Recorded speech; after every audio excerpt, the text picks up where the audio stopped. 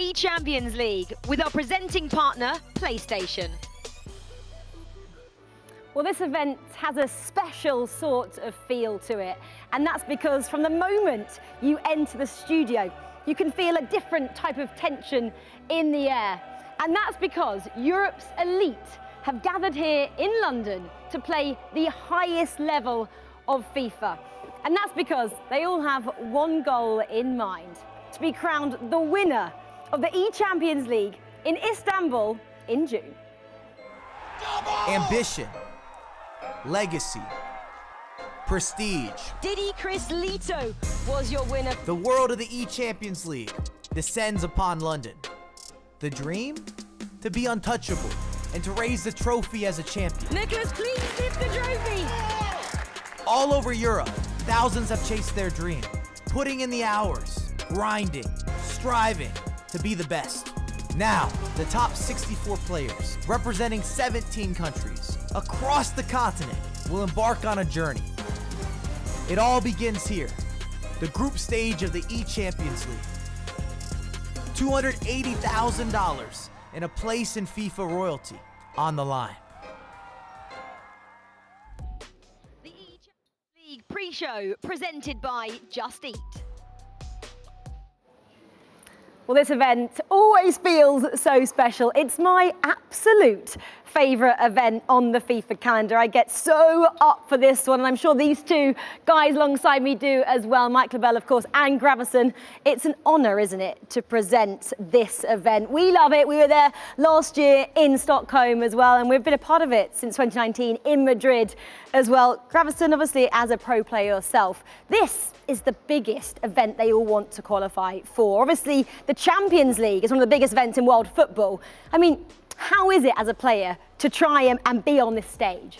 Hello, Rachel. I would say like it's the biggest tournament you can play, because when you're a child, and you want to be a FIFA professional player, you think about the World Cup, of course, but you think about the Champions League. Maybe when you're 16, your dream is to win the World Cup, but when you're 3, 4, or 5 years old, your dream is to win the Champions League as a football player. And now you get the chance to do it as an e-football player. So I think it's the biggest tournament you can play. It's the big one. Everyone wants to qualify for this one for sure. And Mike, as soon as you hear that anthem, I get goosebumps. I get a bit more nervous. How do you think the players feel?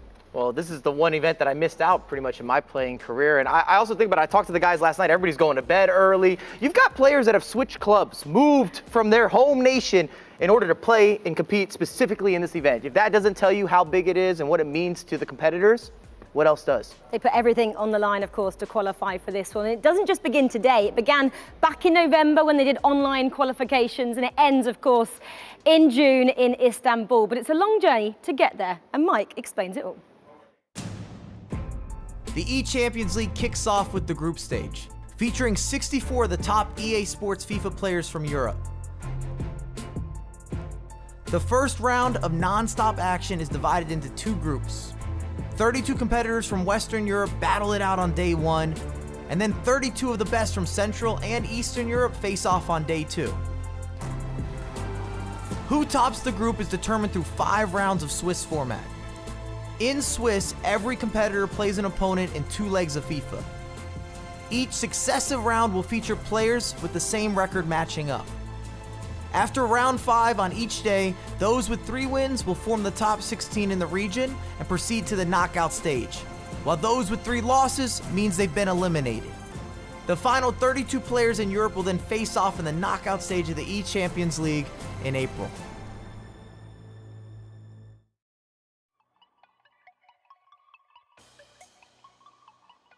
And these are some of the fixtures we have in round 1. There's loads of players here. It's the who's who of FIFA, isn't it? Of course, in Europe.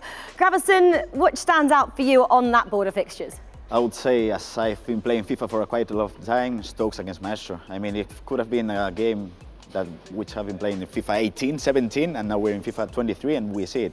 We're going to see a lot of goals, maybe 4 2-2 against 4-3-1, but I don't know. I expect a lot of goals and Maestro to win. Thankfully, this isn't knockouts. They'll get another go in round 2, of course. Mike, which fixture catches your attention? The opening matchup for me, and when I'm looking at Manuel Bashir and Stingray, both players that were excellent last year. I mean, top tier. And we have that as the opener to see who kind of set the stage a little bit. And it also gives you maybe an early favorite, but both those guys are definitely peaking right now. Well, Stingray, he's on a resurgence as well. He put that on Twitter, so excited to see how he gets on in his new club as well. Well, let's move on to the next page then and see who else is in action. I mean, the one that's standing out for me, and I guess Gravison as well, is Neat, your teammate, of course. I mean, we gotta talk about Stokes, you know. Neat, he's been smashing the Spanish scene for 3 years. He's been consistently competing at European level online at the highest level, but now I think it's his first 1v1 tournament and a LAN event internationally, and I think he can do it. I think he can do it. He's confident, and he's gonna smash it. Well, you should know. You know all about him, of course, being a teammate of his. But one person we haven't spoken about, and we need to, is a defending champion, of course, Nicholas99 FC. He is here. He's actually behind me, if you can see, getting ready. He's up against GoalPoacher first. That's a pretty difficult first matchup as well. GoalPoacher, if you guys don't know, was actually an E-Premier League champion last year. That was 2v2, but still, great accolade to have under your belt coming here. I mean, let's talk about Nicholas, though, Gravison. Can he be back-to-back eChampions League winner? I don't know, because it's hard. Like winning 2 back in the days, it used to happen like 10 years ago. Mike, you should know it, but now? Is he in the right form? I feel like he just aged me. We'll get onto your age in a bit, Mike, don't worry. Is he in the form to do that, though? He is definitely the right form, but can he do it? I don't know, Mike. And to what we were saying kind of in the past, we had the likes of an Alfonso Ramos, where we saw multiple FIFA Interactive World Cups that turned into the FIFA World Cup, or even Bruce Granick. And in the present day, we really haven't had that happen. And if Nicholas was able to go back-to-back, to go with, of course, getting second in the FIFA World Cup, we've seen the 2v2 success, does he go down as the greatest ever? Does he start to enter that conversation? I would say yes. I would say yes, definitely. He has to, and a word on that, we saw a couple of his results there. Second at the World Cup last year. There was chat, wasn't there, that he may retire after that. It was a really difficult defeat to take to Umit, who we'll see in action tomorrow. If he was to become back-to-back eChampions League champion, is that a better achievement? I mean, I would take it personally, but I guess the question is, would you trade to eChampions Leagues for a FIFA World Cup? I would, definitely. Okay, there you go. I think that would be a 50-50 you start asking people. The current pro has spoken, so we'll take that. But let's actually speak to Nicholas himself. He's down there on the stage with Brandon Smith. Yes, I am. I'm very lucky to be joined by the current eChampions League winner. I've got to ask you first and foremost, Nicholas, welcome back to the eChampions League again. How was it last year winning the trophy in Sweden?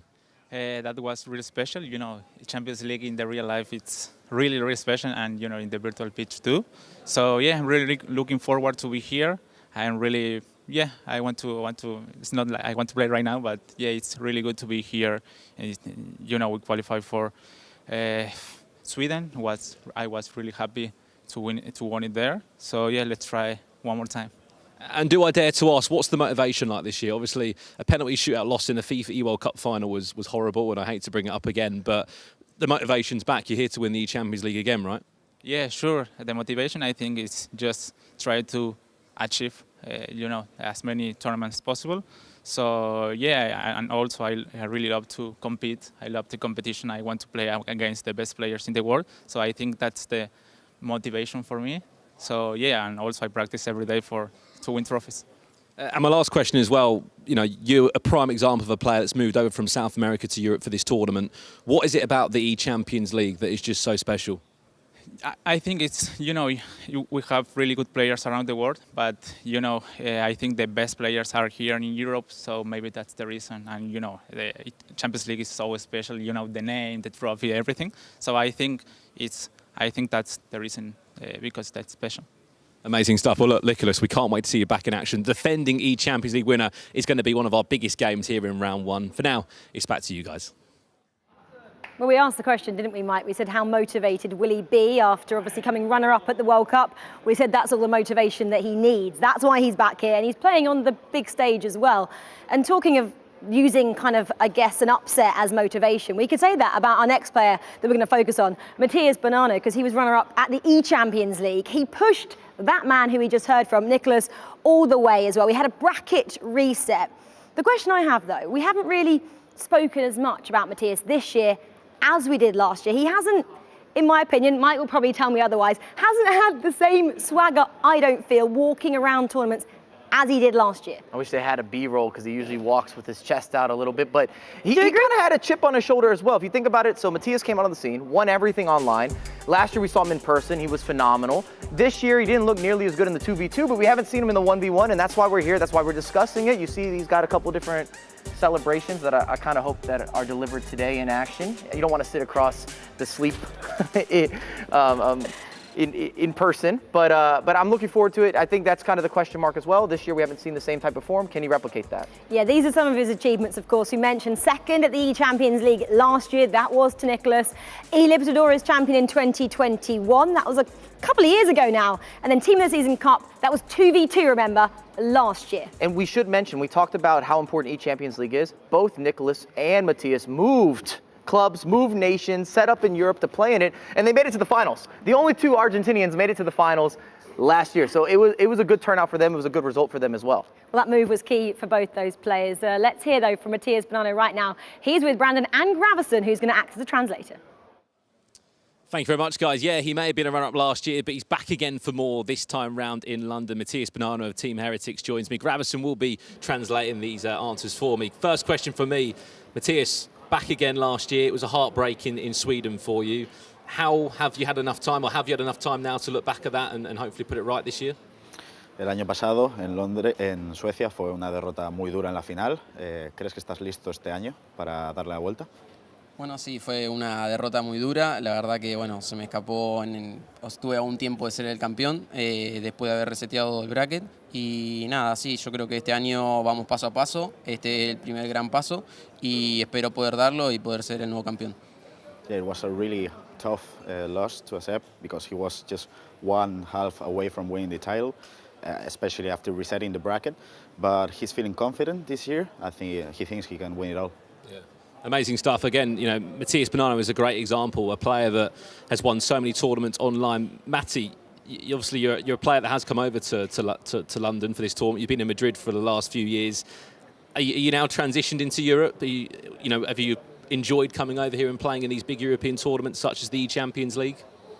Has venido desde Argentina a España para jugar en Europa, competir contra los mejores y en especial esta Champions League. ¿Ha sido un cambio fácil para ti? Realmente, bueno, me lo han hecho fácil lo que fue la temporada pasada y el estar acá con mi familia, mis padres y demás. Y nada, bueno, este año tengo muchas ganas de poder dar ese salto en la Champions, ya que, bueno, en Sudamérica pude conseguir el mejor torneo a nivel continental, así que yo creo que es el año para ganarlo en Europa. Last year it was easier for him because his family moved with him and he did a good job playing in Europe in general. But last year, 2 years ago, sorry, he won the Libertadores, so he's confident to win the Champions League and win the biggest tournament. Amazing stuff. Well, look, Grav, you know this man better than me. You're both living in Spain at the moment. Have you got a question for Matías? Yes, my question would be, basically, like last year, you dominated the European scene. Do you think the players have adapted to your game style, and is it harder for you this year? La pregunta es, el año pasado viniste a Europa y dominaste. Este año, ¿crees que los jugadores se han adaptado un poco a tu estilo de juego y es más difícil? Yo creo que no he sabido mantener los tiempos del partido como hacía el año pasado, dominar tanto, por un tema de, bueno, cómo es el gameplay este año y demás. Y yo creo que, bueno, como siempre, los jugadores van mejorando año a año y cada vez cuesta más.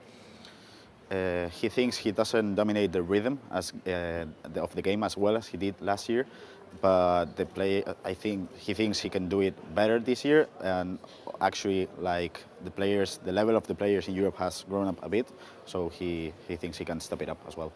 Well, look, you know, the truth is he's qualified again for another run of the Champions League this year. Great to have you back here in London again, Matías Bonanno. We can't wait to see him in action in the first round of the Swiss stages.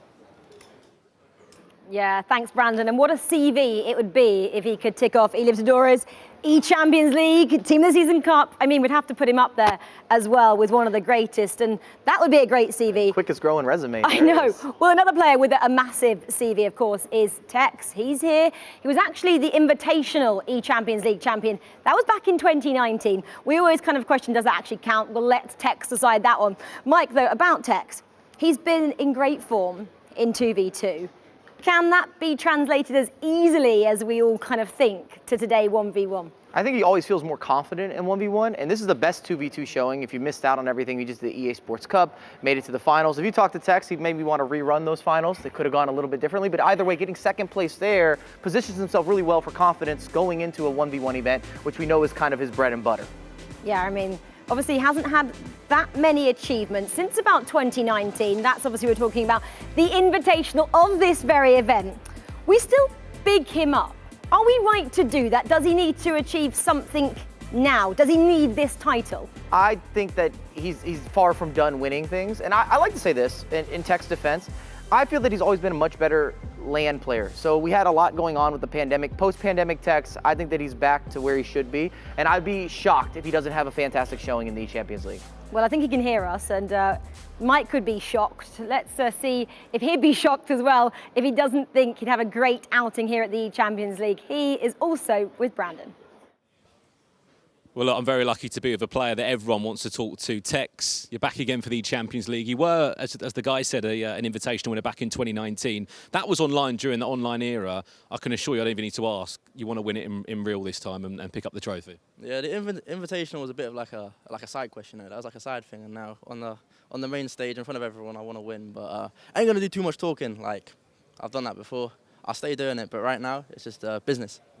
And again, look, we don't always get an insight to Tex. You know, we get moments. You know, we get the no-look finish that we saw maybe towards the end of that EA Sports 2v2 Cup. How is Tex feeling today? How motivated is he for a tournament such as this eChampions League?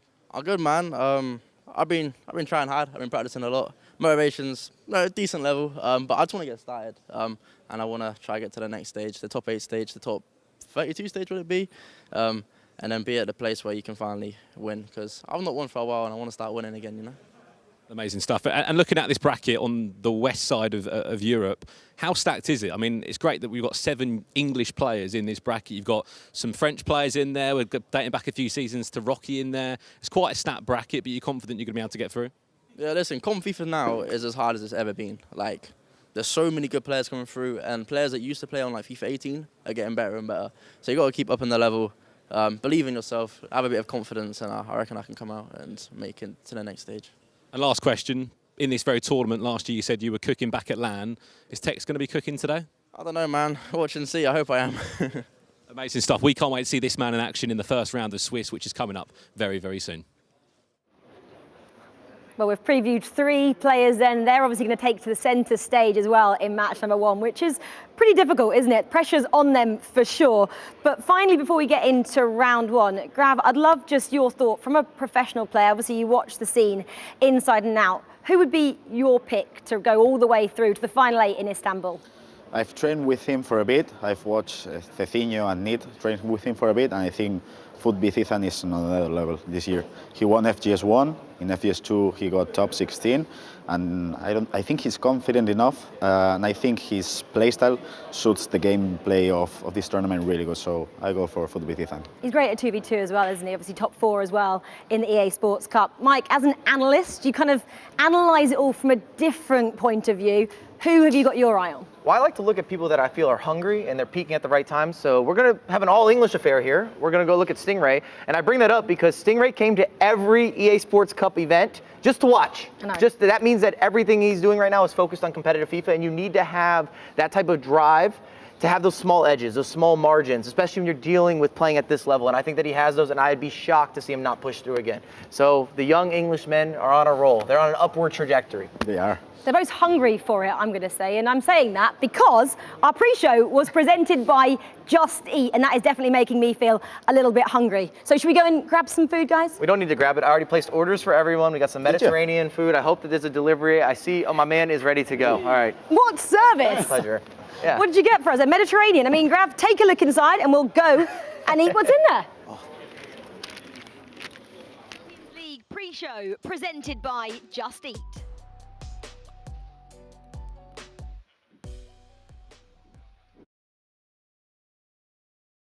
Well, here we go then. eChampions League is officially here, and we cannot wait to be back for another year. Myself, Brandon Smith, and Richard Buckley guiding you through this first round of Swiss format. Rich, it's a special one, isn't it, the eChampions League? You know it's a special one when we dress up, when the suits come out, when the tie comes. Look at this number, by the way. Look at this tie. When the turtlenecks are on, the eChampions League is here. It's the biggest tournament of the calendar year. Everyone circles it in the diary. You want to get through into the latter stages. This is just almost a prelim. We then build up all the way to Istanbul at the end of May into June. I simply cannot wait. Did we say, by the way, that we've got, Tex here and Nicholas here, Matías Banana here, and then tomorrow we've got Anders, Umit, Mo Alba is back in the building alongside loads of German players. This is a ridiculous tournament. I tell you what, if you've got nothing planned this weekend, this is the place you need to be. eChampions League, and you might be sitting there at home thinking, how can I get involved in some sort of competitive FIFA? Well, there's a chance that you can get involved thanks to one of the headline sponsors of the eChampions League in PlayStation. Build your best squad and test your skills in the eChampions League Fan Cups on PlayStation 5 by putting your ultimate team to the ultimate test. You'll have an opportunity to win more than just FIFA points. How about this one, Rich, for a prize? Tell me. If you win the tournament, you get to go on a VIP trip to the eChampions League finals in Istanbul in June. You get to be around some of the best FIFA players and, of course, the home of where the eChampions League and the Champions League final will be. And you get a selfie with Big Smith Esports and Mike LaBelle. He'll be there as well. Yeah, it's going to be fantastic. Make sure you get involved in those fan cups. It's a great opportunity as well if you're looking to get into FIFA Esports to start building up that resume, just as all our players have been doing. Games are starting in the pitch. We'll keep you up to date with the biggest matches as they transpire, but we've got 3 unbelievable games behind us. In particular, Nicholas 99 FC, the reigning champion, is where we start in our journey. Yeah, absolutely. And look, he feels confident as well. It was a difficult end to the season for him last year, losing on a penalty shootout in the FIFA E World Cup. But there are so many stat games, we said, in this first round of Swiss. If you've missed the action, you've missed the fixtures we've got, take a look at this, because there are so many top matches in action. We will be speaking more about Nicholas and GoalPoacher very soon. But Rich, I know you've made a little list alongside some of these on the screen. There are so many games that we can't wait to get our teeth into. Yeah, I've got 5 in particular from this opening round that I just think are incredible. And I'm starting right at the top. Ethan versus Rocky, the player who won FGS1 against one of the players who has been to the top before. FIFA 17, Rocky was that EA Sports Cup champion all the way back then, $160,000. He's had a hard road, you could say. He's had a rocky road back to this position, but he is looking to go into the latter stage of the eChampions League. Manu Bashir versus Stingray, Stokes versus Maestro. And what about that game, Brandon, right there? Neat against Rafsu. I don't know what it is about this eChampions League, but it's just bringing back names that we haven't seen for quite some time. It's so good, as we always keep saying, to be back on land, to really appreciate these opportunities when we've got 64 players around. Some are in the pit, where we're looking right now. Some are behind us on the featured stage. Our featured game is just taking place behind us right there, which if you don't know what it is, we can teach it to you if you don't need to. How about the current eChampions League champion in Nicholas 99? Who's he face up against, though? One of these new up-and-coming UK players. GoalPoacher, I say he's up-and-coming. He's an E-Premier League winner in his own right. He won that tournament last year with Norwich. Now he's actually just put pen to paper with their partnered esports organisation, 1J Esports. A great time to pick him up. It's a fantastic time, and when I was chatting to GoalPoacher about this opening matchup, these games have probably been finalised for 4 or 5 days. People have known who they're going to play in round 1. He was just saying, don't really have anything to lose. Like, if I go and beat him, Nicholas is 0-1, yep. I'm 1-0, I'm absolutely flying. There's a lot of people who are looking at this game going, well, we don't expect GoalPoacher to get something out of it. I disagree, and I think if there's anyone who can get at early doors, one of those big hitters, I think it is Nicholas. I know he's only a few inches away from us, but he does tend to start slow in LAN competitions. If you ever want to play Nicholas over the 5 Swiss rounds, it is in game 1. We can confirm that the 2023 Champions League is officially underway. What a journey this has been, by the way. There was online qualification back in November where over 1,000 players took to the online qualifier, online brackets. And only 64 could make it to this stage right now. Let's get our teeth into this first and foremost, Richard, about the squad restrictions for this event. This is, as always, with the Champions League. It does follow a selection of restrictions which looks to shine those roads to the final, roads to the knockout players, the so forth promos we're going to see over the next coming months.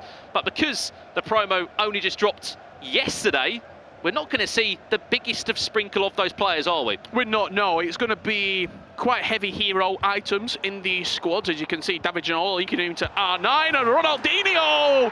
GoalPoacher opens the scoring here. He's one of those icons that we're going to see. Ronaldinho, the Team of the Year icon, right in there, leading from the front. Yeah, but back to the point, as we were saying, Richard. So you are allowed unlimited foot heroes in your squad. 3 icons. That doesn't include the goalkeeper, but you can use some of those new Team of the Year icons. The Team of the Year icons, the World Cup icons as well, are eligible.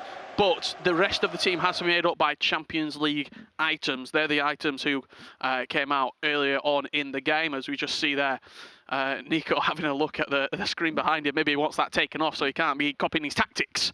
GoalPoacher right there up against him. But I do think that the lack of real sort of meta game Champions League items that are available right now, the road to the knockouts players available, you're only probably going to see Valverde, realistically, in the squads. He was used out of position at right back, couple of Canates, and maybe Pierre-Emerick Aubameyang. Other than that, I don't think we'll see too many of the Champions League items in the squads. You may as well just call it the foot hero restriction, because we're going to be seeing so many of them. One man that will be causing so many problems, though. Alawiran, that Saudi Arabian foot hero that's been causing nightmares for FIFA players all over the world. So good. If you have just joined us, this is the first round of games in the eChampions League. GoalPoacher is leading Nicholas by a goal to nil. Nicholas looking to have his first chance off the game. Ronaldinho driving towards goal and making it look so simple. Ronaldinho into R9. It's some of his icons of choice, but so silky from Nicholas. And we're going to see this a lot, and I'm going to say it once, and I'm expecting to say it a lot over this weekend. Getting to the byline, attack the line. It is something that's so impactful right now in FIFA. You saw he got up to that sort of, I like to call it the danger area. You're in between maybe the 6-yard and the 18-yard box. You're driving towards goal. You can't get tackled. It'll go out for a corner. You know how good some of these players are from set pieces. You can't foul him. It'll be a penalty. So you just let him go. You let him go into the space. And what happens then? Simple cutback opportunities. As we just saw there, it was time to perfection for R9, just to tap it into the back of the net. Well, there's another pause again. Nicholas is not happy with something. There's GoalPoacher. Sportsmanship as well. Rightly so, runs that one out of play. Let's just turn our attentions to some of the other games that are taking place right now if we can as well. There are 2 featured matchups that are also alongside our main focus game. They do include Matías Bernardo on one side. On the opposite side, of course, we see Tex in action in that game. Keep in mind as well, for those at home, this is Swiss-style format. What does that mean, I hear you ask? 3's the magic number, Richard, both in a good way and a terrible way. It certainly is. If you've never seen a Swiss stage format group before, everyone starts the tournament. You get randomly drawn. Everyone's random. That's the 32 players who are playing today. If you win a game, you'll match someone at a 1 and 0 record. If you lose, you match someone 0 and 1. You're racing to 3 wins. If you get to 3 wins, you will go through into the next stage of the eChampions League. If you get 3 losses, unfortunately, that trophy you see right there won't be coming home with you. And a player who is looking to take that trophy back with him, he's Donovan Hunt, otherwise known as Tex. Yeah, let's jump over to his game as soon as we can while we get this sorted with Nicholas now. What did you make of his interview?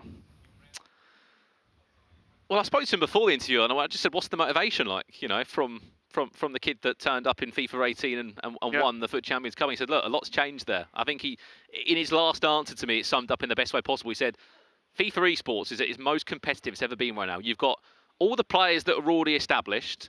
Some have gone, some have got back on it, and some have turned up against it. You know, look at Rocky, for example, Rafsu, players that still hustling away, still working away, still within the conversation. And then you've got just all these new players coming through. and it makes it such a difficult level. As he said, this comp level is ridiculous, and for Tex to keep getting here just shows how good he is. I also think he's sort of he's made such an impact, especially in England, with FIFA players, and one of those players that I think has impacted a lot from Tex's success, showing that it is possible, is Stingray.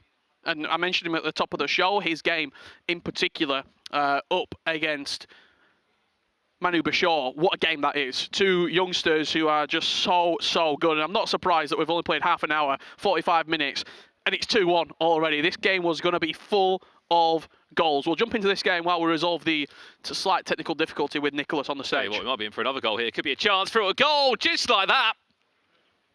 Stingray pulls away again and finds a third. It's like he just knows he's on stream with the celebrations that are out from him. I can actually just see he's right in front of us. I can see Zach Moore sat behind him, and he sort of gave a look over to the commentary desk. I think they might know that they've just been taken on stream, but a fantastic finish there from Stingray, finding that left corner. He's had a real sort of 18 months, Stingray, when you look at the FIFA majors that he was a part of. Top 2 at the Club World Cup with SAF.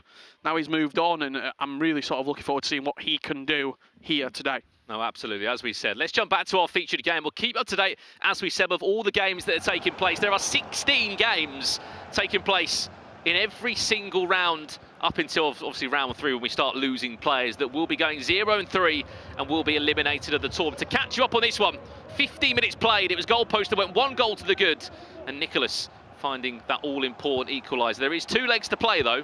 A long time still to go. Nicholas on the hump for a second goal. Side trap teed there by GoalPoacher. Yaya Toure, he'll be having an influential link into this team. Oh, Nicholas! 18 minutes in, and he's already pulling out goals like that. It was a lovely little dink ball into... Is that David Ginola? It is, yeah, and a great view that I've got right here. You can see him there. GoalPoacher conceded and just sort of sat back in his chair. What are you supposed to do there? It's sort of indefendable. You've played the offside trap to try and squeeze the team up the pitch very slightly. Nicholas has just recycled it into the middle, and then a floated, almost Sean Dyche-esque cross into the big man, David Ginola. He leaps over the goalkeeper, and it's just another tool, another avenue of success that this man has got.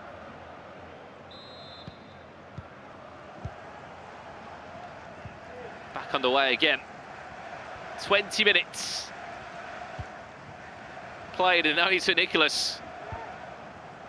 6 minutes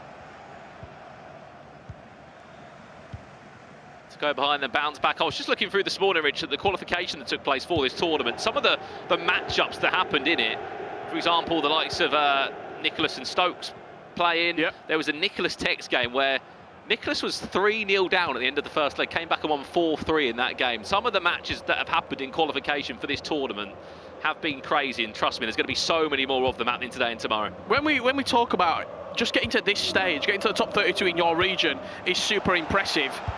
They're the sort of games that you've got to get through. You're almost playing a lot of the people who made it to the tournament in the Swiss and in the group stages of qualifying, the pre-qualifying almost. It's mightily impressive. I think there were 17 different countries that were eligible to partake in this tournament. And you are looking at the 64 best players today and tomorrow, as Europe sort of is split in half. Tomorrow, if you are looking for a German representative, they'll be in action tomorrow. Nicholas did do a great bit of defender just a few minutes ago. It's a great chance for GoalPoacher. He looks to come on the charge again. 30 minutes played.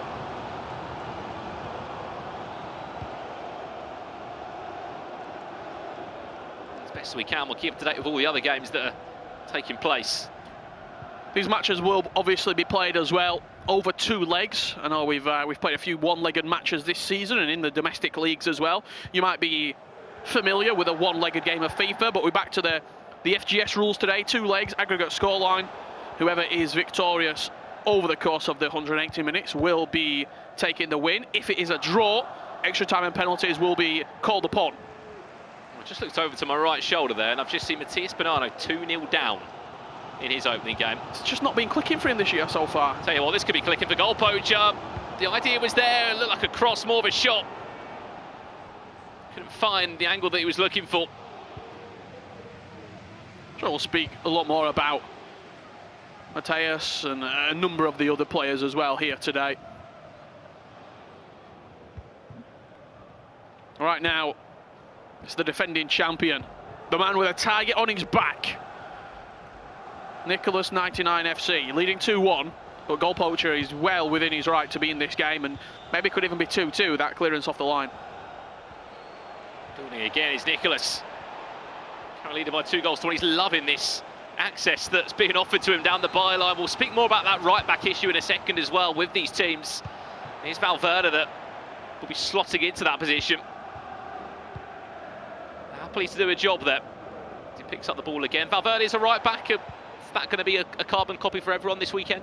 Yes, I would imagine so, and I'll delve into it a little bit more at half-time, tell you why, and how Valverde is used in the team, because you might be scratching your head thinking, what chemistry is he even going to get there? I'll give you the info on that at half-time, but it looks like Nicholas will be going in with a 2-1 lead. Long ball forward again. He's loving these lofted ball forwards. Half-time is upon us. Nicholas leads by 2 goals to 1. Still 3 halves of action to play. So let's talk about the right back, because it is the position that just isn't filled. There's no hero that can play right back, or right wing back for that fact, so that eliminates that. I've seen a couple you don't of want players, to waste an icon, do you? I've seen a couple of players playing Cafu, and then you relinquish an icon spot. Yeah. Given the Champions League pool of players available to you, there's a couple of sort of centre-backs, none are good enough to play right back. So Valverde just is that player to fit in there. He's the utility man. He's the Swiss Army knife. Do a job at right back for me. If we switch to a 3-4-1-2, you step into midfield, you step into right mid. He is that person who can just do a couple of different roles for you. I've even seen, I got here quite early this morning, watching all the players warm up. I saw Jason Park. Did you? At right back. At right back? Yep. I mean, he played quite a few positions in his career, didn't he? He did, yeah. He was the utility man. And I did see him played at right back just from a couple of the players. Obviously not here today. It's a double dose of Valverde. Back on the way. Here in the first round of Swiss in the Champions League. This is the group stages in London. As we go from 64 down to 32 over the next 48 hours. Speaking of Valverde, he'll be in that right back position for many pros today, unless you do take that icon here, but you are right, you could be missing out on a big player, Ronaldinho, an R9, or anyone else that tickles your fancy. A pen? Could have been. Idea was there from the throw-in. Intercepted well by GoalPoacher.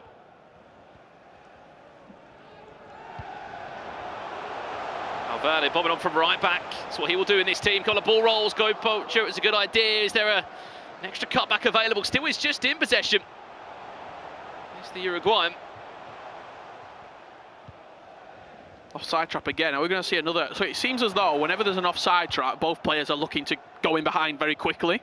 Nicholas obviously did it with the goal. GoalPoacher just then tried it, couldn't quite get the execution off, and could be punished on the counter. Is there a cutback available?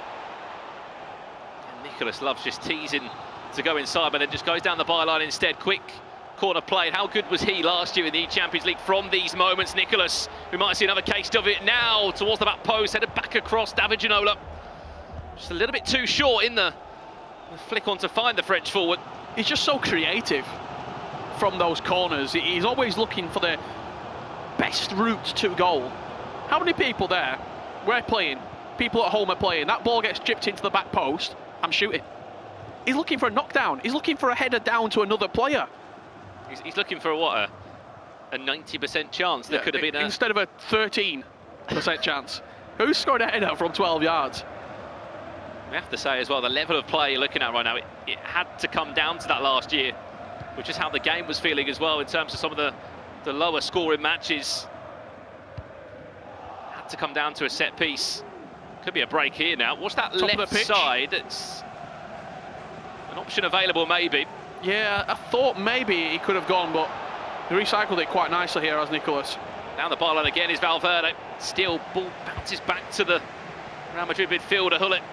Gets his body round to Hullet still. Nicholas, brilliant feet, even better save from Van der Sar, who just about can get two hands on it.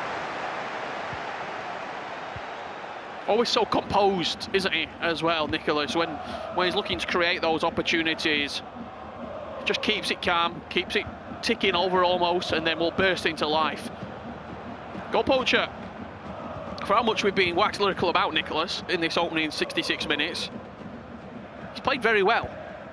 He's limited the amount of mistakes he's made to very, very little. And whenever he comes forward, he looks dangerous. How many times, Richard, has anyone come up against a player with, you know, you could argue Hall of Fame, FIFA esports power, and you're playing such an occasion, as much as this is a round one in Swiss, you're playing Nicholas, the current eChampions League winner. That ball goes out of possession again. I just had a little look over, because we're about 15 minutes behind in game compared to a number of the other matches, so I look over to my left and I saw Tex had left his setup. He's gone to get himself a little break before the second leg gets underway. I looked over to my right and I saw Matías making a couple of changes. Lamar, it looked to be, coming in at right back. Valverde had been dropped. It looked like Lamar was coming in. So I suppose that's something else with the restrictions that we've got right here. Players won't be too familiar at what they're dealing with. So I think a lot of changes might be made during the games. Imagine you're playing, you play round one. You got Valverde at right back. You get skinned 4 times. That post cross. You lose from that. Do you then start to think, well, maybe Cafu does come in? I mean, I think what's more important as well, Richard, the players that are playing tomorrow, I've already seen there's quite a few of them around here. They're watching. They're watching of what should my 11-man team be for tomorrow. Because it's not final. I've seen Marquez at centre-back. I've seen Cordoba. There's a lot of different players. And speaking of Cordoba, he's in the back 4 for Nicholas. Looks like he certainly needs to be in there alongside that man in possession now, Lucio. New icon for this year has looked not out of place at all as the Brazilian. 50 minutes away from the end of this first leg. Keep in mind there is a second leg still to come. There is a lot more still to unfold. GoalPoacher has created chances and he has taken the game to Nicholas where he's had to. Oh, that's a bad loss of possession. Possession there. And Nicholas is just steamrolling at you. It is a scary sight. Options in the box could be available. Davijanola's in there, R9. Queuing up, waiting for the chance. Gael Torre interchange as well for Ronaldinho. Great feet from the Brazilian who looks to dance his way past 1 or 2. Very open this game, and Leroy runs away. That's what he can do, Rich. He's got plenty of pace. The foot hero timed it green, and just like that, game on. Back all square at 2-2. Quite a beautiful counter-attack. He defended well. Nicholas looked for that roulette, and as soon as Alawairad got that first touch out of his feet, away from Valverde, he was nowhere to be seen. He was away. He was in on goal. Then it all comes down to: do you have the bottle? Do you have the composure? Just for the added incentive, he stuck it with a green time in the bottom corner. And how hard is that as well? There'll be people at home thinking, oh, it's an easy finish. Timed it green in a game where you're not going to get many chances, are you? Well, he's not really had a sniff. One-on-one with the goalkeeper. 10 minutes left to play in this first leg. You've now levelled it up, and not only have you levelled up the scoreline, but mentally, you're right back in the game. There was a period of probably 30 minutes, I would say, where it looks like the game was edging towards Nicholas's favour. Maybe he got a third goal, but GoalPoacher has slammed the door right in his face. Levelled it up and potentially looking to leave him with a black eye going into the second leg if he can get a goal in front that will nip him into a winning position.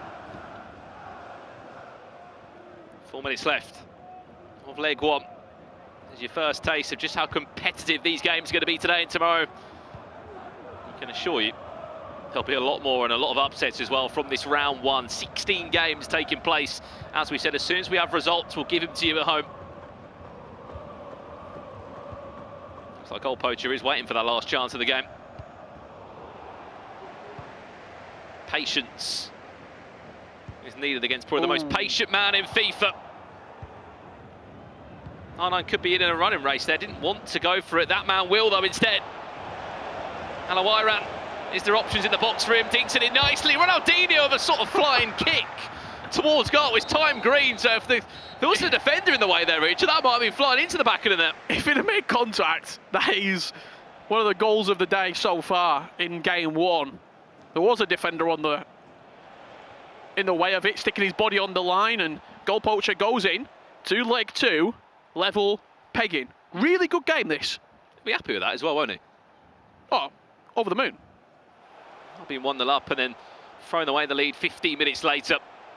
But regardless of it, he's very much in this game. And at the start of it, Rich, you teased that if there was a man to go out and get a result in the first round of Swiss, it could be him. He's got nothing to lose, you're right. He's got nothing to lose. We've talked quite a bit about Nico being a slow starter, and GoalPoacher came out the blocks flying. I think we're in a really good game here. I really, really do. And look, I wouldn't be surprised if we go into leg 2, GoalPoacher goes in front and puts Nicholas at 0-1. Imagine you're that person who's just lost and you're matching Nico at 0-1. But also, if that does happen, Richard, and then somehow Nico goes 0-2, he's one of those few players that will... He's got the... He'll probably come back and go 3-2. The capability to turn it around, yeah. Yeah, there's still a lot to unfold, as we said, in this game here in the eChampions League. Leg 1 has been concluded between Nicholas and GoalPoacher as we get that second game ready for you. I just mean, look, outside of this one, Richard, Tom Stokes against Maestro is another superb game this round. As we said, Rafsu against Neat.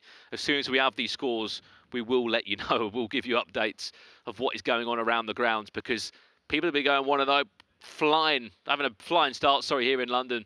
Others, not the start that they would have wanted at all. With the amount of French players here, Dutch players here, there's a lot of nations that have travelled well this time round. Emre Yilmaz up against JRA. You can see the pit right there. A couple of celebrations being had. It's been pretty quiet, though, so far, because I think the players know it's a marathon. You're not in for 100 metres. You're in for a 26-miler. And you potentially could be on round 5, 2-2, needing to keep your head and keep your composure. Yeah. Just want to stay on this shot, on that shot for a second as well. That pit is just...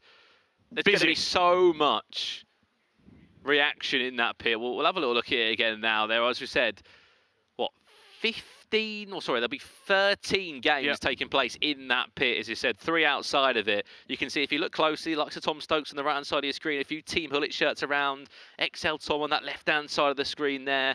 There'll be lots of players that people at home will be just desperate to know what is happening in those games. Plenty of updates, as we said, to come from the Champions League, and a lot of reaction as we get through round 3, the big round, round 4, round 5, when the elimination starts to happen and we start whittling down from 32 players, should say, all the way down to just 16 at the end of this first day.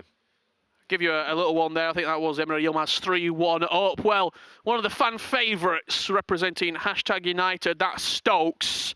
He is currently 7-3 down to Maestro. We'll stay on this for a little while so we can see how this game is starting to take shape.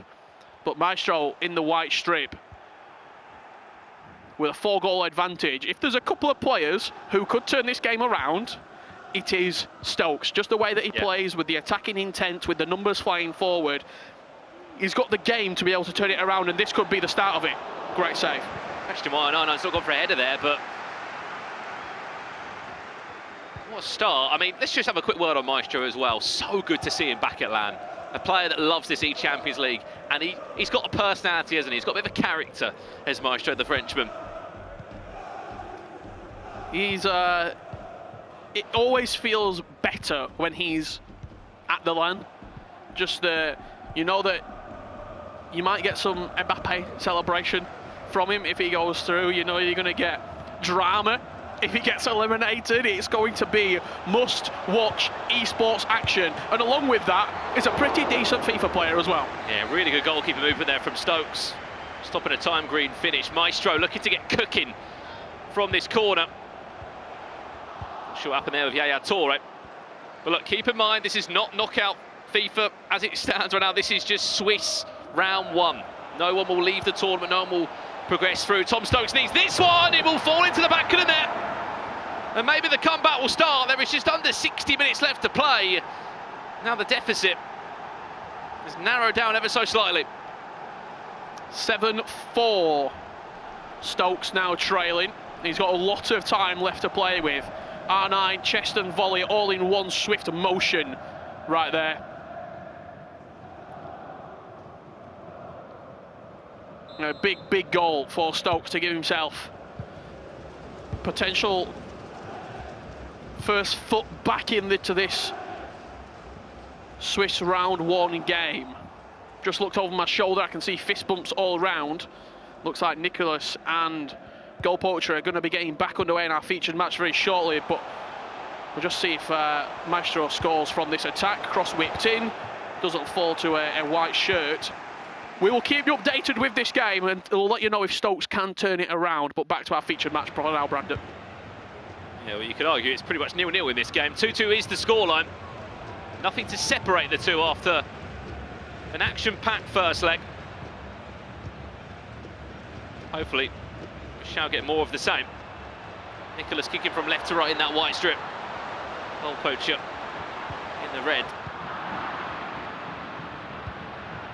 What start it would be for him in this eChampions League if he was to go 1-0 against the current eChampions League winner. He's on the hunt for an opening goal in this game. Brilliant pass, finds R9. Ronaldinho just was stitched up there ever so slightly. It wasn't a good pass, was it? Ronaldo Nazario just leaving his compatriot with too much to do almost. Passed it behind him, couldn't take it in his stride and continue the attack. Promising start though, certainly for GoalPoacher. And he has played in these high octane matches before, in this exact arena, in fact, about a year ago, winning the E-Premier League. Yeah, literally in this very room. He was successful last year. In the Premier League, that was with Norwich. Teammate Dammy, 2v2 champions they were.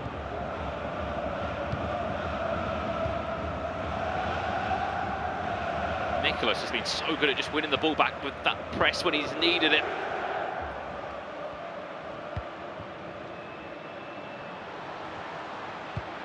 Valverde, that's a cheeky little cross.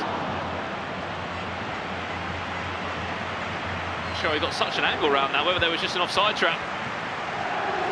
Tease, look how direct this is from GoalPoacher. You have to be direct against Nicholas.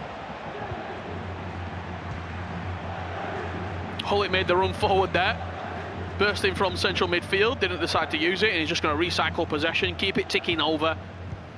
No reason to throw bodies forward yet, no reason to give the ball away in bad possessions for either player. Ginola, this is nice, GoalPoacher. Lucio well played at the back, strong block that was needed.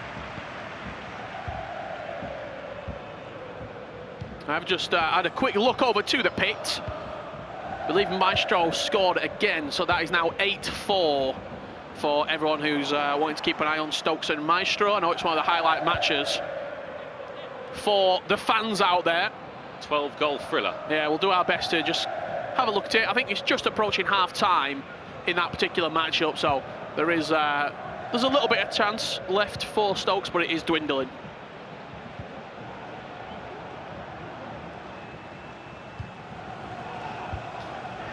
Chance, GoalPoacher. Yeah, Lucio. Really well done. You're hearing a few roars in the background. That's coming from the pit where the goals are going in. I think he's onside. Here's a chance for Nicholas. Watch R9 in the box. He might call his own with the Saudi Arabian. He does, and he scores! Didn't need anyone else in that moment. But the damage had already been done from the previous goal where he scored the cutback. You've got that in the back of your mind. It's there, and you're thinking, well, surely he's going to try and cut it back. Surely he's going to try and cut it back. And he just attacked it to the byline, started to slowly curve his way in field. You can see here, this first touch just opens it up slightly for him. It's a great finish. Maybe question marks over the goalkeeper. The question mark for today, though, Richard, is going to be whoever plays right back is dealing with him.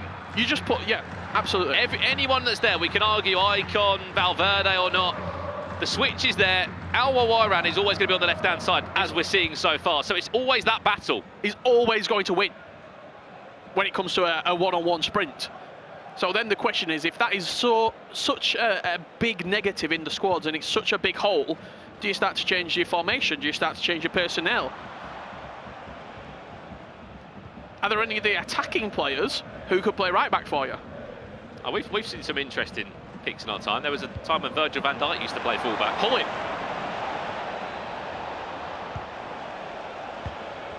GoalPoacher, Yaya Toure. Will he strike one from that far out? I don't think he will. R9 will do this though! Great feat. Fabulous save. The reverse elastico creating the space inside the box.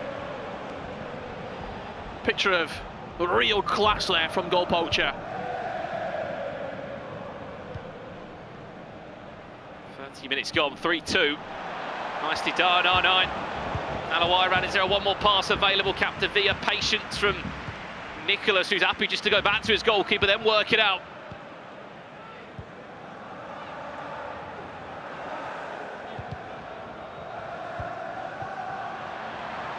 All around the corner. Ricardo Carvalho back in the mix.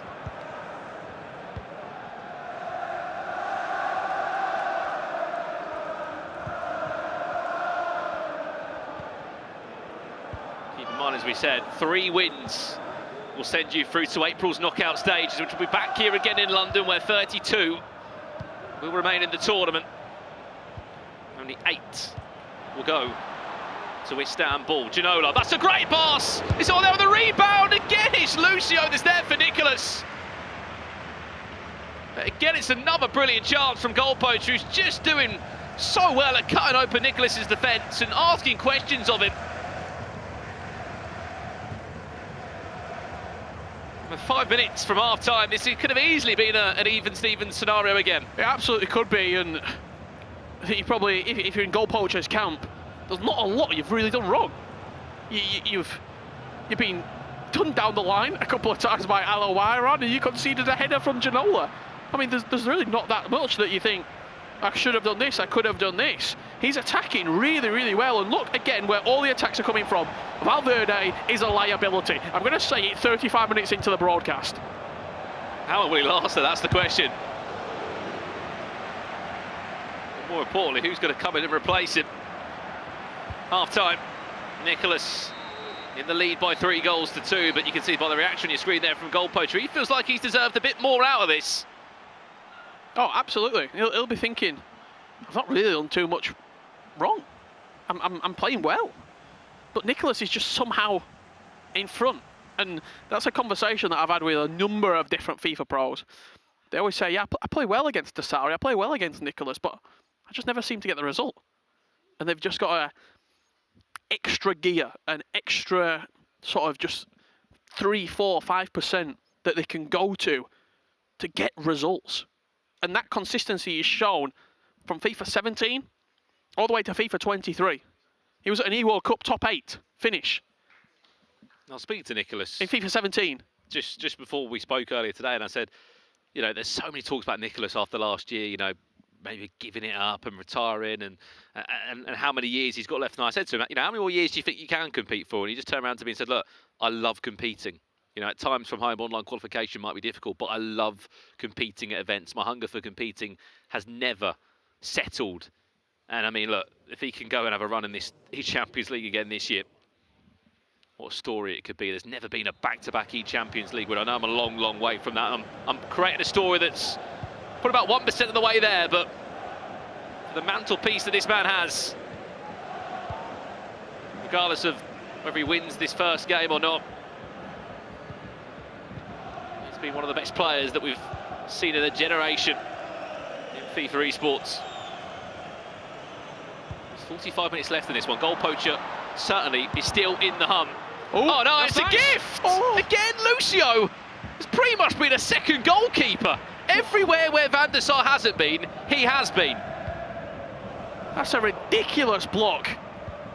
What, 5-6 yards out, Lucio just throwing his body on the line. He's made about 6 of those blocks so far in this game, Lucio. Another chance to come forward, this time Hullet, well played, another great save. The connection there of the finish just wasn't what GoalPoacher would have wanted. He tried to finesse it round Van der Sar, just could not get any real conviction in the finish. He'll be so disappointed as well with that. The opportunity came to him. He went to slide it past the keeper.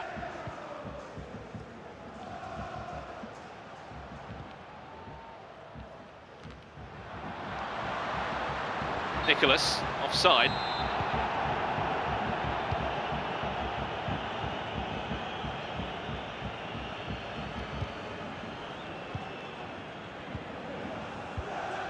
GoalPoacher. Honestly, it's been a perfect case study of how you have to take the game to Nicholas and make it as difficult as he has for him. But it just feels like Nicholas has got all these spare parts that he can make a block, he can make a bit of goalkeeper movement, then there's a second defender that you haven't seen that's been hidden behind the goalpost that pops out and just keeps on ticking over, Nicholas. And it's that ability to just somehow keep himself in front. And it gets to the 90th minute and you've lost. But GoalPoacher is not giving this game up yet. GoalPoacher will score. This game will go 3-3. Let's see it now then, Richard. Hullet. Oh, 9! Oh, the goalkeeper movement. Save! Van der Sar and Nicholas with the minute, the 1% details that they've just been able to keep this man out again and again and again. This is the perfect opportunity to let me tell you of a developing story. We saw it for a couple of seconds between Stokes and Maestro. It was 7-3. It is now 8-7 to Maestro. He's leading 8-7. There's not a lot of time left, but I know there's a lot of people at home who will be very, very invested. 87th minute in that game. A lot of people invested in that game. 8-7 currently. Stokes has made a comeback. He's 1 goal away from levelling it up and taking it to extra time. I'll tell you what, if he does, there'll be a reaction from that pit. We're in a perfect position here in the commentary booth desk because we've got literally, what, 3 meters away from us. We can see all the matches that are currently taking place. People have already started standing up and saying their GGs for round 1. We'll have all those results with Rachel and Mike very, very shortly. However, we're back into our featured matchup. GoalPoacher still knocking on the door. Yeah, how many more knocks before he has to kick the door down to Nicholas's goal?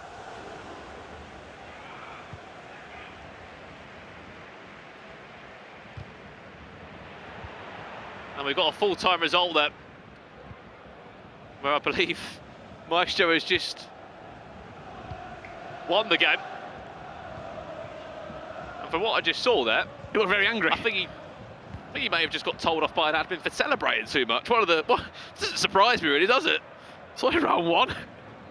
We need about 6 different cameras permanently in this pit because there is a lot of drama happening right now that's all taking place. Chance for Nicholas to win a corner.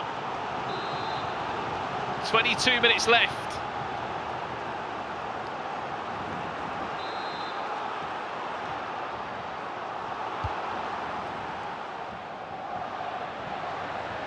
Ronaldinho finds pretty much all of Nicholas's defence as he recycles it all the way back. It's a goal. But you're right, this is only round 1 and we've had a reaction in that pit. Come round 3, when people are qualifying, they're up in the money, they're in the prize money. Things will start changing. Ronaldinho fancied that one.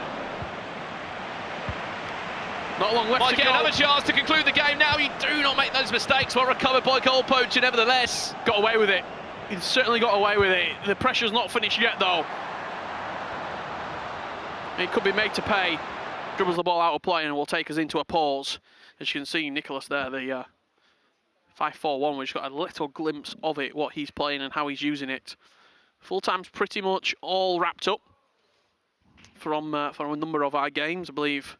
Looking over to my right-hand side on that featured station, Matías Bonanno won the second leg, but he lost the first leg. I think you said 2-0, Brandon? He was trailing 2-0 at one point, so that would be a full-time Matías 0-1, but we'll get the official confirmation very shortly. 4-3 win for Capu, I think I've pronounced that right, of Portugal, one of the few Portuguese players here, which is first ever LAN event, Richard, and he's just beaten the man that came second in the eChampions League. No one is safe. No one is safe in this tournament. And these shocks are happening. I've just heard as well that Tex also did lose over to my left-hand side. That was against JRG, 15 of Getafe, the Spaniard there. Have we got one more storyline to tell you? in this game, or is Nicholas going to follow the script and be one of the few players to back up the hype of a 1-0 scenario? Just on that, by the way, I don't know if you remember, eChampions League, it might have even been last year. I think Tex was 0-2, and he came back and qualified for that. Was an online cup. Nevertheless, he gave us a bit of excitement in that cup. I believe that was the ECL group stages that were moved to online. Tournament obviously still took place, and we went over to Sweden for the knockouts and the grand finals, but he was 0-2 because we sort of painting the narrative of he might get Swissed. He might be eliminated here. It almost seems like when everything in the FIFA esports landscape, whenever we come to these tournaments, whenever we come to these events, gets just a little bit mixy. There's always one constant, and it is Nicholas picking up results. He's got 10 minutes left to go. This is probably one of those games as well where you look at the stats at the end of the game and you think, how have I not won that game? But look, the micromanaging that we've seen from Nicholas, so many of these difficult moments has been incredible. I don't know if you see this as well, but he's also took Valverde out of. He's gone. Right wing back. He's playing centre mid, and to me it looks like Alawairan's over at right wing back. Just from what I can see from Nicholas's POV here. Alawairan versus Alawairan. Yeah, you are right to see that, Richard. Clever from Nicholas, but will he stop him on this time? Great pass, another incredible piece of goalkeeper movement again from Nicholas. GoalPoacher will come away from this game if he suffers defeat, flabbergasted that he has not at least took it to extra time. He's had 3 glorious opportunities in this second leg. I don't know if he'll get the ball back. Nicholas, just doing Nicholas things. To be one step of your opponent in that minuscule time, Richard. It's ridiculous. It's like he's playing 2 goals in front of his opponent. There's the offside trap that was played. There's only 1 minute left of additional time. Nicholas, the current eChampions League winner, had so many questions asked of him in this first leg, but still comes out with an opening win in the first round of the Swiss stages. The history books will say 4-2. Nicholas with the victory. However, if you watch that game back, you will think, how on earth has he got a result there? GoalPoacher should have scored at least 3 goals. He walks off the stage angrily because he knows that that game was there. Also great to see how good of a player GoalPoacher has become, even off the back of that E-Premier League victory, how better he's become. Look, he was toe-to-toe with Nicholas in so many moments in that. If he performs like that throughout the rest of the 4 rounds, he qualifies. Just need to keep it calm now and continue throughout. I think we're all but 1 game left to go, Brandon. I think we've got 1 match remaining here in this opening Swiss round. Nicholas picking up the victory. You can see the pit right there. We're jumping into something live. We certainly are. Live action. Extra time. 4-4. Rafa Monta and Leroy. Extra time. I think this is the only game that has gone the extra length into the extra time period here. Let's see how this one's going to be played out. 4-4 across the 2 legs already.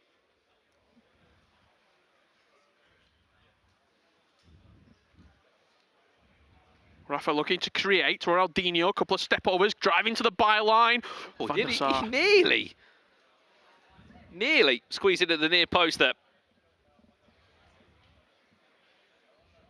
10 minutes away from a penalty shootout, Richard. That'll be a very interesting way to conclude this one. That one played towards the front post, cleared away without any problem at all. Gosens, Kanate, you start to see as we delve around a couple of these different players' teams. Marquisio, he's probably come off the bench. I think I saw Aubameyang heading the ball away there for Leroy. Part of Bundled. Has been a fixture in FIFA esports for well, since we started, Brandon, really. Some of the best players that have graced our screens have been partnered with Bundle, and Leroy no exception to that. Yeah, one of the few Dutch players as well that have travelled over to London. There's quite a few that have followed, a lot of them from Team Hullet. A few players outside of that. Leroy looking to build up and work the perfect chance. Marquisio does feature back in this team. He will feature a few times. Messi, I can only imagine, has come off the bench. He doesn't give you all the pace that you can use in his Champions League foot item. Tries his best to get down that byline, but the Messi and Valverde battle might be more of a fairer one compared to what we've seen across the matches we've already watched today. Little Messi on the opposite side, again, just lacks that little bit of pace, doesn't he? It's a great challenge as well from Kanate, coming across, taking the ball. Messi got a little bit on the way through as well. Final chance of this game in round one will fall to Leroy. Is Golson's onside? No. Penalties. Penalties it is, Richard. Round one of Swiss, and we're on our way to a penalty shootout to find out. Oh, maybe not. Or not. Is there a cutback available? Rafa Mont, is there an extra pass available? Oh, wow, there is! We called it penalties. Rafa Mont didn't. Just like that. Last kick of the game. He's on his way to his first win in the eChampions League group stages. Look at that.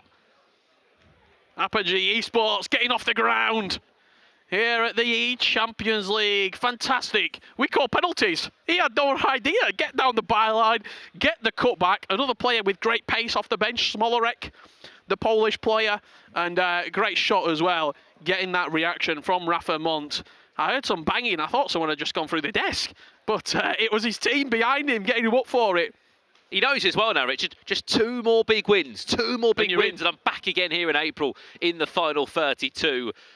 What a start and what a way to end this first round. You can see in the shot there just a few UK players just catching up with each other after the end of that first round. A lot has unfolded. Some of your favourite pro players might be 0 and 1, but they do get 2 lice before it's sort of, you know, now or never. You can go 0 and 2, and you can bounce back and get 3 and 2. 3's the magic number, or it could be the worst number, as we said. 3 wins gets you into the knockout stages. And now we just start to see it literally in front of us here. All the players talking about their results. How did you get on? Who did you play against? What you're thinking about your upcoming game potentially. There's going to be a little bit of chatter, a little bit of discussion before we get round 2 underway. But if round 1's anything to go by, this eChampions League is going to be the most competitive we've had yet. No, absolutely. Well, we have concluded it from the commentary desk here. For now, it's back to Rachel and Mike to digest everything we've just seen in that first round. Well, thanks, guys. And I must say, you look very dapper as well in your suits. And it looks smart, Michael Bell. Round 1, though, was amazing. Obviously, we previewed 3 of the big matchups on our big stages and didn't quite go to plan there. 2 out of the 3 matches, they obviously lost their first round, which was very unexpected. That, of course, was Tex and Matías Banana. Did we expect that, Michael Bell? No, but they both started slow, and then they looked better. They recovered in the second leg, but it was too little too late. I would even argue in the Nicholas game as well that GoalPoacher shoulda, coulda, woulda had that upset. I mean, he made a lot of chances, didn't have that final finish, wasn't clinical enough. And I will say Nicholas looked maybe a little more confident in those big moments with some of the goalkeeper movement. Okay, you've got to get 3 wins. Does it matter that you lose the first round? I'd rather start with a win than a loss. You get a little more leeway, but I don't expect players that have this much experience, especially in the Swiss format, to be rattled off a first loss. Yeah, and especially as we were bigging them up so much, how much confidence they have, how many accolades they have already on their CV. We kind of expected them to get that W next to their name in round 1. And we can look at the highlights from those 3 feature matchups as well. And Mike, maybe you can cast an eye on where they went wrong, where they made a couple of these mistakes. This is the GoalPoacher Nicholas 99 FC match, which we did feature heavily.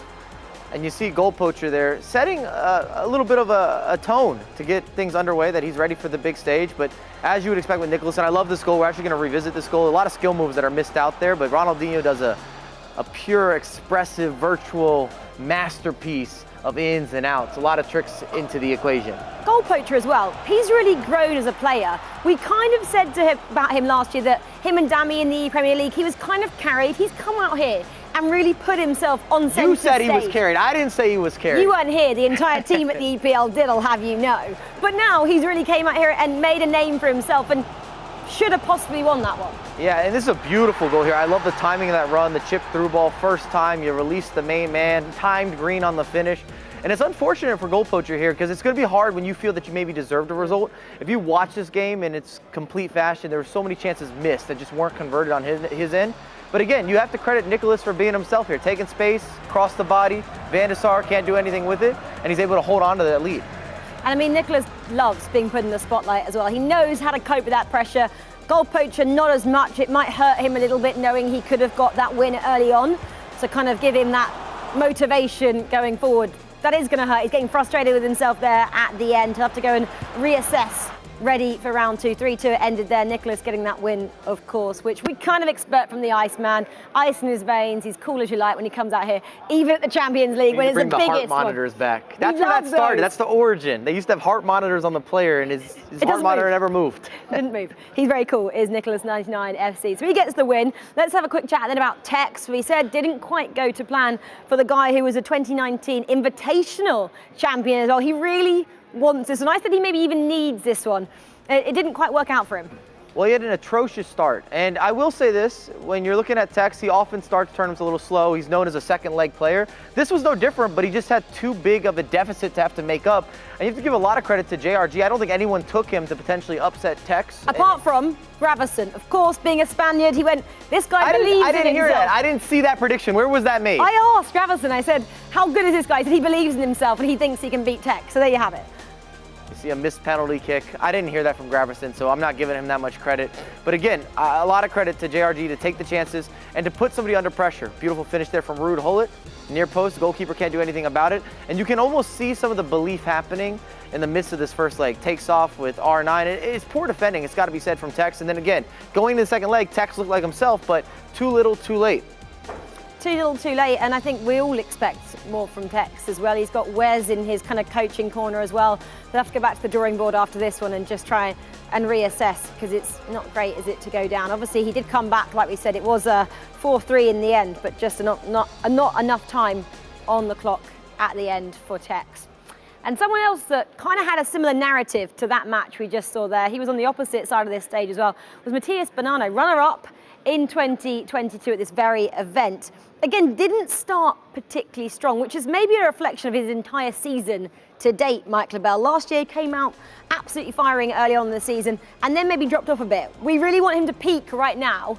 He didn't quite do that in this first matchup. And I haven't seen anything with the future matchups, but I don't know if I want to get ahead of ourselves, but in theory here, you could see Matías versus Tex in a second round affair that we never thought they'd both be on the losing end. I don't think I want to see that just yet. I mean, I would watch it if you're going to put it on. I'm not trying to manifest it. I'm just saying it is possible. You see a beautiful step over again, near post, into space. And we talked about it. Matías looked way better going into the second leg, but wasn't able to recover enough from having that deficit in the first leg in order to kind of push himself or propel himself forward. But it was a fantastic second leg if you got to see some of the game, a little more back and forth, had a little more of that adversity.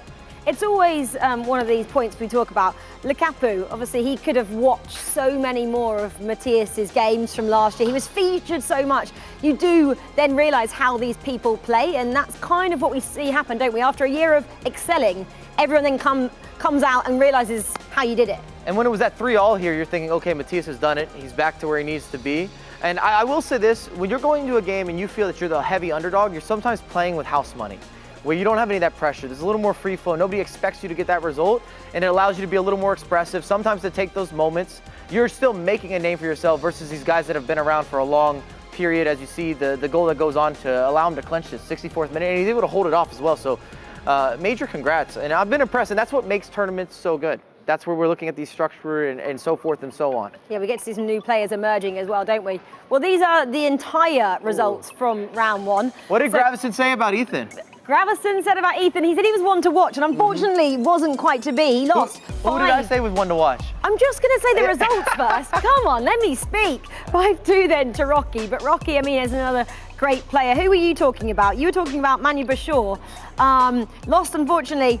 Stingray won 9-3. You were talking about Stingray. My player to watch. Obviously Yeah, I think he's great. And the one that Ryan Pessoa was talking about was Maestro Stokes. He predicted that 9-7. He got 8-7 instead. I mean, Ryan obviously knows a thing or two about those two players. But Tex, obviously, we saw the end result there.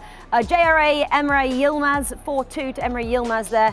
I mean, I'm sure you guys can see Neat just got the loss against Rafsu as well, 4-3. Unfortunately, Gravison won't be too happy with that one.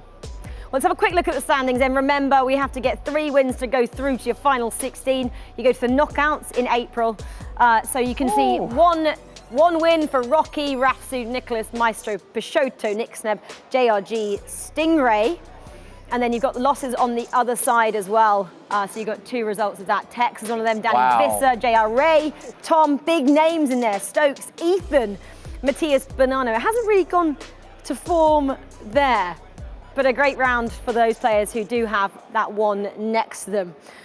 So, wow, 1 round of fixtures has already been played. Obviously, loads more to come. We are, though, going to preview the big matchup which took place behind us. That was GoalPoacher and Nicholas 99 FC in our MasterCard moment of the match. This is where Michael Bell gets to drill down and all the good stuff in that match and tell us exactly how good a player Nicholas is. I think you are drilling down on one of his moves in particular. And this is an absolute moment of brilliance. And I talk about the importance of set pieces, and you want to have players that give you versatility. So we're going to look at where he's got Ronaldinho on that set piece, and it allows him not only to go direct, but then you can use him as an asset if you were going to go for a short corner kick.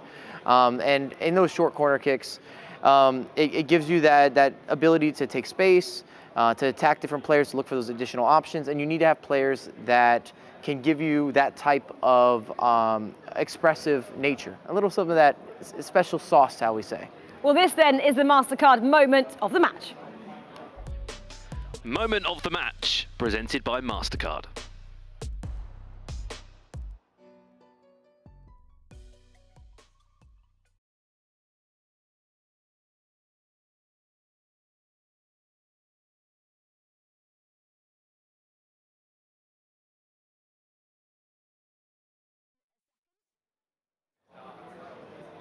Well, Mike spoke about it quite a lot. We were talking about corner kicks there, and in particular from Nicholas. We got to see it in-game quickly in the highlights, but you obviously kind of highlighted that because you thought it was an offensive, great move, rather than GoalPoacher actually doing something wrong. Right, sometimes that's the separation. You know, they talk about good defense, but great offense can be good defense. And those are a lot of times the moments that I really like to review and analyze, because not only are they often easier on the eyes, but you get to see some of the tactical approach to the steps, to the offside traps, to the offensive alignments, the over-the-top through balls, all these little details and fine particulars that allow you to have those degrees of separation. Well, that's of course why Nicholas is the eChampions League winner from last year, and he moves on as well very comfortably into round 2. Well, let's have a look then at the matches we'll get to see in a short while in round 2. Here they are. Let's pick out a couple of good ones. Let's have a little look. Oh, okay, I'm not going to look any further. Third one down, Maestro Nicholas. How many goals did Maestro get in that first leg? 8 goals, Mike LaBelle. Where are you looking at? Right below it, you got Peixoto and Rocky. 2 players that I know each other very well. And sometimes that leads for one of those tight, cagey affairs, or it could be anyone's game. It's all open. There's going to be tons of offense. Obviously, all these fixtures are players that have won their first matchup, so they obviously go head-to-head. And then we'll have a look at the second page, and these are the guys who lost their first round of fixtures. So it gets really difficult, doesn't it, here? Let's see if you were right. Oh, Matías Bonanno gets GoalPoacher. That is a tough match. Stokes and Danny Visser. Ooh. Leroy and Tex, and then look right down the bottom, Neat and Manu Bashir. Ouch, someone is going to be really disappointed after round 2, which is coming your way after this short break. Round 1 was amazing. A little bit frustrated. Nicholas, though, Iceman, cool as you like, sails through safely to round 2. 3 wins, you're going through to knockouts. 3 losses, we're not going to see you featuring in April. Plenty more action still to come after this short break. Come back and see how it all unfolds.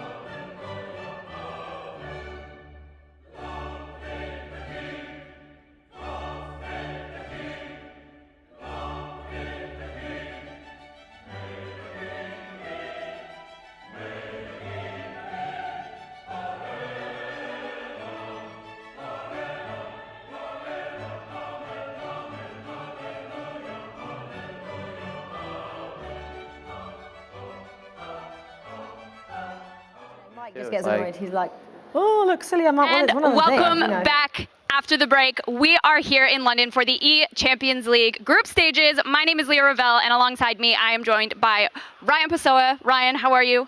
Yep, of course, great to be alongside here. Massively prestigious event in the eChampions League. We saw round one. I would say there were a lot of upsets, fantastic performances as well as some unlucky games in my opinion. But yeah, round two is going to be sensational, I'd say.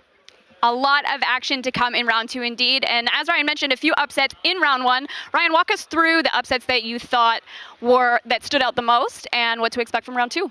I'd say obviously the main upset you'd say, of course, you associate Fnatic Tex as winning most of his games. Unfortunately, he fell short with losing his first round, but we can take a look at the fixtures coming up in round two.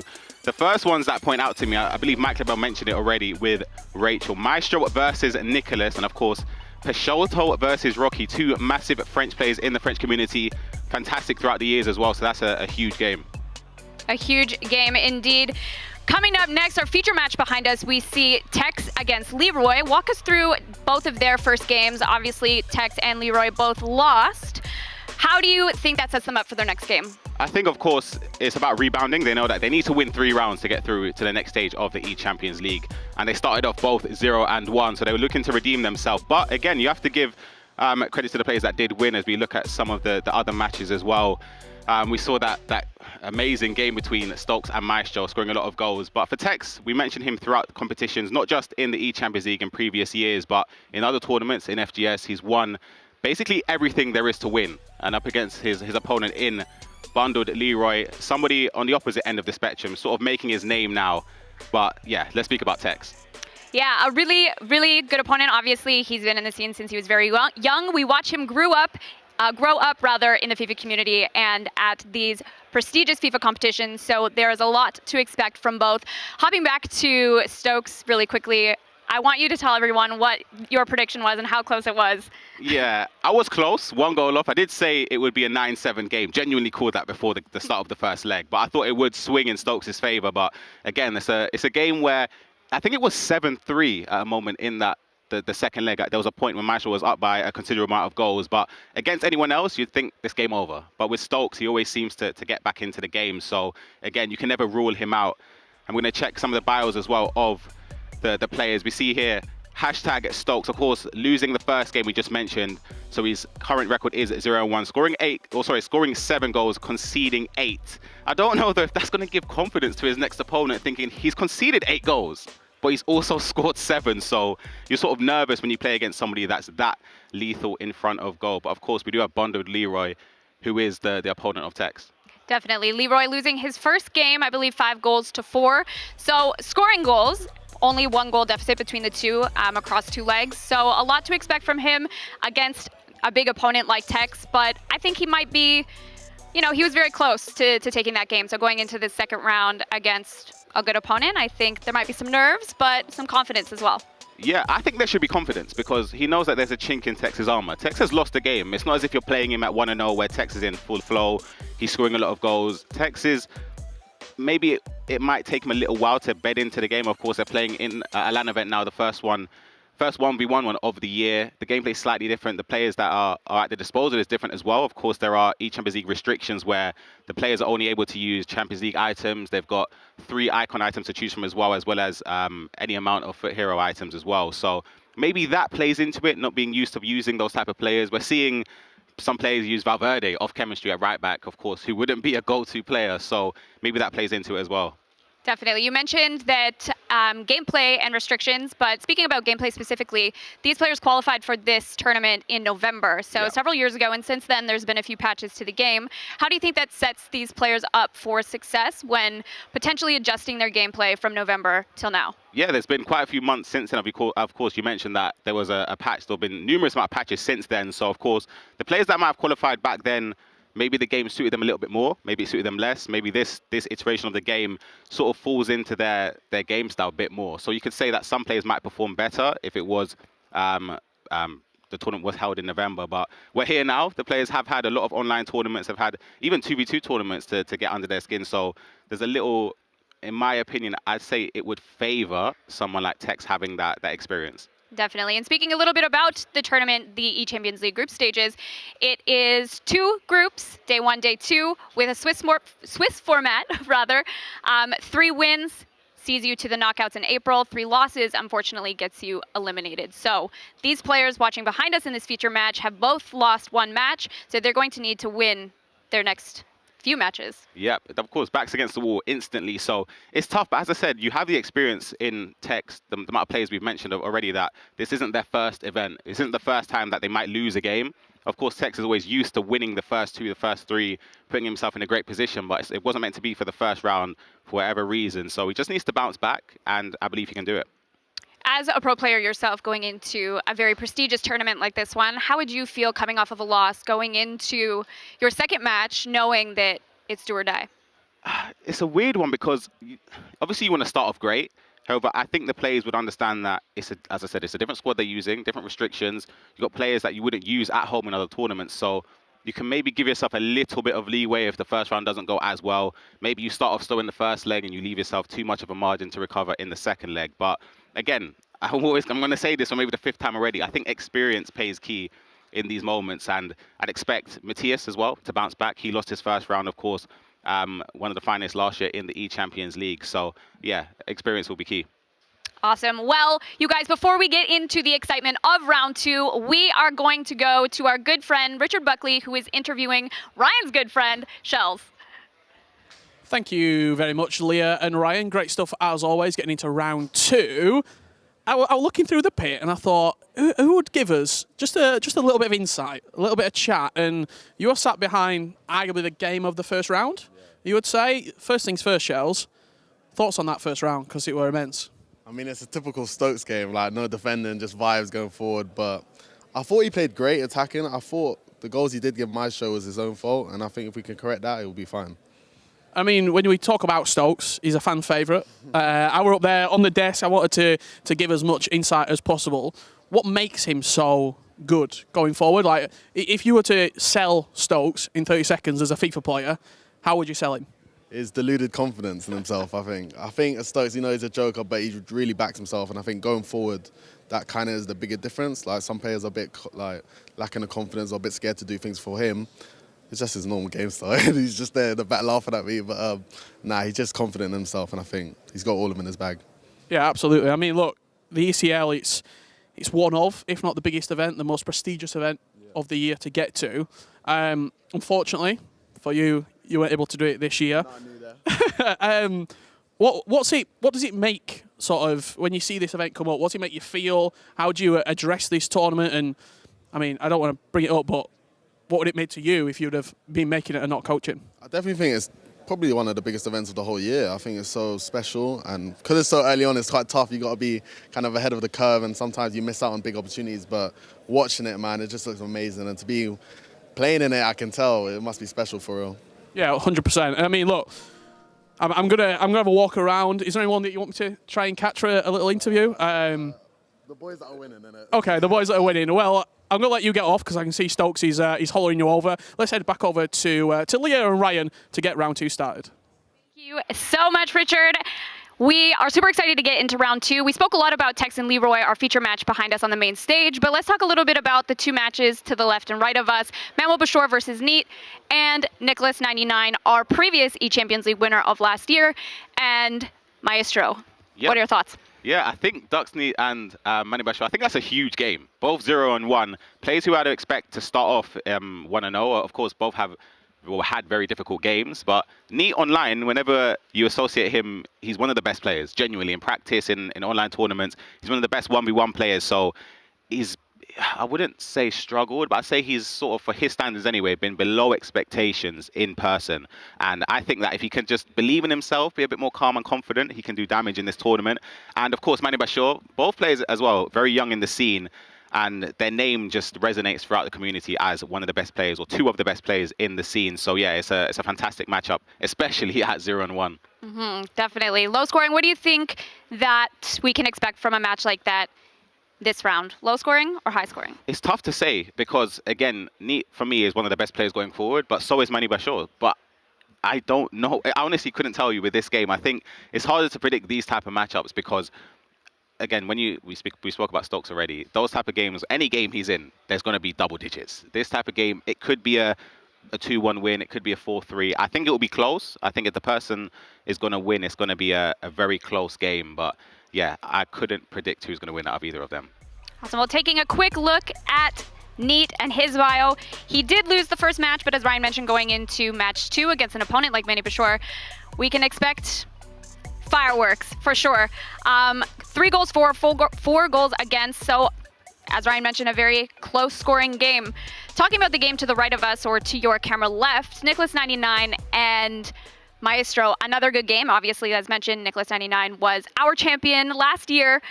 So going into this competition this year, obviously he's going to have a lot of confidence. Coming off of that first match, he looked calm, cool, collected, like he had no cares in the world. He knows what he's coming here to do, and he's going to do it again. Yeah, of course, when it comes with Nicholas, he's always, as you said, calm, cool, and collected. There's never really any show of emotion, whether that's positive or negative. He just sits there, scores a goal, concedes a goal, doesn't react. But in my opinion, this is no UK bias. I feel as if the first game he did get the rub of the green slightly. As you can see, goals 4. He won the game 4-2 up against GoalPoacher, representing 1J Esports. So of course he starts off 1-0. And Maestro, you've spoken about many a time, playing against Stokes in that 8-7 thriller. But again, for Nicholas, he seems to win those 50-50 games, or games even that you potentially, for me anyway, I know that if I was in that game, I probably would lose. The way he was dealing with the attacks from GoalPoacher, but there was a period in the second half, there was just bombardment of attacks. He managed to withhold, scoring late on as well to seal the victory. But again, that's something that you associate with the champions, with the best players, winning those games that you might not win as a casual, well, definitely a casual player would not be able to win. But not me. Yeah, for That's for sure. yeah, for Maestro as well. Funnily enough, he's a player that I played in my very first tournament. I had to play very first tournament ever in person. I played against Maestro. This is years ago. Did you win or did you lose? I won. I did win. But there's a difference. He's here, I'm not, you know. So, but yeah, that was a long time ago. Maestro is a fantastic player, especially offensively. I associate him, in my opinion anyway, as probably the top % of attackers in the FIFA scene, in my opinion. He's that good, genuinely that good. As we see, he won 1-0, scoring 8 goals, conceding 7. So yeah, I think that might give Nicholas a bit of confidence, especially for Nicholas if he manages to take the lead by a goal or 2. I think it'd give him a bit more confidence. Whereas for Maestro, if he goes 1 or 2 goals up, I feel as if he can sort of pick away at Nicholas because he knows he has to come forward. He knows he has to press him higher up the pitch. And I think that could feed into Maestro's hands. So yeah, I'm not even going to give my prediction yet. I'm going to wait and see when we get some updates on that game. Of course, the main focus is the game behind us in Bundled, Leroy and Fnatic Tex. Definitely some potentially high-scoring games. We're really, really interested to see what comes next. But let's take a quick look behind us as our players queue up. We have Tex and Leroy. Again, as mentioned, nerves, tension, excitement, lots to expect from this game. To go back a little bit to just what you said about Maestro and Nicholas99, how do you think that confidence comes across from Nicholas? We mentioned he has no emotion. He's confident. Do you think he cracks under pressure, or do you think he can maintain? Definitely not. He's genuinely the one person that does not crack under pressure. Of course, throughout the years, he's been slightly unlucky. He's reached many finals.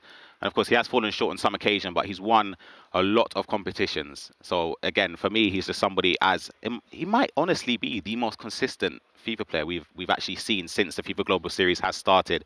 He's reached many finals in online qualifiers, in-person events, obviously the eChampions League, reaching it there and winning it, turning around a deficit as well. So there are occasions where things aren't going his way, but he manages to find a way back into the game.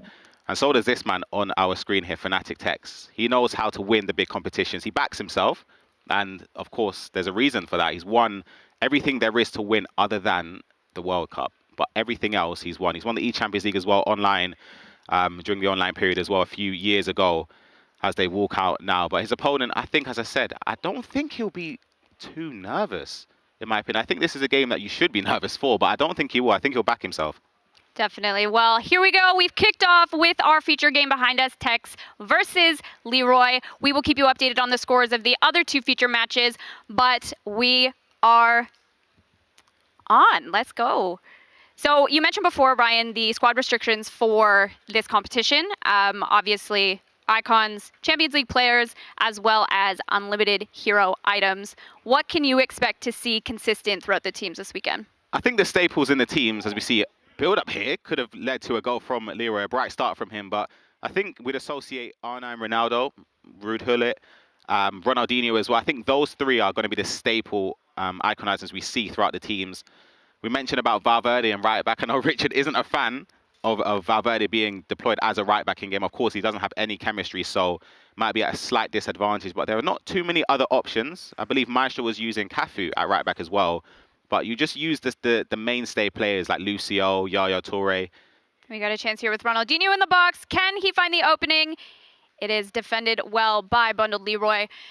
Listen, I personally prefer Fede Valverde in any position, but why do you think that he would have gone for a player off chemistry and that's historically not a right back, but has obviously the alternate positions to play in multiple different roles? Why do you think he chose that? There's no real option, if I'm being honest, in that right back slot. You could maybe opt to use an icon item in that position. As I mentioned, Maestro was using Cafu, which is his mainstay position. This is a good build-up here. The reverse elastico with a driven pass across goal didn't fall to a player there, but there could be a counter-attack on for Tex here as he builds up.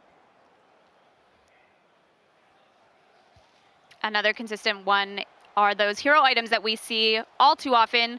If you were creating your squad with the restrictions in mind, who are your top 3 players, non-negotiable? Non-negotiable has to be Ruud Gullit, Lucio, and R9 Ronaldo up front, for sure. I think those players, great step overs as well there from Tex, but the extra pass wasn't meant to be. We're going to have a quick look over at Dux Neat and Manny Bashor to see where we're at. 1-0 up for Neat already. What are your thoughts on that match? Wow. Early start from Neat winning, or not winning, sorry, scoring early on in the game here. But there could be another breakaway for him. We might have come in at a perfect moment. And we're in the box, but he has no other players and defended well by Manuel Bashor. Again, is this expected? Did you expect to see a scoreline like this early? I said it would be close. It's hard to say with FIFA because anything is possible, genuinely. You couldn't anticipate any game before it started, but I wouldn't be shocked if this game ends very close between the two players as Manny Bashor breaks forward here. With Captivia in the box, but defended well by Dux Neat. Again, all of these players that you mentioned that you have in your team, Janola, R9, Gullit, are in every team. Yeah, we're even seeing Kanate here alongside Lucio as a great tackle there from Valverde as Bashor builds up on the edge of Neat's box. With R9 here with green timed! And he equalizes in the 25th minute. Expected? Whew, that's a dangerous goal there. The step over into the green timed across goal. The staple finish in FIFA 23.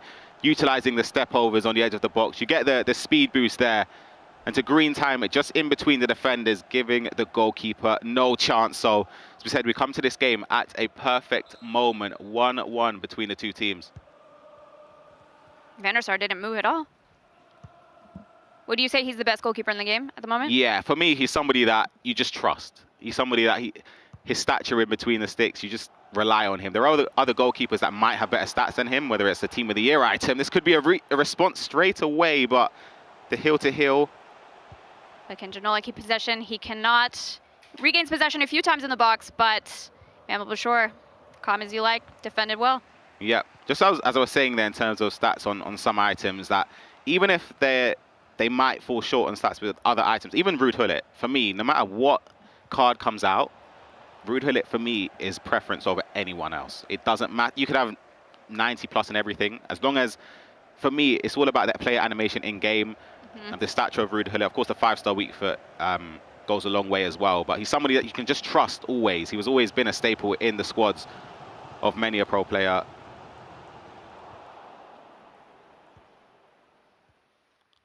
Alawaran 2 is another hero item that we see quite often, I would say consistently, even as a casual. Another chance here. The man in question, but is saved well by Van der Sar. That was a great build-up there from Dux D. He's always, for me, one of the most ruthless players going forward. He always does the extra thing, and it seems to work all the time, whether it's stats, playing for the extra pass, for the higher percentages, rather than taking a shot that potentially could be saved. He always seems to play for that extra chance there, but it wasn't meant to be that time out. It was not meant to be indeed, but Manuel Bashor quickly on the counter with Ronaldinho, another player that is consistent, and the in-game animations are second to none, in my opinion. Can Ronaldinho create some space? He cannot. and loses possession back to NickSneb. I'm seeing Fede Valverde, though, consistent on both teams. Maybe not as right back or right wing back, but... Yeah, I think there's not many options, as I mentioned. We see Kanate in that centre back I mentioned earlier as well, but there's not too many alternatives in right back. You could use Cordoba, who of course is another foot hero in the game you could use at right back, of course, but every other player will be off chemistry. So you probably just go for the players that potentially has the best stats in that position. You could use, I think Richard mentioned someone's using Park Ji-sung in at right back as well. So yeah, that's another option. Anyone with some good passing, good defending, and yeah, pace. Pace is very important, of course.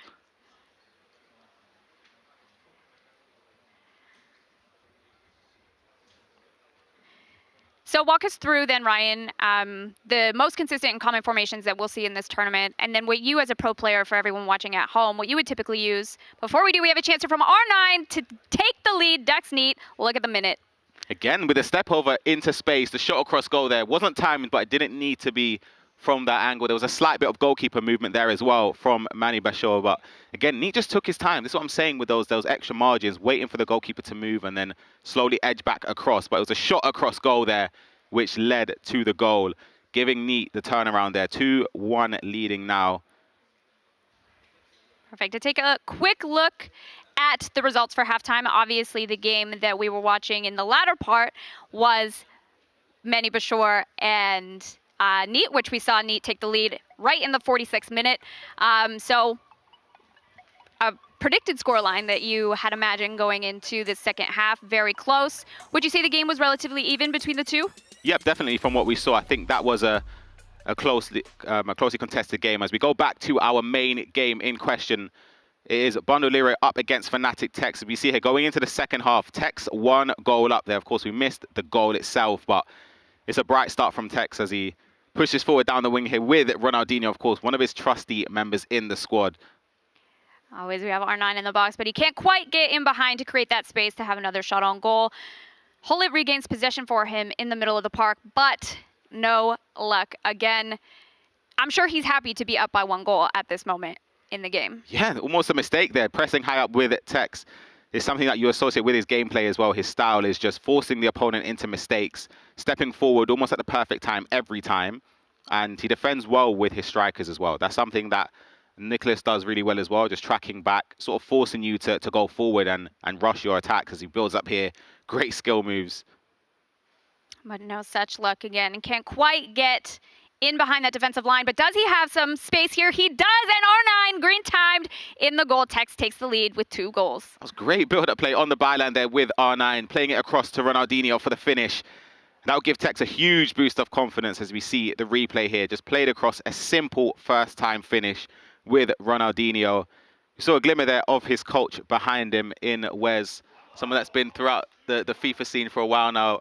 Of course, I think there's more of an importance on coaches now in the FIFA scene. They've come on leaps and bounds now. We're seeing how important it is just to make sure that you sort of don't need to do the thinking in-game. You have someone behind you that can sort of cover those bases to give you some inputs on what's going well, what's going wrong, whether that's in-game or maybe even just on the mental side of things, just giving you that boost of confidence. So it's always good just to see players have those players behind them, or not necessarily players, but having coaches behind them. Definitely, and I think that's something that a lot of people, especially you guys watching from home, that don't quite realize what goes into FIFA esports, or frankly any esport, is that the importance and the details that go into being a pro player. So obviously Ryan mentioning having coaches helps take some of the pressure off, and like you mentioned, makes the decisions for you so you don't have to make them. And what do you think personally as a pro player, being on the stage, being under the lights, and knowing what kind of pressure you have, how important do you think that is, and how much do you think they rely on their coaches in game? Yeah, it's always good just to have someone giving you that boost of confidence behind you. But I think confidence also has to stem from yourself, not just being or having someone to rely on. It's sort of just, you have to have it throughout your own ability and just believe. And of course, every person here has qualified on merits. We see this could be a mistake here for Leroy to take advantage of. Can he get the space? A missed touch by Janola, but he regains possession and loses it quickly again to Tex. I feel like they're best utilized coaches, that is, under pressure. Like once you concede a goal, concede 2, you have to go into the second leg or the second half with that pressure to be able to, take some of that pressure and calm them down behind the scenes. For me, I mean, I'm not a pro player by any means, but my biggest, I think, downfall would be my composure. I concede a goal, I concede 2, and then I concede 8, you know? So. A bit like Richard, that is similar to Richard there. Maybe you could get a coach to get you to 5 FUT champs wins. Could get you there. Okay. I got 11, all right? I'm average. Tex, I think, as mentioned before, is going to feel a lot better going into the second leg against Leroy, being 2 goals. But of course, we still have a lot of time left in this first match. We often say in the FIFA community that 2 goals is the worst lead to have and the best deficit to have. So really easy to concede 2 goals and really easy to come back from 2 goals. Yeah, definitely. I for one, am not the best at holding those 2-goal leads. I tend to give it up very often. You see that was a chance there from Tex, defended well there from Leroy. But of course, we have the pleasure of being able to oversee the pit, having the stage directly in the middle, so we can give some updates on some of the scorelines around. You're seeing, I believe Stokes is 4-0 down to Danny Visser of Team Hullet. Of course, Team Hullet have a lot of representatives in this tournament and in the scene. Of course, they have, in my opinion, probably the strongest roster, I'd say, because every single player in that organization tends to make it to tournaments, tends to make it to latter stages. We see Manny Bashor up against Ducksneat. We see Team Hullet's Emre Yilmaz as well. Levi David, of course, who isn't here today. There's just so many members of that organization that do really well. They have the best way just to sort of pick talent from the Netherlands or the other nations in Europe, and they always seem to get it right every single time. But just more speaking about some of the other scores as well. JRA up against Rodrigo is 1-1. You see Stingray losing to Gio Bundy as well. There's a lot of results around the place that, would I say, I think it's harsh to say upsets, but potentially games that you'd maybe think would be potentially more closer than it seems. I definitely, we saw before as how many goals Stokes had scored to come back to almost tie it, a potential chance there, but no luck. With Stokes, he scored 4 or 5 goals to almost draw on aggregate in the last round. So do you think that we see him come back from that? I don't know how he does it, I'll be honest. My heart couldn't take it. It seems like every game is I wouldn't even say a lottery. It just feels like there's just so many chances either way. Whereas you look at somebody like Nicholas, where it's like, well, I guess in that first leg isn't a great representation because he did give up a lot of chances, but usually it's very closely contested games. As we see Tex here, this is the dangerous point for Leroy. Being down against Tex is horrible in any situation, just because of how he slows the game down. He makes you play at his tempo, forces you to rush the play because he's keeping possession really well. You feel as if once you get the ball back, you have to go forward and rush it, which then you give it straight back to him, and then the cycle repeats. So it's very hard to play against somebody like Tex when you're down by a few goals. But Leroy's had chances. He's had that one there which he red timed, which was unfortunate for him with Pele after the I believe it was the lateral heel to, I could be wrong, but it was a skill move that led to the shot that was red timed. But from what we've seen so far, there hasn't been too much for Leroy other than those 2 chances. Now, do you think Leroy will have a little bit of confidence knowing that Tex did lose the last match? Of course, there's confidence, as I said at the start, because you know that he's susceptible to lose. He's already lost a game today, in a game that you would say he would definitely have been favoured to win. So I think that could give him the confidence. But again, it's really hard when you go, you're down in a game, but of course you're down in terms of the record as well. You start off 0-1, so you want to bounce back straight away. Maybe you go 1-0 down early on, you start to overthink certain things, and then it could just spiral out of control. That's where maybe the coach and self-belief comes into it as well. Definitely. You mentioned a few minutes ago about Nicholas 99 and holding his own. We take a look to the right of us, and he's actually up 1-0 against Maestro. Probably more of the scoreline that you anticipated for that matchup, correct? Yeah, more of a closer game with Nicholas and Maestro. I said if Nicholas goes up by 1, I wouldn't be shocked if he manages to just sort of force Maestro into mistakes. But that will be the end of the first leg between Leroy and Fnatic's Tex. 2 goals up to the good for Tex. From what we saw, that was very calm and composed performance there. Kept possession where he needed to. But for Leroy, it's definitely not over. Definitely not over. There's a long way to go for the second leg, so he can still come back. Definitely a long way to go. I think Tex is going to feel a lot better after coming off of his last match. from a loss to now a win going into the second leg.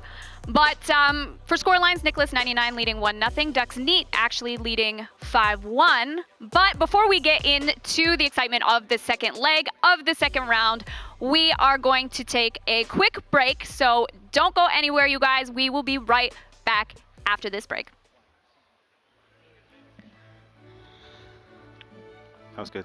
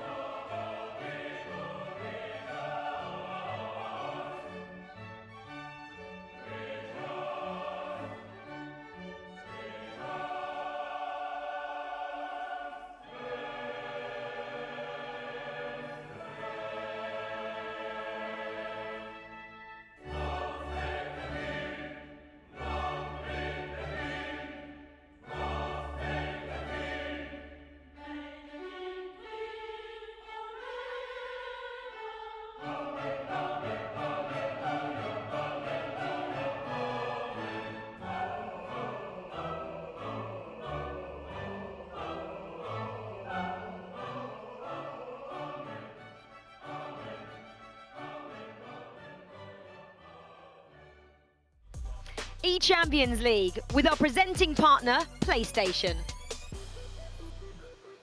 Welcome back, you guys. Thank you so much for sticking around. We are just about to get into the second leg of action, but just to highlight a little bit the scorelines from the first three matches, obviously Texas leading 2-0. I don't think that game's over. I think 2-0, as mentioned, is the easiest lead to come back from. But Ducks Neat leading 5-1 against Benny Bashor, and to the right of us, Nicholas 99 leading 1-0 against Maestro. Expected scorelines? Any upsets? I was wrong. I said it'd be close between Neat. It's not over yet, but I said it'd be close between Neat and Benny Bashor.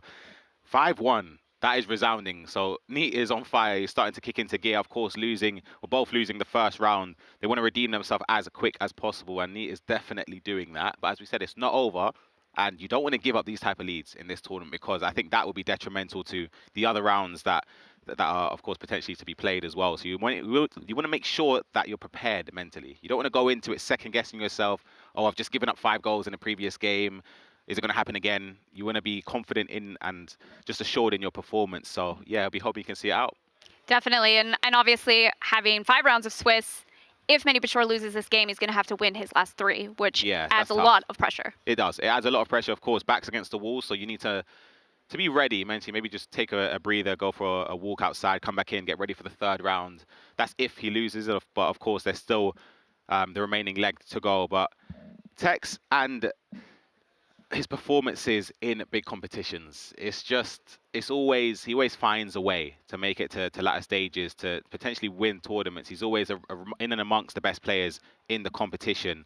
So again, for him to be 2 goals up here will give him that boost of confidence. He might not look as if he needs it because, of course, from what he's accomplished, but it's always great just to sort of rest those nerves, perform well, have a game where you don't concede a goal, be confident defensively and offensively. And I feel like that first leg was perfect for him. Exactly. And I think someone like Tex obviously has been competing since he was young, since his mom had to accompany him to competitions.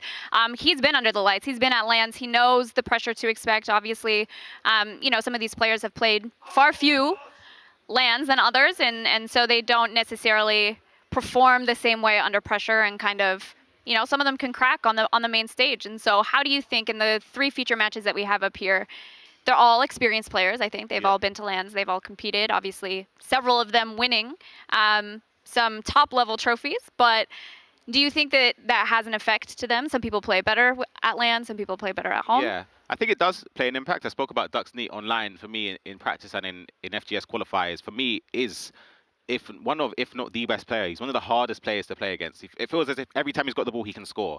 But he hasn't done that in the major competitions. He's done it in the La Liga, which of course is a major domestic competition, but the whole of Europe combined into one playing now, it's time for him to perform. So again, for me, if he can reach the levels that he knows he's capable of, even Gravison mentions it, of course, a member of Ducks as well, he's seen it with his own eyes in person, how good he can be. It's just about coping with the pressure and dealing with it in person. It looks like he's coping very well with the pressure in this second round, obviously leading, as mentioned, 5-1. But speaking a little bit about the domestic competitions and the tournaments that they've played in, obviously players like Nicholas and Tex have won some major competitions. Yeah. Do you think that, well, obviously that gives them confidence going into a big one like this, but, you know, Nicholas 99, for example, is looking to maintain his title as the eChampions League champion, but everyone else on the stage behind us and in these feature matches are looking to come for that title. And yeah, he's definitely got a target on his back. I say that for sure, just because again he's the reigning champion. He won it last year, of course. So again, he's somebody that you want to beat in the competition. It'll give you a huge boost of confidence just beating Nicholas in this tournament. And again, you spoke about players winning major tournaments. That plays into it as well. But I think it's even harder playing against those players who have won stuff when you're 0-1. Like for Leroy behind us, like for Manny Bashir as well. There's players that you know have won competitions that you're playing at 0-1. So maybe if you go 1-0 down, you sort of think it's over. Basically, your mind starts to play with you. You start to sort of second guess yourself and go against your own beliefs and your ability. So it's hard to bounce back from that. And I think some of these players are definitely capable of winning the tough games. Even speaking about GoalPoacher, in that first game, losing against Nicholas. In a game, as I said, no bias. I know he's UK, no bias, but I think he should have won. Another day, he wins that game. So you've got 10 minutes for a turnaround until round 2. You have to refresh, reset, go into the next game, and just forget what happened. So, yeah, it's very tough to do. Definitely. I think I would really like to see the XG in that game and see, because GoalPoacher had a lot of chances. He was a little frustrated, rightfully so, but going back into his next round, I'm sure, you know, he scored a lot of goals. He could be confident that he was able to play that. But we have our second leg kicked off between Tex and Leroy on the main stage, the other 2 feature matches as well. But do we have a chance here with our 9? We do! And Tex takes the lead, makes it 3-0. Calm as you like. Look at his face, a huge breath.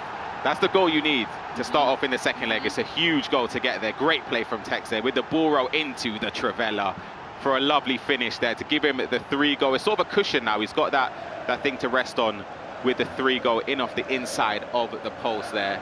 And now it's going to be a huge uphill battle for Leroy. It's going to be tough, but we saw with Tex, no celebration, nothing. It was sort of like a sigh. He's sort of, I think he's upset about the first game. Genuinely, I feel like that expression there, sort of, I think it's still playing on his mind because he knows that he should be winning those type of matchups. That's no discredit to JRG, but on paper, you'd always think that Tex should win that game. And I think that's something now he's going to be looking on a redemption arc to redeem himself in these next rounds. But yeah, fantastic play from Tex there to get the 3rd goal.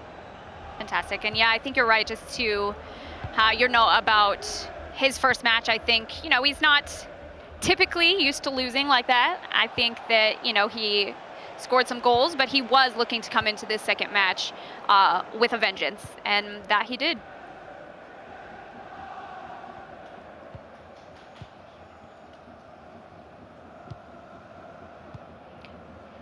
Now, as a player that has the experience in matches like these as well, being 3 goals up, having that lead on your opponent, how do you adapt your play style and your formation to maintain that lead? I think the key is not to change anything. Honestly, that might sound bizarre. I think it's too early to change something. It's only 30 minutes into the second leg, so I think you sort of play with the formation and tactics that's been working for you. You don't want to change up anything unnecessarily, but of course, as the time ticks on, potentially in the 60th, 70th minute, you sort of look to a change in tactics, maybe just to go slightly more defensive. But I think throughout the game, it's not necessarily a change of tactics or instructions. It's more so a change of tempo, just slowing it down a little bit. Instead of playing those maybe 60-40 risky passes, you're sort of just playing those 90 to 100% ones where you just know that it's going to help you retain possession. It frustrates your opponent as well. He ends up bringing players out of position. He's leaving a lot of spaces for you to exploit, and before you know it, you might be 4-0 up, 5-0 up, and then the game gets out of hand. And talking about bundled Leroy, obviously, on the contrary, do you think he has to adapt and change something in order to get those 3 goals back? That's a difficult one now. On that perspective, I think I'd have another variation of tactics set up that you could change to, but I wouldn't necessarily change it straight away. There's still a little way to go. Maybe at the start of the second half, but we've seen goals scored in quick succession. I know he's down by 3, but he definitely could come back into this. There's a lot of time. 70 minutes is a lot of time to play. Just looking across a scan of the arena here, we're seeing Nicholas drawing 1-1 in the second leg, 2-1 up on aggregate. And there's actually been a penalty in that game there as well, but wow. There's another update. Sorry, I'm just taking a look around here. This is huge. Neat was winning 5-1. No. He's 3-0 down at the start. No! So this could be a crazy turn. Of course, that means it's 5-4 on aggregate. So Maestro will be riding the wave. You can see Renzo behind him, a good friend of mine from early days in the FIFA scene. He's been a hugely successful coach and player as well. So he'll be giving him that boost of confidence to believe. You can see, look at the gaps opening up here for Texas. An easy ball over the top here. Ronaldinho gets some space with the skill moves, and the shot, but Van der Sar saves it. You can see Leroy starting to pull some players out, like you said, get a little bit frustrated. Some, chances that he had and space that he had on the counterattack weren't quite Ronaldinho with some space, but can he get the shot away? He can, and he does. And he loves it. He's chilling, he's good. He knows now that was the goal there, just to sort of ease the nerves even more. A slice of fortune, you could say, but it was good pressure high up there from Tex to win it with Ronaldinho, and of course, Tex green times finishing it, giving him a higher chance to score there. 4 goals to the good for Fnatic Tex, and I would be stunned to see any sort of comeback. I believe that could honestly be game, set, and match there, unless Bundled Leroy manages to pull out arguably the greatest 60 minutes we would have ever seen in the FIFA scene. If he wants to spark a comeback, he's going to need a goal before half-time. Yeah, definitely. Build up that momentum and go into the second half with some confidence. But we've just seen 3 goals to the left of us, so crazier things can happen. Of course, and that was not unlikely. Within the first 20 minutes as well, so that comeback was sparked very early on there from Manny Bashir. But we even saw before Tex scored, that chance there that he created, playing it into Ronaldinho, was almost a carbon copy of the first goal he scored, but he used the shot cancel just to fake out Bernard Leroy, and then it's just very difficult from there. I always mention when Tex stands on the ball or sort of lets go of sprint and starts twisting and turning in the box, it honestly might be the most frightening thing to see here. Janola, and he does! 4-1. 4-1, that was it. That was the cross there from deep we associate in the FIFA scene. We call it the German cross. Whipped in there from deep. Wasn't necessarily the exact same thing as one of those crosses, but it was lofted enough for, I believe it was Ruud Gullit to head that down into Janola. So Bundled Leroy, great play there for him or a great moment in the game there for him to get back into it. I said he needed the goal. As a player though, these are the goals that it's hard to take. Those are the goals that frustrate you as a player, I'll be honest. They really do, because there's not much you can really do about it. But it was great decision making there from Leroy, waiting for the goalkeeper movement from Tex there, just to shoot in at the near post there for an almost open goal finish there for him. And you can see, you saw the sense of relief, but also frustration in Leroy's face. But I feel like as a not pro player, that would give me a little bit of confidence knowing that at least I can score. At least I can break down my opponent's defense and get in behind. Yeah, definitely. It'll give him a boost of confidence. And those crosses are very hard to defend against as well, so you always have to be switched on. It sort of might give Tex something extra to think about as well now, that he knows that Leroy's got that in his repertoire that he can build up and also whip those crosses in from deep. But look at here, this is the cross here. Look at Ruud Gullit's run there, used deep, or used to trigger from deep. But Tex is just going to play for the final attack. This is the discipline. This is the game management you need to win competitions. He waits and waits and waits for the last attack so that if he does give away possession, there's not enough time for Leroy to spark a counter-attack. Definitely. And it's true. Ooh, some good space by Janola, and can he do? Oh my goodness! He's like, I'm done. I've done it. I'm back. He knows.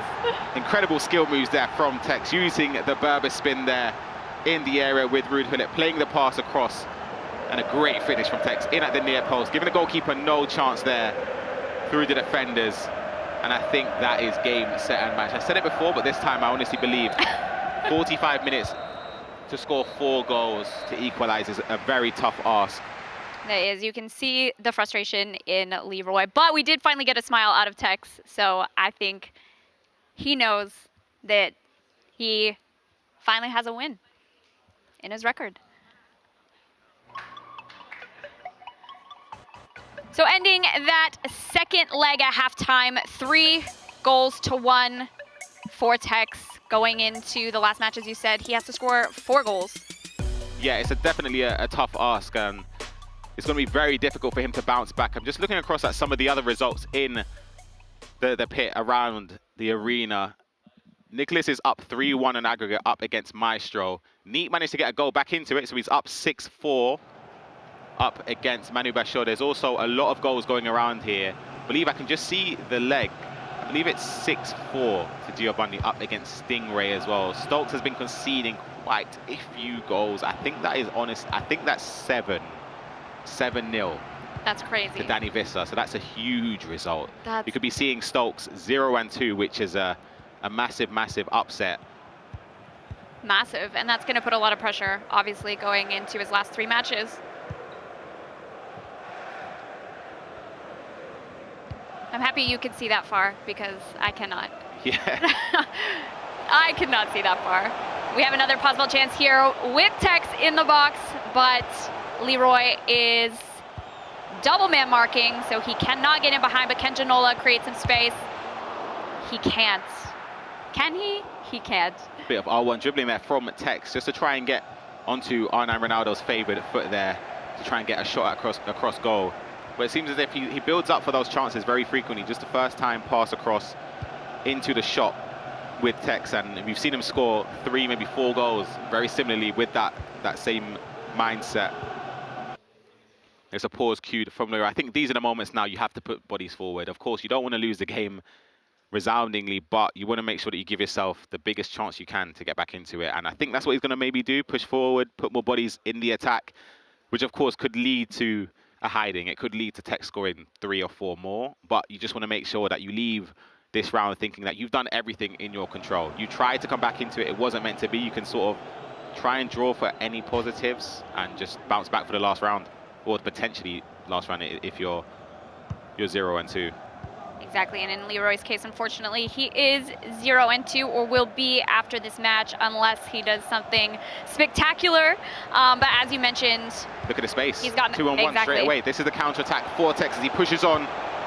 Goalkeeper's out, and Alwara with a goal. He clinches that final goal. Do you think there's more? Oh, there will be more. I think there will be more. How many? It's hard to say, but I feel as if we even saw there just straight away from the pause, the gaps that opened up there. It was an easy pass, an easy finish. There were so many options. He chose the right one. Maybe have a look at the goalkeeper there, diving the wrong way, but... That's the 3rd time that's happened this match. Yeah, there's not much you can do when Tex is running in on goal there. A lethal finish always makes, or tends to always make the right choices at the right time. And he's 6-1 up, 4-1 up on aggregate in this matchup. That's a tough deficit for Leroy, but as you mentioned, he had to he has nothing else to lose at this point, so he has to do everything that he can to get everyone up and try and at least get a shot on goal. But with that comes space and mistakes. There's also another game going on just ahead of us. See Lex up against JLG, the man that did defeat Fnatic Tex, is currently winning with a few moments left to play in that second leg.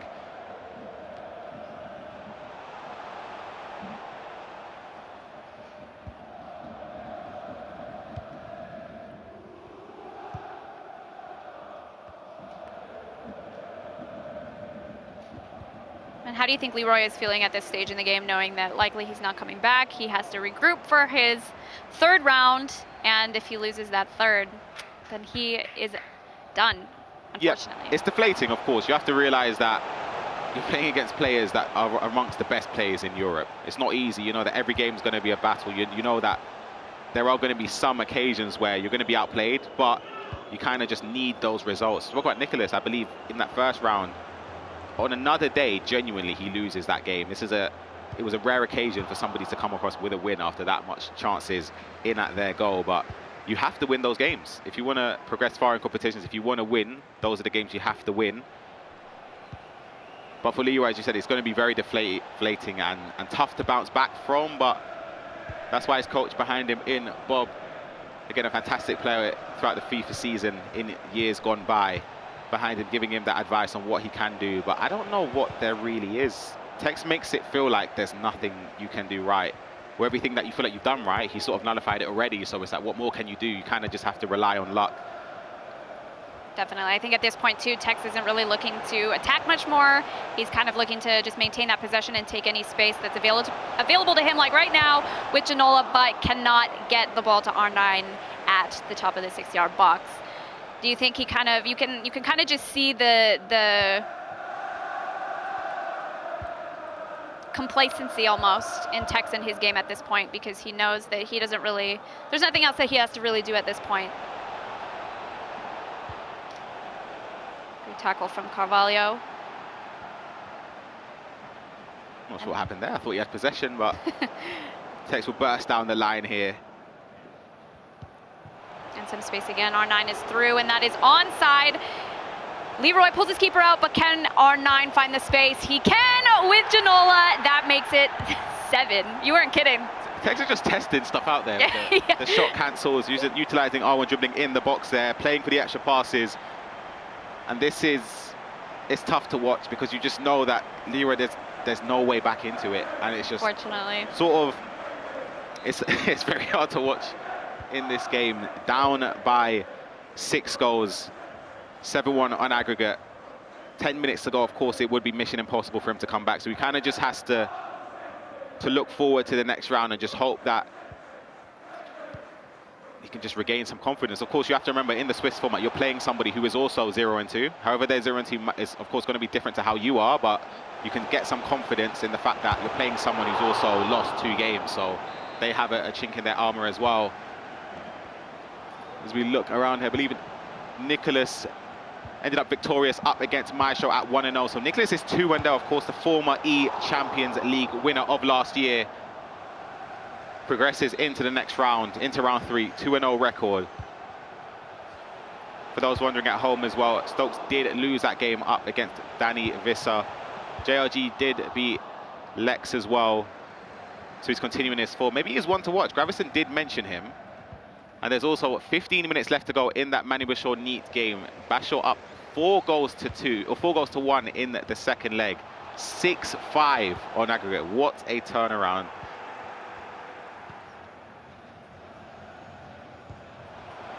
Chance here from Janola again, but Van der Sar comes out fast enough to catch that ball, so Tex cannot make it 8-1 on aggregate. Now listen, I feel like if this were me, Rage quit?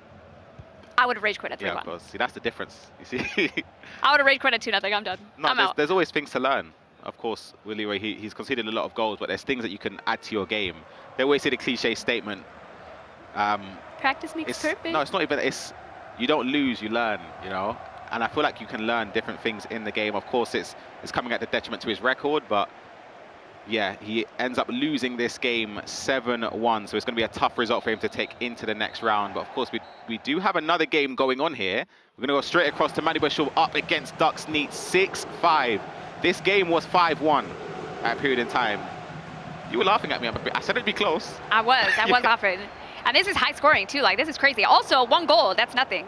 There's not much time left, but see him pushing forward here. If you can get the rubber ducky just to win possession, it wasn't meant to be. You can see the pressure already. Constant pressure has been applied there. The offside trap could leave. Neat in on goal here. And he is Messi to R9 with the open goal, and he makes it 7-5. Yep, the big Vamos across the arena celebrating. Of course, he knows that is a job done, scoring late on there to make it 7-5. We have an instant response here from Manny Bashor. We don't, unfortunately, and obviously he knows at this point that it's it's impossible, I would say. Of course, but again, this is a game. You have to remember, this is at 0-1. Both of these players did lose their first round, so there's going to be somebody having to play Manny Bashor at 0-2.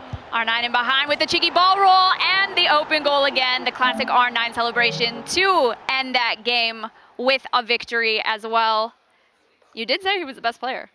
Yep, neat going forward, decisive, the ball around the keeper, the reverse elastico into an open goal. And of course, Ducks Neat makes it 8-5, progresses into the next round at 1-1. So we're going to look into another game. This is Ketadilo up against Raoni. We're in extra time here, 4-3 for Ketadilo's favor. As he gave away possession there, could Raoni push forward and potentially try and stem an attack that could lead to the equalizer?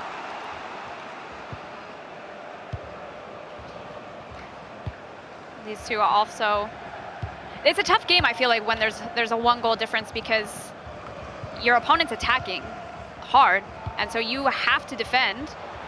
So it's still like, it's not, you know, like the game that we saw with Leroy and Tex, where, you know, one is kind of complacent with the lead. This is like a full steam ahead kind of situation. Ooh, maybe you could have kept the ball in the corner there for Ketadilo. It's easy to say from here. I probably would have done the same, but that could have led to another chance here for Raoni to push forward.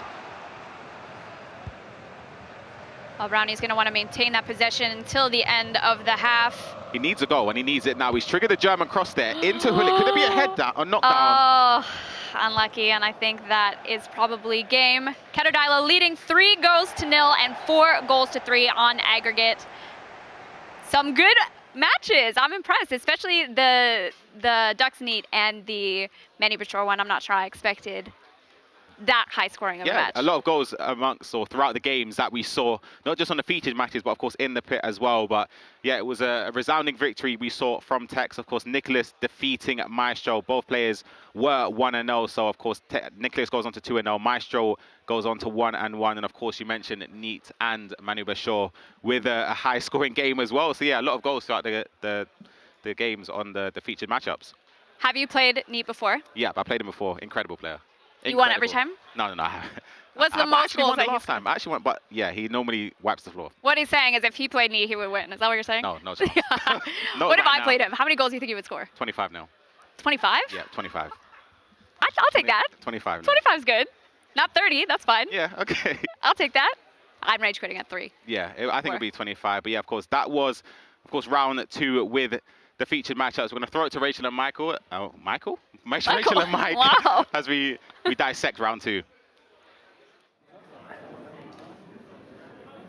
I love that Ryan was really harsh there to Leah. Absolutely threw her under the bus. 25-0 to Neat. I mean, harsh. How many goals would he score past me, or would I score past him?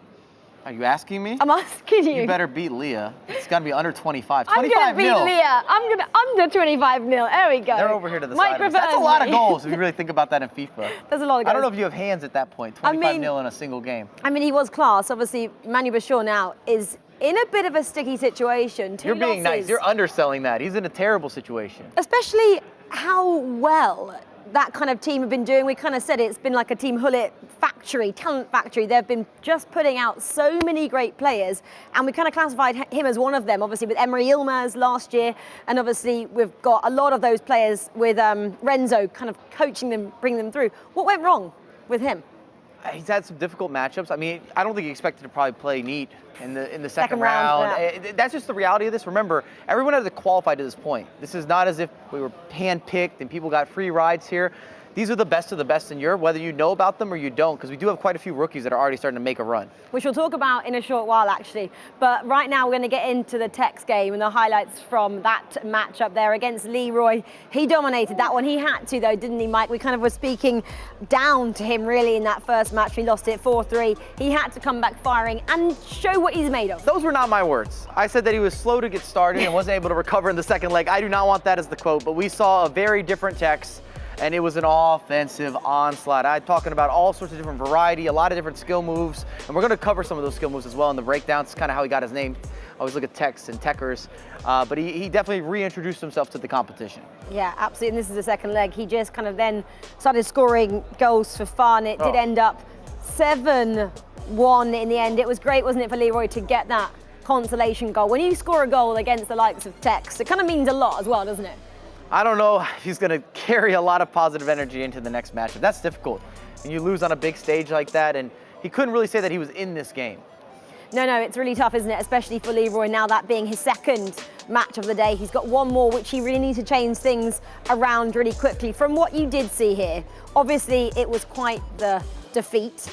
Can he do much? Can he take away much from that one going into the next match? You're being much more optimistic than me. If anything, my takeaway from this is that I wouldn't want to play Tex next. He doesn't have to do that. He's already done that. If you're looking at Leroy's position, he's going to need to take a breather, maybe talk to your coaching staff a little bit, and just remember that the Swiss format, we've seen this happen time and time again, you can go from 0-2 to 3-2 relatively quickly. You can regain some momentum. So just think about it, I've got another reset. Yeah, exactly. Well, Leroy has got 2 losses. Tex now with his first win then of the day. He lost his first round, won his second one, so very much in that upward trajectory now for Tex. A couple of more great matches. We already mentioned, didn't we, the Ducks Neat match up there against Manu Bashaw, 6-4 in the end. We have a couple of highlights to bring you as well from that 10-goal thriller over there. It was one of our main matchups as well. Gravison would be loving the result from this one. As you see the post, of rebounds for him, you take that with Neat. And he came out and played a spectacular opening leg. I love the step over here from the rebuttal with Bashaw. But you're going to see a lot of goals from Neat. And it shows a lot of the skill moves, a lot of the details, the intricacies. We talk about this a lot, but that's what he's known for. You heard Ryan discussing how difficult it is to beat Neat, especially online.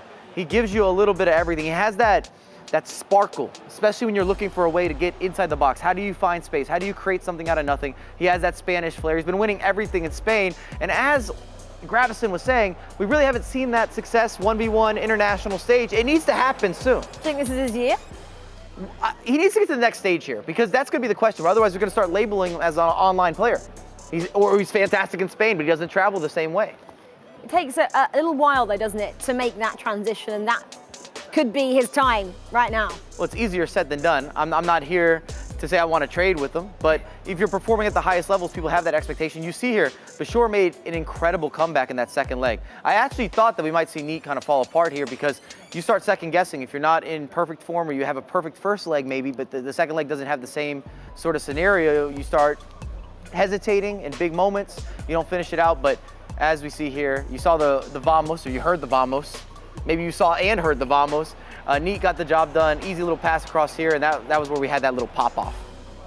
There we go, and that's just the disappointing look then from Manu Bashaw there, who does have to go now into that third match of the day with no wins next to his name, which is a tricky situation to be in. And I haven't actually noticed, is Renzo from Team Hullet hanging around? Has he got a coaching setup? Yep, he is okay, set so up. he'll go back and sit with his coach, and we know how well he is. Obviously, Team Hullet Ninjas in Pajamas for the EA Sports Cup. They took the title there with Renzo in their corner. He knows how to win titles as that coach. And I would also go on air saying that he's been the most successful coach, I'd say, at this point, in terms of the variety of talent.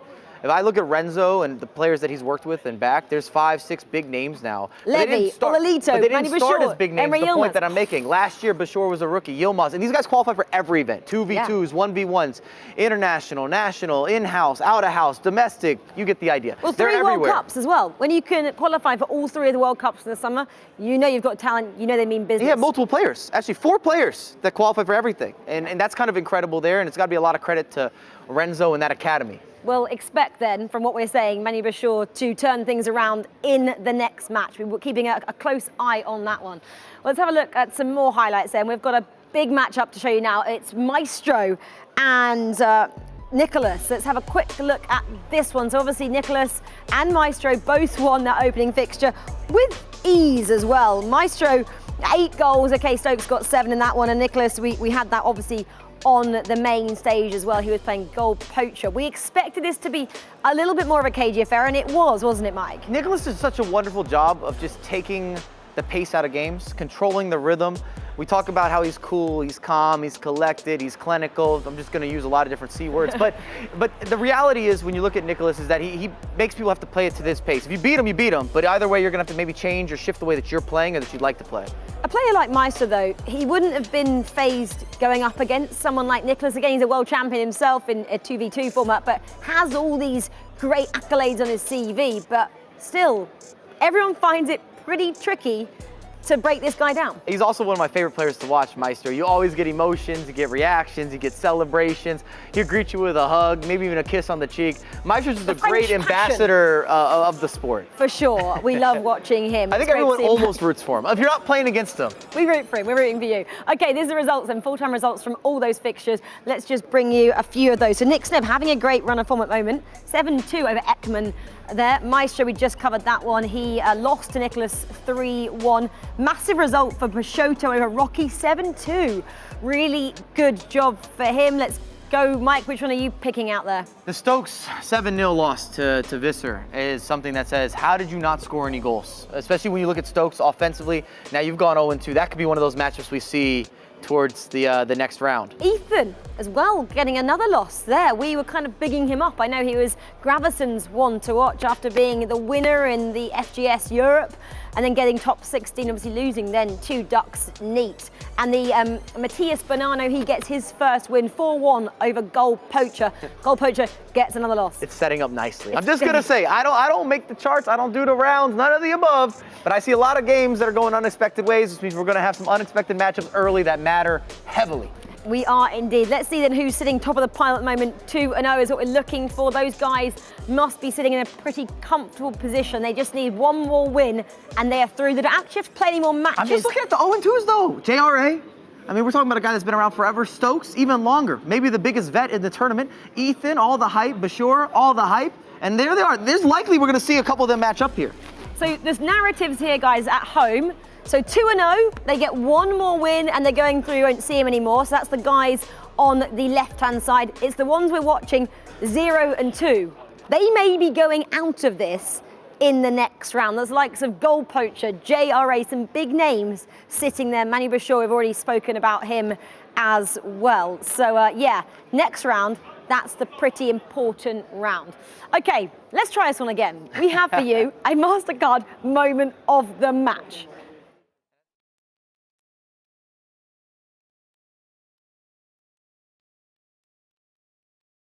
Talking about these techers. So you've got the ball to Ronaldinho, you've got to get it to the inside. You have all these options, you're assessing those. You see that fake shot cancellation. Now some step overs for the people. A little bit of a block, you think it's done. You've defended well. No, you haven't. And selling the skill moves is so important at the pro level, and Tex does this better than anyone. You're going to see a ball roll, scoop turn, fakes to the inside, takes it back towards that end line, and then he opens up space after the additional skill. Ronaldinho steps into space, buries it, first time finish. And it's just the composure, the essence, the feel, the fluid. It's a beautiful game. And that, of course, was our MasterCard moment of the match, and it was given to Tex in match number 2. I mean, do you expect him to do as many skills when his back's against the wall after losing the first one? Yes. I mean, I possibly I back him. I'm entertained. As someone who does too many skill moves, I'm always looking at how am I going to innovate? And Tex is one of the best at doing the unexpected, or adding a new element into a skill move package. Well, I love to see the skill moves from Tex there, so it was great to see. Right, we have another partner to bring you as well. This is from Turkish Airlines. It's great to have so many partners on board for the eChampions League. Well, Turkish Airlines widens your world. And we want to have a little bit of a game for this one. Mike LaBelle is the person who's going to play the game. I didn't get a heads up on this. What's the game that we're playing? So I'm going to maybe talk a little bit about Europe. There's a quiz on Europe. How good are Europe? You live in America, don't you? Yes, I do. I live in New York. Okay, so maybe not great. Okay, so let's get into this then. So I'm going to give you a bit of context. 64 players, of course, are here, travelled from all over Europe to be in London to compete in the group stages of the ECL. Obviously, we have the knockouts in April, and then we have the top 8. They get to fly to Istanbul just before the Champions League final as well. Okay, Mike, let's have a look at this map then. What are you going to ask me? Yeah, what are you going to ask me? How many countries, this map isn't helping, but how many countries are there in Europe? So not players from the countries that are competing, total countries. And this is probably including like the little provinces and all the, oh my goodness. Every single country. I know what you're thinking. You're thinking like in Monaco, yes. I'm going like, I'm going to, I feel like, all right, you guys play at home if you're in the chat. Yeah, I'm going 37. Are you actually close? How close? Well, it's 44. Not that close. I feel like I wanted to be better off. I would rather have been in the 40s then. How many countries have you visited in Europe? Maybe half of those, maybe like 15. No, 15 half of the guess that I took, not half of the reality of it. You live in New York, you've definitely not been to 15 European countries. Okay, next question. Let's quickly rattle through these. It's not about me. Great. Please give me something. I'm sorry in advance, this one's quite tricky. how many kilometers is Istanbul from London? I mean... We don't even use kilometers. So we use miles. 10 miles is Like 6K, or 6.2 to be precise. It's the other way. I thought, all right. 10K is 6.2 miles, if you're going in miles or K. All right, let's go with 1,600. No, wrong. 2,498K between London and Istanbul. Finally, you might get this one. Please help me. Okay, Give me something. Which country here today at the ECL has the most competitors first, and how many second? Okay, so most competitors, Germany. Yeah, so and that they're was in the action same at tomorrow. the finals. Yeah. And How many total Germans? Germans. It's double digits, more than 10. Are you gonna name them? 16. 6. I'm trying to look at your face. Are we going up or Well, down? you're wrong. You're very close. So 15. Okay. Umit, Anders, Mo Alba. I get 3 there. That's Anders, pretty, not German. That's pretty good. Just saying. Danish. Yeah. Danish wonder kid, obviously. Just Rachel's plays wrong. for Leipzig. It's all good. It plays with Leipzig. That's where. Anyway, let's move on from our Turkish Airlines Please, quiz. no more quizzes. Hope you enjoyed that, guys. Widen your world with Turkish Airlines. Okay, well, that was our really fun quiz on the stage here. Let's move on Do we have any more of swiftly. these coming? Let's just go into round 3 because I need to go off stage and come up with better questions for quiz number 3 or 2, which is coming later. Okay, who's playing next? I know you want to know, so let's give you a little bit of a preview right now. Round 3. Well, we'll obviously in round 3 we'll see who is going through and then we'll see who is going home. So match 3 is pretty crucial. Here we go. So obviously we've got some feature matchups coming your way. Leroy and Tex. That was the matchup we saw before this. That was neat, of course. And Manu Bashir. Who's going to go through and who's going home?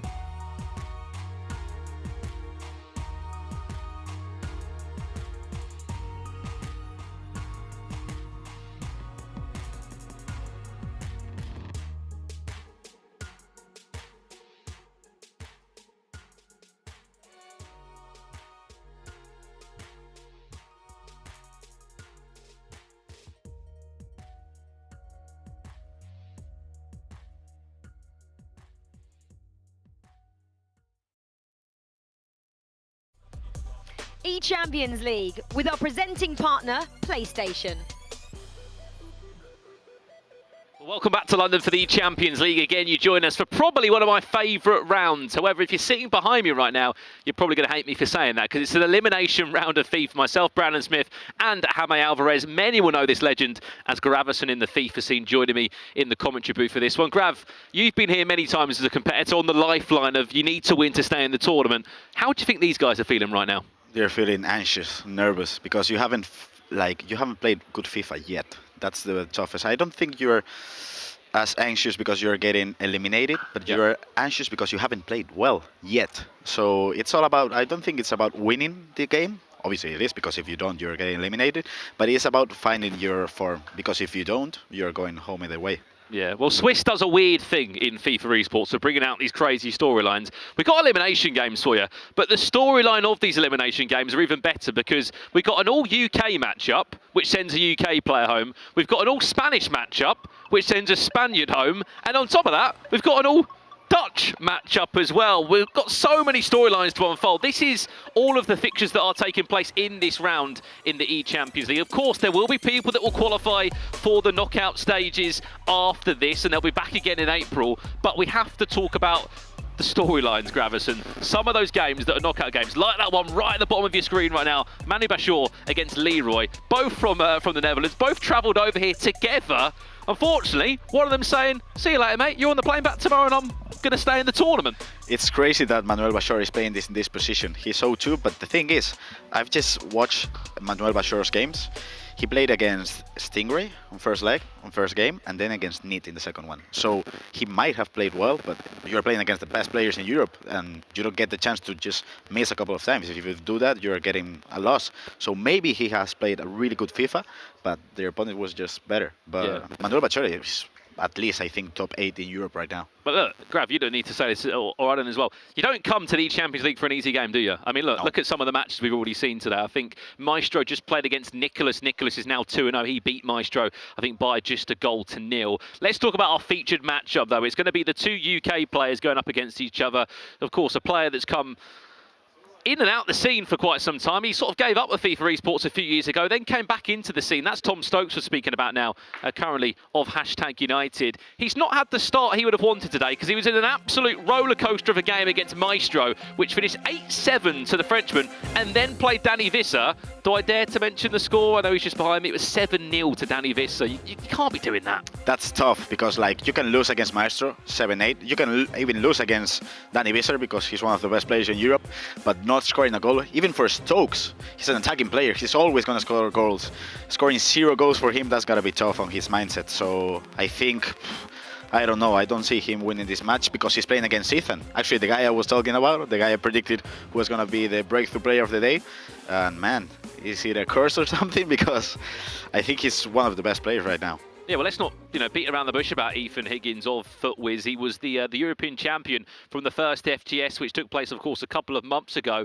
He's been a serious player, had a good run in the EA Sports Cup as well in the 2v2. He'll be in the EPL this year again, representing Crystal Palace. He's not had the start he would have wanted today. Played against the legend that is Rocky, losing 5-2 in his first game, and then came up against the only Luxembourg player in this tournament, in Ivan, losing 2-1. Again, a rocky start for a player that you said was the breakout player of the day. He's still in the tournament. We must say that. He is still in the tournament, but this is a must-win game. I think he can go through still. Like, if he wins all these 3 rounds, he can still go through.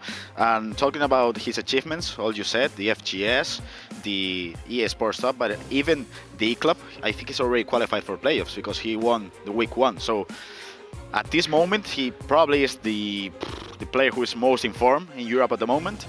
I think he can make it through still. Yeah. But yeah, he cannot miss now. What's the attitude?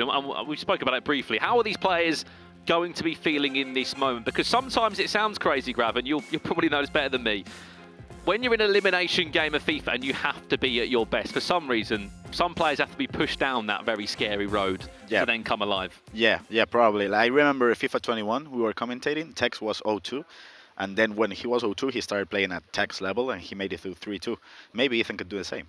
Yeah, potentially so indeed. If you have just tuned in, this is the Champions League. This is day 1 of our tournament here in London. Again, if you're wondering where the likes of Anders and Mo Alba are and some of those German players, they're in action tomorrow, okay? Europe has been split into 2 sides. Today, we're looking at the west side of Europe. Tomorrow will be East and Central, hence why you are seeing different nationalities and players in action today. But this is a big round, Gravison, because we're going to congratulate a handful of players into the knockout stage as well. I know we're very much looking at the bottom half of the table here, but Nicholas, pressure may have been on him as a defending eChampions League winner. Well, he's 1 win away from being back in the knockouts in the last 32.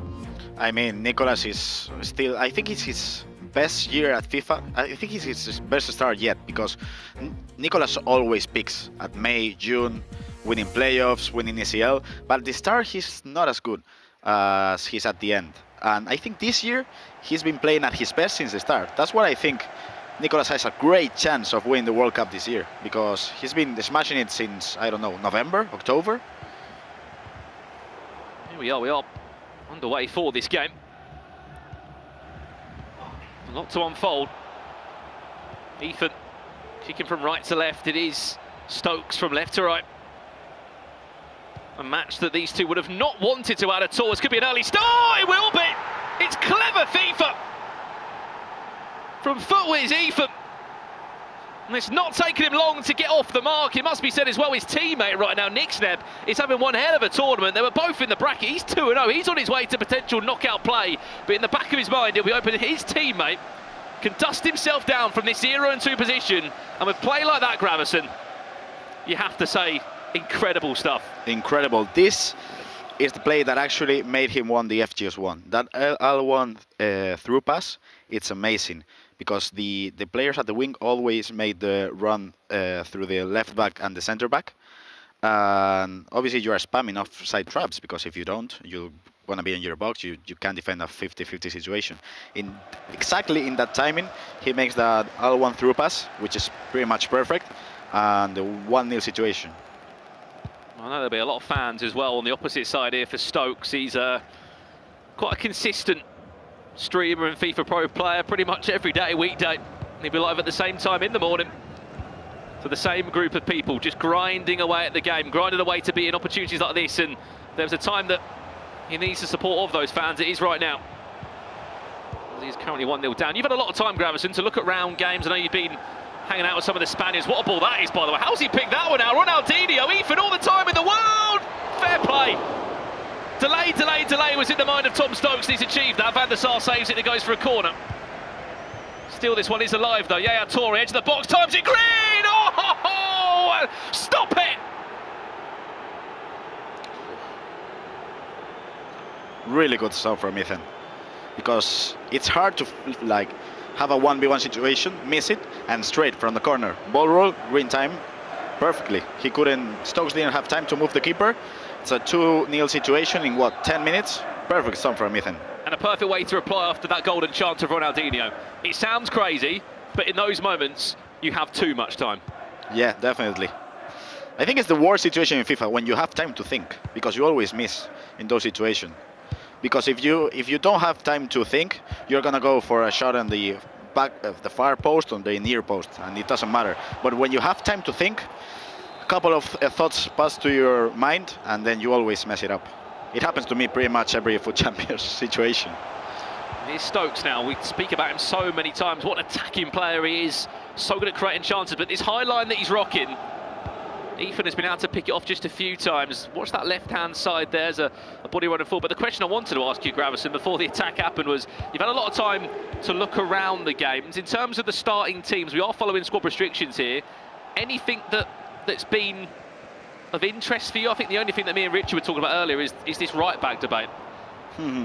I mean, yeah, I would say like Valverde at the right-back. Speaking of him now, he might be just pulled out of position. Corner, played short. Cycled well, back to Ronaldinho, who will strike the hands. But as you were saying, the Rivaldo situation, sorry, the Rivaldo? Don't know what he's on the pitch. Valverde, I've gone from Rivaldo to Valverde. Valverde, he's in a battle constantly with Al Iran, obviously the FUT hero from Saudi Arabia. It's a conversation, it's a debate we're going to have. We even saw earlier Nicholas put the FUT hero as a right back to try and stop the attack and try to stop the pressure. Here's Pele, Tom Stokes doing very well. Was there a fingertip save on that from Van der Sar? Yes, there was. But expect goals in this game. Brilliant goalkeeper movement by Ethan, brilliant. I think it was a double tap in the triangle, and that was brilliant. Because that could have been an easy goal for Stokes, and this might be a 3-0 situation for Ethan now, because he pushes so many bodies forward. We have got a goal in the old Dutch derby, we can call it. It's an elimination game of FIFA. Where has that goal gone? And it has gone the way. Offside? Or was it offside? I would say it was an offside, yep. We'll give you an update as soon as we can from it. Leroy against Manny Bashor.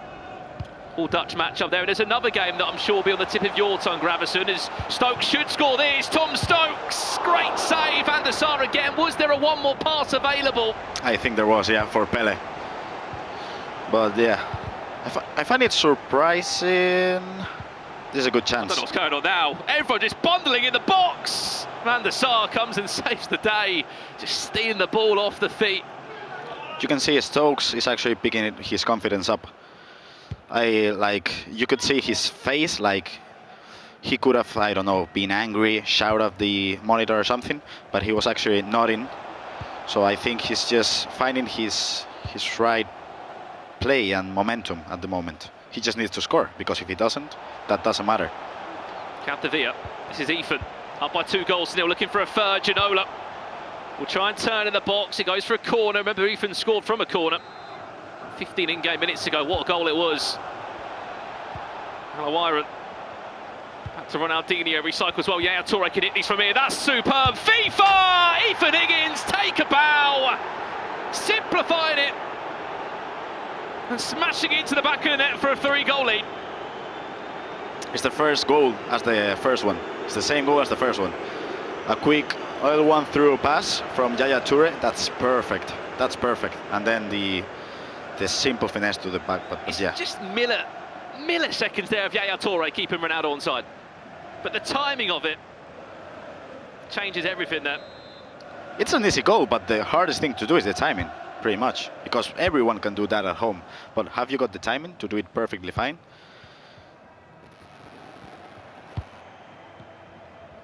Well, we have got a goal, a confirmed goal this time. No VAR needed over in the Dutch matchup. Panama Shore against Leroy, and it looks as if it's gone the way of the team Hullet player. There is another game underway as well, which I'd love to get Gravison's thoughts on as soon as we can go to it. It's an all-Spaniard matchup. There's a storyline there because they're both playing La Liga, and you were telling me, right, Gravison, that they're actually playing against each other next week. So yeah. they're playing an elimination game of FIFA now in the Champions League, and then they've got to go and play a league game against each other next week. Yaya Toure, Tom Stokes needs a bit of help right now. He doesn't need that. I'll probably say he needs Yaya Toure to play a little bit better, because you see Ethan's Yaya Toure actually having 2 assists this match, and Stokes' Yaya Toure now missing one hell of a chance. Capdevila again, Ethan looking for goal number 4. What a start to the 45 it would be. I mean, that just shows how confident he's feeling. Timing it green with the Spanish left back from that far out. We did say it before the game started, Gravison. An elimination game of FIFA like this can bring out your best performance. What a 45 minutes that has been from Ethan. Yeah, because not only has he scored 3 great goals, he could have scored a 4th. And then when Stokes got to that 1v1 situation, his goalkeeper movement was amazing and so quick. The reaction was so quick. So yeah, pretty much what you said. Perfect half of FIFA. Half time, but if there's one man that can turn a lead around, it is Stokes. Definitely. He is a very, very attacking player. There is a second leg to come and still a second half to come in this game. Do keep that in mind. And there's one man in his corner, former EPL champion of Man City Esports, still of Man City Esports, his Shells. He's been called into action to coach Stokes through this time round. What do you think he's going to be saying to him at this point? Pretty much to, I don't know, calm down, talk about specific situations. Maybe they're talking about tactics, because I think both the first and the third goal of Ethan was because of the Stokes tactics. Like his defense is going, they're sending so many bodies through, they're spamming the offside trap. So probably I would say some change in the tactics. But yeah. Do you think he was using the offside trap too much then? Yeah, probably the offside trap and the depth. The defensive depth was a bit too much. If you have the defensive depth up to 70, it just offside traps every single time. And if you make that play, the 1v1 through pass like that, it's easy. The amount of times that Ethan has just unlocked the door to this back line. Ronaldinho, Ginola. Capdevila is there, Ginola's still there, just about. The possession changes hands again, but Ethan's press is good. Was R9 offside? No, yes he was. He goes back for a free kick. But you are right, there has been quite a risk at the back, hasn't there, from Stokes, and Ethan's done a great job of just finding those through balls, those extra runners over the top. Which is not easy at all. Well, it's Stokes' time to start a comeback. Certainly has got it in him. Back to goal. Oh no, reverse elastico! That's what he can do! Easy tap in from Stokes. Easy reverse elastico. And an easy goal for R9. But can he keep it up? This pass was amazing. And yeah, he didn't move the keeper this time. Last time he moved it, this time not. So probably the third time he's gonna keep it as well. Is Stokes gonna go for the near post this time? Next time I think he will. Just that little reverse elastico there, Gravis, and it just opens up the space, doesn't it? Yeah, it's all about the angles, I would say. And you can see it, players who are not like, I don't know, spamming that much skills or who are not skillful enough. But if they understand the angles, that's all that it takes. Because Nicolas, you can see he's not like a skillful 1v1 situation player, but he understands angles so well. So that's all that it takes. It's a game of animations, right? Yeah, definitely. It's about getting in the angles, the right shot type and the right player. Again, fullbacks have been everywhere. And a talking point that we've not stopped talking about. But this time it's on the side that should be the stronger of the two. Capdevila pickpocketed again. German cross? No. This is a good chance. Well played. It was a risk there to just come out and win the ball back, but had to be brave. It's interesting, the right back situation and the center back situation, because pretty much everyone is using Lucio. But you can see Stokes using Ricardo Carvalho, and you can see Ethan using Konate, the UCL item. So I think that's a tricky one to figure out, because I don't know which one I would use. Because there hasn't been a great deal of Champions League items that these guys have been able to use for this exact moment. Obviously, as we know, the road to the final continues. The upgrades will naturally happen, and by the time we get to April, there'll be a lot more players in conversation. But you're right, there's not been the biggest list of options, especially when you've got foot heroes and icons that you could use instead that just offer you a little bit more. Hence why a player like Messi, as much as we love him, I think his Champions League item's got about 84 pace, and if anything will be maybe a super sub towards the end of the game. Which I don't think he will. Good play, good build-up. Ginola. Ronaldinho, Ethan needs this one! Extra pass that no one saw! Ronaldinho doing different things. Ethan thinking just one step ahead of his opponent. And just like that, look at it again. Brilliantly done from Ethan on a plate for his forward. And it's a 3-goal cushion that's been reinstated. The perfect way to head towards heading into your second leg. The build-up. I think it's the thing that I like the most about FIFA. Having like the right build-up, the build-up play, which is the hardest thing to do in my opinion. The build-up with the runs, with the fake bicicletas, everything was crazy. And then having the composure to do that extra pass and an easy tap in. Great play by Ethan. He's playing at his best right now, 4-1, crazy. And you can see Stokes isn't happy with his performance at the moment. But as you said before, if there's someone who can turn this around in like flick of a second, that's Stokes, for sure. I'm such a big fan of Stokes' Twitch channel. Like, I watch him every single morning. Yeah, we know you. Yeah. I can imagine it, Gravison. You're in a coffee shop in Spain with Stokes' streaming every day. You're part of the loyal gang. That's just his commitment, isn't it, to this e-sport that he has every single day. He is live, but he's 3 goals down aggregate score. There is still a second leg to play. There is still time, but it needs a massive performance. You are seeing a great example right now of why Ethan was that FGS1 European champion. Stokes. Big chance now, cut back inside, Van der Sar with the heroics. And the goalkeeper movement, again. Save him 2 big chances now. It could have been like 3-4 right now, but the goalkeeper movement is so important right now at the FIFA 23.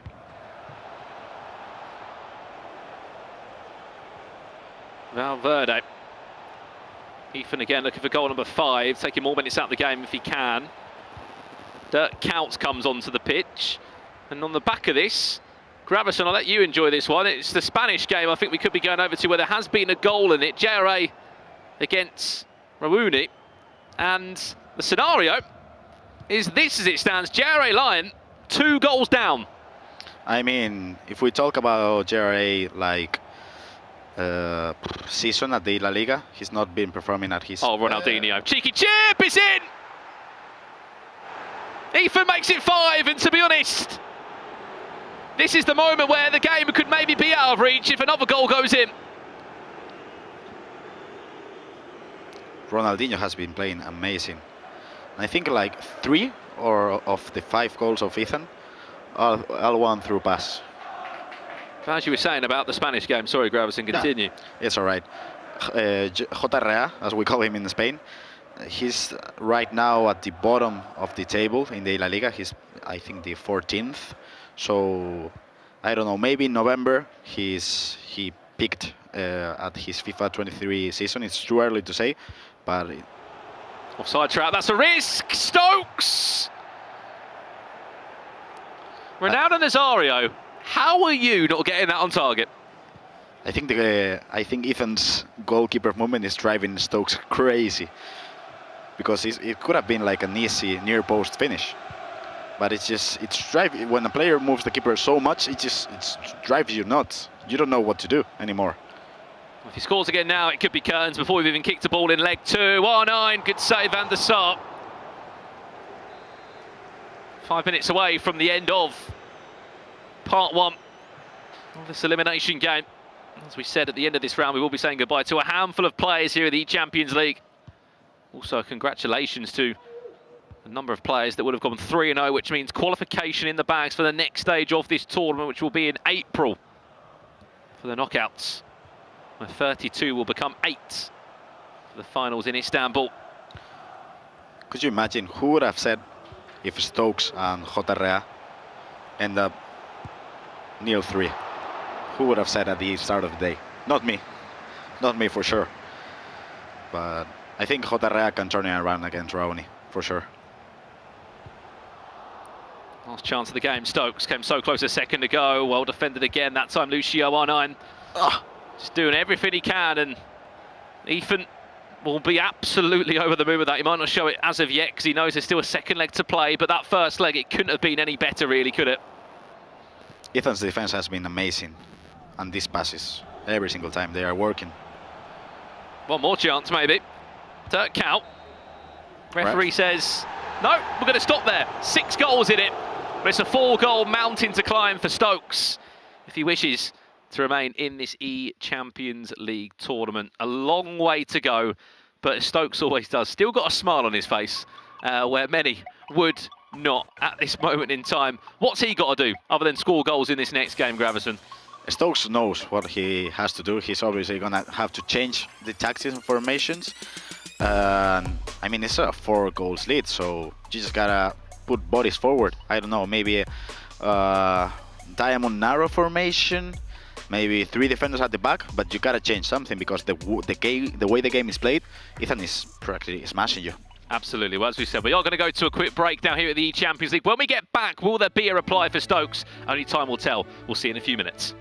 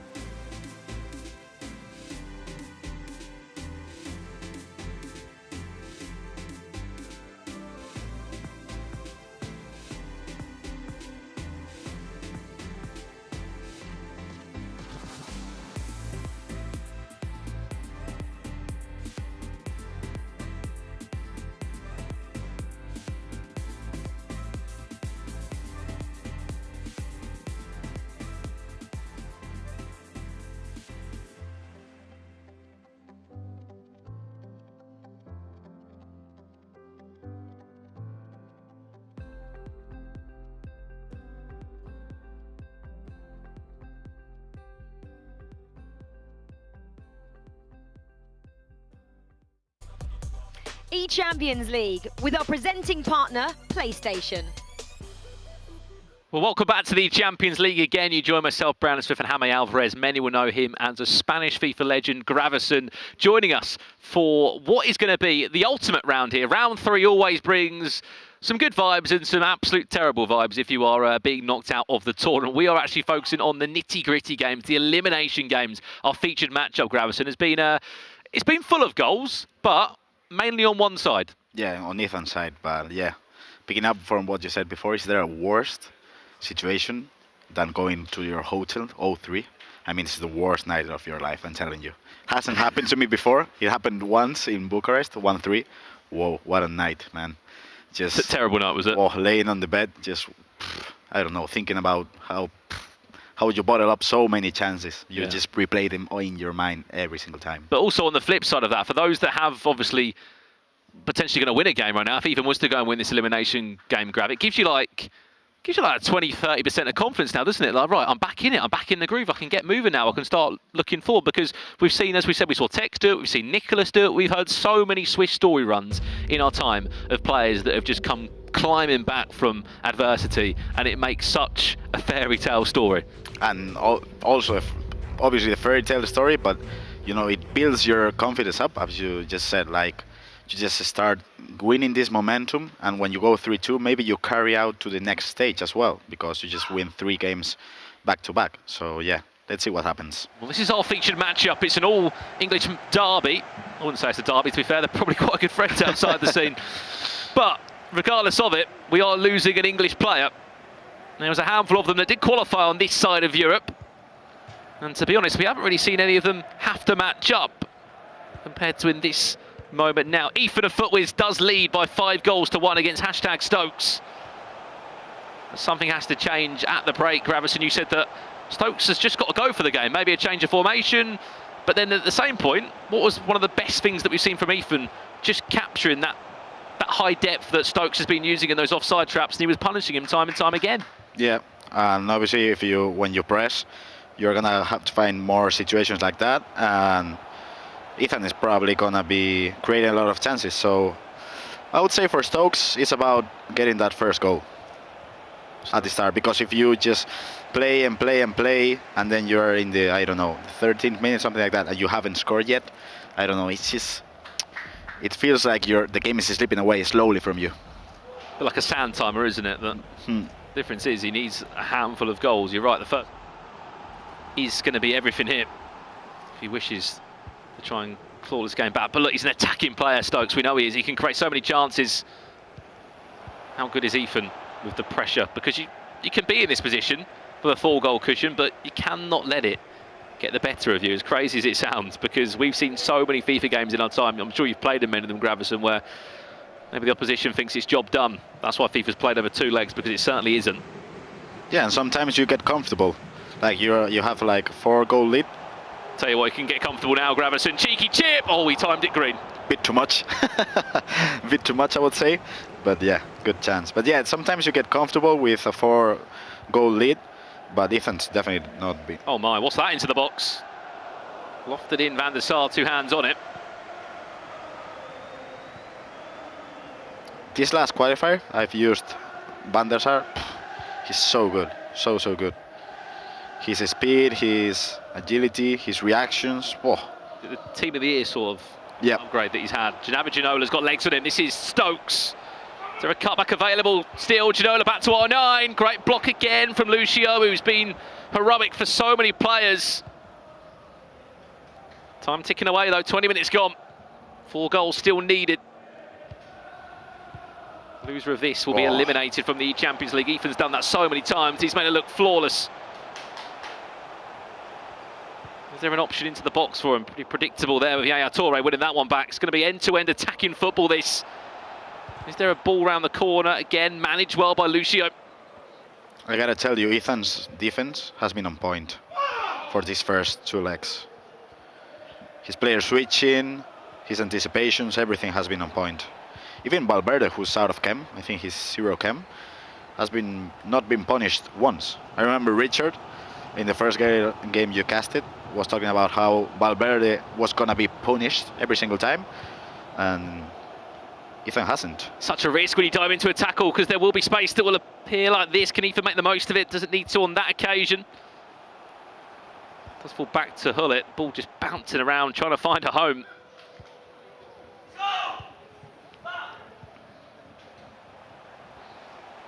Capdevia. This is Ethan. Looking for a comeback or maybe even a finish on the edge of the box. Great feet. Really well done. One more pass was there, and as this attack breaks down, let's jump across to the Dutch game that we mentioned. Leroy against Manu Bashir. Currently, as you can see, Manu Bashir leading by 2-0. Make it 3-0. I didn't see that cross. I wasn't expecting that. I was expecting, like, I don't know, green time shot, something like that. That cross was perfect. And yeah, Manuel Bashir bouncing back with a 3-0 lead. You've got to remember how impressive he was last year as well. I remember being in this very room in the playoffs last year where he was involved. Picked up by the Orange, the Dutch National Federation. He's been a massive player for them and another great example of these monsters that Team Hullet just keep on creating time and time again. Ethan, Capdevia. If he scores again, he'll conclude the game. Van der Sar gets a toe on it. Just to parry that one away. I think, for being honest here, Grav, he can't concede. No, he can't. And that's hard to do against Ethan because he's going to keep creating chances. But yeah, he cannot concede at the moment. Has to score first and cannot concede if there's any chance to build a narrative. Unfortunately, JRA looks like he's down again. He was 2-0 down originally. We'll check in to see the scenario there. Ronaldinho back to David Ginola. This is building up nicely still for Ethan. He's just waiting patiently for the time to go forward. Comes back again. Is the chance there still? I mean, the ball still keeps falling back to him. Eventually dispossessed. Not for so long. It really is end to end. You cannot take a break out of FIFA play. Never. Because even if you defend well, your opponent can get the bounce back and have this chance. Is there a flick on available? Headers and volleys in the box. Potentially from Ethan. Team press. Doing so well just to find every single ounce of room and space to manoeuvre in. Well read by Valverde, and we'll try and leave this game very quickly just to give you an update. Over in the Spanish game, as we said, JRA was 2-0 down. Raoni looking to add another one onto his tally. We'll give you an update as soon as we can there. Oh my days, Ethan moving. Too quick to commentate on. Definitely. I thought I'd say that before, but relentless half-time here. We'll try and give you an update over in that other matchup now. But look, 45 minutes has happened, Gravison. It might be 0-0, but for Stokes, the scenario is the same. 4 goals needed. Even you had hope to put even more players forward, because right now Ethan got, like, I don't know, 3 or 4 clear chances. Stokes just got 1. So I don't know, you gotta change something up, at least one thing up. But yeah, Ethan has been comfortable, and his pressures after possession loss has been on point. Really, really good. There you go, half time. 0-0, but on the aggregate, as we said, it is still a massive, massive scoreline for Stokes to try and chase. 45 minutes away from being knocked out of this tournament. As we look to jump back into the second half of action there. If you are after an update of that Spanish game, we'll give it to you as soon as we can. Manu Bashir leading by 3-0 against Leroy, looking to knock out fellow Dutch representative. I can confirm that one of these two will be leaving the tournament. Offside. At the end of this game. Let's jump over to the Spanish game. I've teased you for it. Here it is. We've got it now with the update in it. As we said, Raoni was 2 goals up. He made it 3-0, and Grav, it doesn't get any better for JRA, unfortunately. Ronaldinho dancing his way into the box, putting on a plate. 4-0. 4-0. And I used to play for Zaragoza back in the days in the La Liga. So watching a new player coming out and performing this good against JRA and a Spanish legend, I don't know, kind of makes me happy. They probably stepped it up from me to Raoni, right? There's been quite a few players that play for Real Zaragoza. I mean, Matías Bonano played for him last year, yeah. Last season. Nah. I mean, that's a player that's feeling confident if he pulled that one off. Ethan dinked him well, finds Hullet.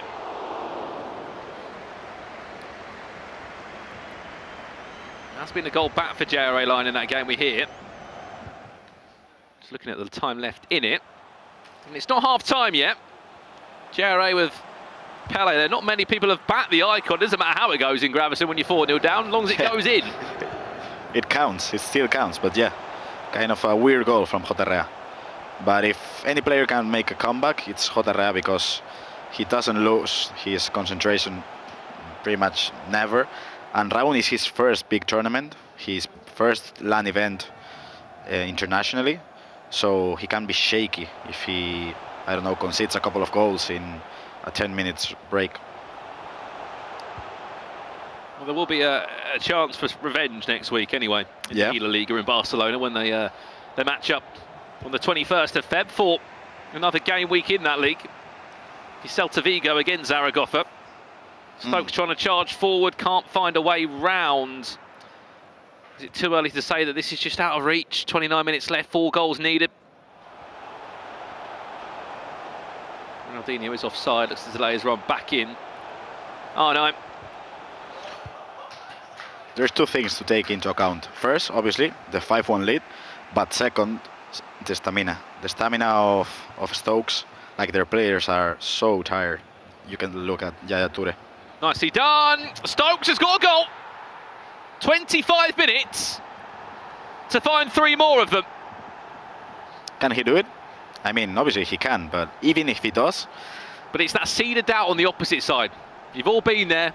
People at home even in a game of Foot Champions, as much as you say, Brandon, what are you talking about? When you've got a 4-goal lead and you concede 1, there is a tiny seed of doubt.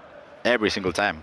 And the thing is, when you're watching it from a third side person view, like you're just like 3-goal caution, like there's no way he's gonna come back. But when you're playing it, and even though you're leading from 3 goals, you are like, in just 10 minutes he can come back. Like, on the flip side for Ethan, this is where he has to show that experience of being the FGS1 champion. Those runs in the playoff last year where he would have wanted to get even further. Just to try and carry him through. Stokes looking for another goal. Is he on his way back to claw this game back? Maybe he is. Oh no! Off the woodwork! What a save! Woo! That goes in, the game changes, but Van der Sar may have just saved Ethan. Would you say save of the day? At least from what I've seen, that was crazy. I mean, Van der Sar's made a few, isn't he? Yeah, he does. He's made quite a few. What a save that one was. Onto the woodwork, and there just was no one there on the rebound. The time you needed someone there. And it was like for a second, Stokes was on this level of trajectory. He was getting there and there, and then that goal goes in, the belief goes up again, and unfortunately, I think it's come a bit flat. Yeah. What do you do now? Like, your defense's stamina has gone like pretty much to nil. And you don't have that many chances. So even if you come back, are you gonna still be able to play in the last minutes of the game? You cannot think that in Stokes' position, but that thought would have crossed my mind for sure. I think it will go out for potential corner, but time continues to trickle down. A throw-in, sorry. 3 goals needed for Stokes. That's good. Fancies that one, who Van der Sar did too. That's been a goal in the Spanish game again. Jarre against Raoni. Where's that one gone? It's an equaliser we hear in the leg, so that's 2-2 in the leg.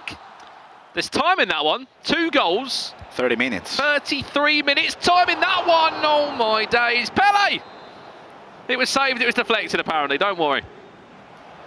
I was just surprised that we did not get that one on target. Messi dispossessed. Just... he's fresh off the bench, but lacking it.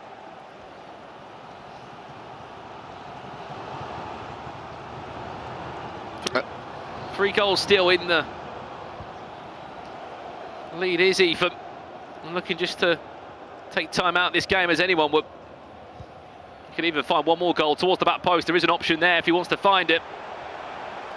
Doesn't need to though. This is smart FIFA. There's no need. Or maybe he will recycle back this time. Still doesn't want to pull it. One more pass. A perfect game of FIFA for a player to watch out for this year in Europe. He just about keeps his status alive in the eChampions League. Oh, the extra pass was beautiful. Beautiful FIFA from Ethan. I mean, that was the perfect play, you would say. Being patient enough to go to a byline, come back twice, and then when you have the open space, just tap it in. Well, I'll tell you what, there's a narrative building in another game right now. As soon as this one concludes, we have to go and join it as best we can. JRA is only one goal away from equalising a 4-goal deficit. There is more time in that game than there is in this one. It'll be nothing more than a consolation if Stokes is to find a way through now. Still superb defending. Second chance, Van der Sar's there again. Surprise, surprise. MVP, easily. What a match from Van der Sar. As much we can say Van der Sar's been brilliant, Ethan has been superb. With a really strong performance, he will be in the tournament still. It's his first win he's picked up here in the Champions League. His record will be, of course, 1 win, 2 defeats. He's back to another elimination game for him. As soon as we can, we'll jump over to JRA against Raoni. It's in a pause at the moment, which is good. It means we can catch that one. Yeah. I would like to say, it's not only about Van der Sar performing really good. It's about Ethan performing really good, isn't it? Definitely. His goalkeeper movement, his defense, his press after possession loss, his timing has been on point. And I mean, you gotta play really good FIFA to beat Stokes 6-2, 7-2. And if you can get just a snapshot of Tom Stokes right now, look, there's not many FIFA players in this world that would be 0-3 going to have a tournament. He's still got a smile on his face, as much as it might not be a real smile, but he's still there. He's an animated figure. He's a great person to have in this FIFA scene. Unfortunately, not his eChampions League year. He will be eliminated. This one, though, Gravison, this is a game that you've been excited to watch. JRA in the white strip needs a goal. Whereas Raoni got one more goal up his sleeve. Aubameyang, I didn't think I'd be seeing him on the pitch. His Champions League item, he could be through. Aubameyang, of all goal scorers, to knock out JRA lying out the tournament. It's the new kid on the block in Spain of Real Zaragoza, who remains in the eChampions League, but there was question marks over him. Aubameyang, of all people, coming on to save the day. Whoa, crazy, crazy goal. And we can hear screams pretty much from every part of the building. But yeah, congrats to Raoni, both Raoni and Ethan. And yeah, let's see what we can see now. Where are we off to next? There's reactions from another game. There has been a goal, I believe. No way, corner? NickSneb against Jotable, I believe it is. So front post flick on from a corner. That's weird. You don't see that often after the last patch. Van der Sar, we said how good he's been. No man's land there and no one on the line to save the day. I think we're joining NickSneb's game here. His teammate has just survived in the tournament. This is extra time. Wow. This game is to qualify for the knockout stages, by the way. Both of these two have been unbeaten so far. I gotta tell you, after all the pandemic and everything that happened, isn't this like a beautiful view? Like, we dreamed about it. Like 2 years ago, we were dreaming about this. Look who's in that booth right now. You've got Maestro there, you've got Stingray there. You've got Emre Yilmaz, FIFA E-World Cup finalist last year. You've got Tom on the left-hand side of your screen. Rafsu, back again, great to see him. Oh, Rafsu, the passion. I love Rafsu so much. We can see Raoni scoring the last goal, 3-5, and it's an easy, but man, this view, so many people. Heather's over here on the left side of the screen. Rocky, look at Rocky on the far left-hand side. Oh, man. This is literally, look, Texas just sat down. It's a pit of FIFA legends that have been in and out of our scene across the last couple of years. And guess what, tomorrow, there'll be 32 more in there as well. Anders Vergang, Mo Alba, Umit. Rafsu, the passion, man. I just love him so much. The passion is there still. He was in a 2-0 situation, so maybe he has qualified. I'll tell you what, I think he may have. Yeah. We'll give you an update as soon as we can. For now, it's extra time here. Are we about to see our first, one of the first people to qualify for the knockout stages? Yeah, we're seeing Jotable against NickSneb, Footbees against Koi. Koi is a Spanish team, Spanish esports team, which has been created like 2 years ago from Ibai, the streamer, one of the biggest streamers in the world. And you can see Jotable and Chosita in that team with Carlos, legend, as their coach. Probably one of the... Ooh! NickSneb could get easy pickings here. Lionel Messi! Great save from Van der Sar, last chance of the half. Corner. Is there enough time to recycle this one round? Poor pass, but in short, as you were saying, is this a new Spanish player that we need to keep an eye out for? Yeah, for sure. He's been playing in La Liga since FIFA 20, but here he has stepped up his level for a little bit. That was Tom, I think. Oh, the screams and everything. I love this, man. I love FIFA esports. I'll tell you what, we will be down in that pit for round 4 and round 5, giving you updates as soon as we can. Rafsu cheering his fellow Frenchman on. That's Peixoto next to him right now. There's a picture for you. And fair play to whoever's organised the seats. You've got 3 French players there. Maestro, Peixoto, Rafsu, all next to each other, cheering each other on in that game. You can see a couple of scorelines there. Danny Visser, Stingray. That one is currently in extra time. There's literally minutes left of that game. For now, back to this one. NickSneb needs a goal. There's 15 minutes left here, Graham. So there's a lot of time still to be played. Yeah, definitely. And I gotta tell you, Carlos is now working with Jotable. I was working with Carlos for 3 years. He's one of the best coaches in the scene, for sure. And I think that's one of the main reasons why both Chosita and Jotable are stepping it up. In this moment now that he's got a goal, what is Carlos saying in this moment? Just to keep his composure, I would say, and go for the attack. Carlos is not kind of like a talking person, so he knows he's better to leave like the player calm and composed and just say like specific things.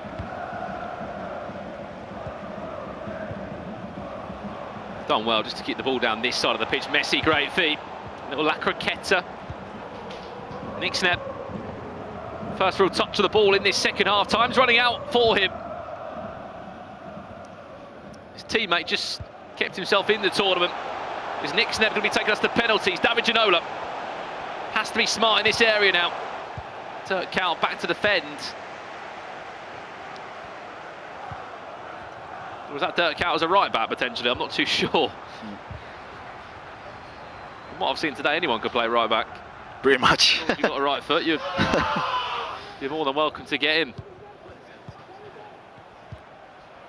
Another goal goes in for a Frenchman. I think that's Sami Lumi. His teammate Peixoto. Yaya Toure. NickSneb. David Ginola, is there a comeback available?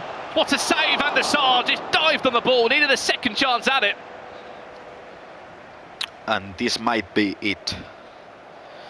If Jotable manages to keep the ball, that's it. That's game over and he's 3-0. But no. Oh my, oh no, oh no! It's an absolute gift for fullwidth NickSneb. And it looks as if we're on our way to penalties. You've literally got the knockout stages in your hands, and you've just thrown it away. NickSneb. Unless there's one more chance. Surely not. Surely not another one. Dirk Kuyt, Jotable towards the back post. The ball's bouncing up, goes for a corner. This will be the last chance of the game. Doesn't want to do it the easy way, does he, Jotable? If he was to go and get something now. He did just score from a corner. Keep in mind, look where Van der Sar is on the pitch and where Hullet could be going. Towards that post. Front post, should say, headed away. Ronaldinho, great save. Penalties. Pens. Penalties to qualify for the knockout stage of the eChampions League. Up steps NickSneb first with Ronaldinho. Which way will he go? Ronaldinho steps up, misses! And a chance for Jotable to put things right after a horrible ending to that game, with Ronaldinho does score. And now we have 1-0 lead for Jotable. NickSneb cannot miss again. Nice. To the left, 1-1. Let's see if Jotable scores and keeps his advantage. Ronaldo, which way is he gonna go? To the right, saved. Even Stevens. Penalty number 3. It's a Kocher, the goal scorer for NickSneb. Down the middle, misses. Dirk Cow, another foot hero to add to the collection. Dirk Cow misses as well. We're still all square. Still we have Ginola. Last time to, yeah, easy. Left. 3-2, 2-1, sorry. Now we have Toure. Right side, maybe again? No, he changed it. Here we go. Round 5. Still all square between these two. Remember, knockout stage is on the horizon. Messi scores. Jotable must score. Hullet steps over it for the Spaniard. Has to score to book spots in the knockouts. Does. Rofov to sudden death. Will we continue? Lucio, the centre-back for NickSneb. Down the middle. Jota, ball, scores. He's into the knockout stages of the eChampions League. He steps up. No. And we go again. That's crazy. Miss from NickSneb. Jotable, you won't get a better second chance. You score, and you're off to the knockout stages. Oh, wow. Panenka down the middle. How about that? I'll be seeing you again in April in the knockout stages. Oh, the passion. You can see the Spanish scene over there. Neat. Carlos Leyen, Jotable, 3-2. Oh, man. I feel happy for him, really, really. And I feel happy for Carlos, but man, what a penalty shootout. It was crazy. I mean, how did he had that chance? Just in general as well, for people at home, penalties this year. Is there any, can you look into penalties at all this year? Or is it just a complete guess? I mean, it's kind of a complete guess because you just gotta pick one side or the other or the middle, so it's... But there's no head movement. No. But there's no marginal gain, is there? It's No. just a complete lottery.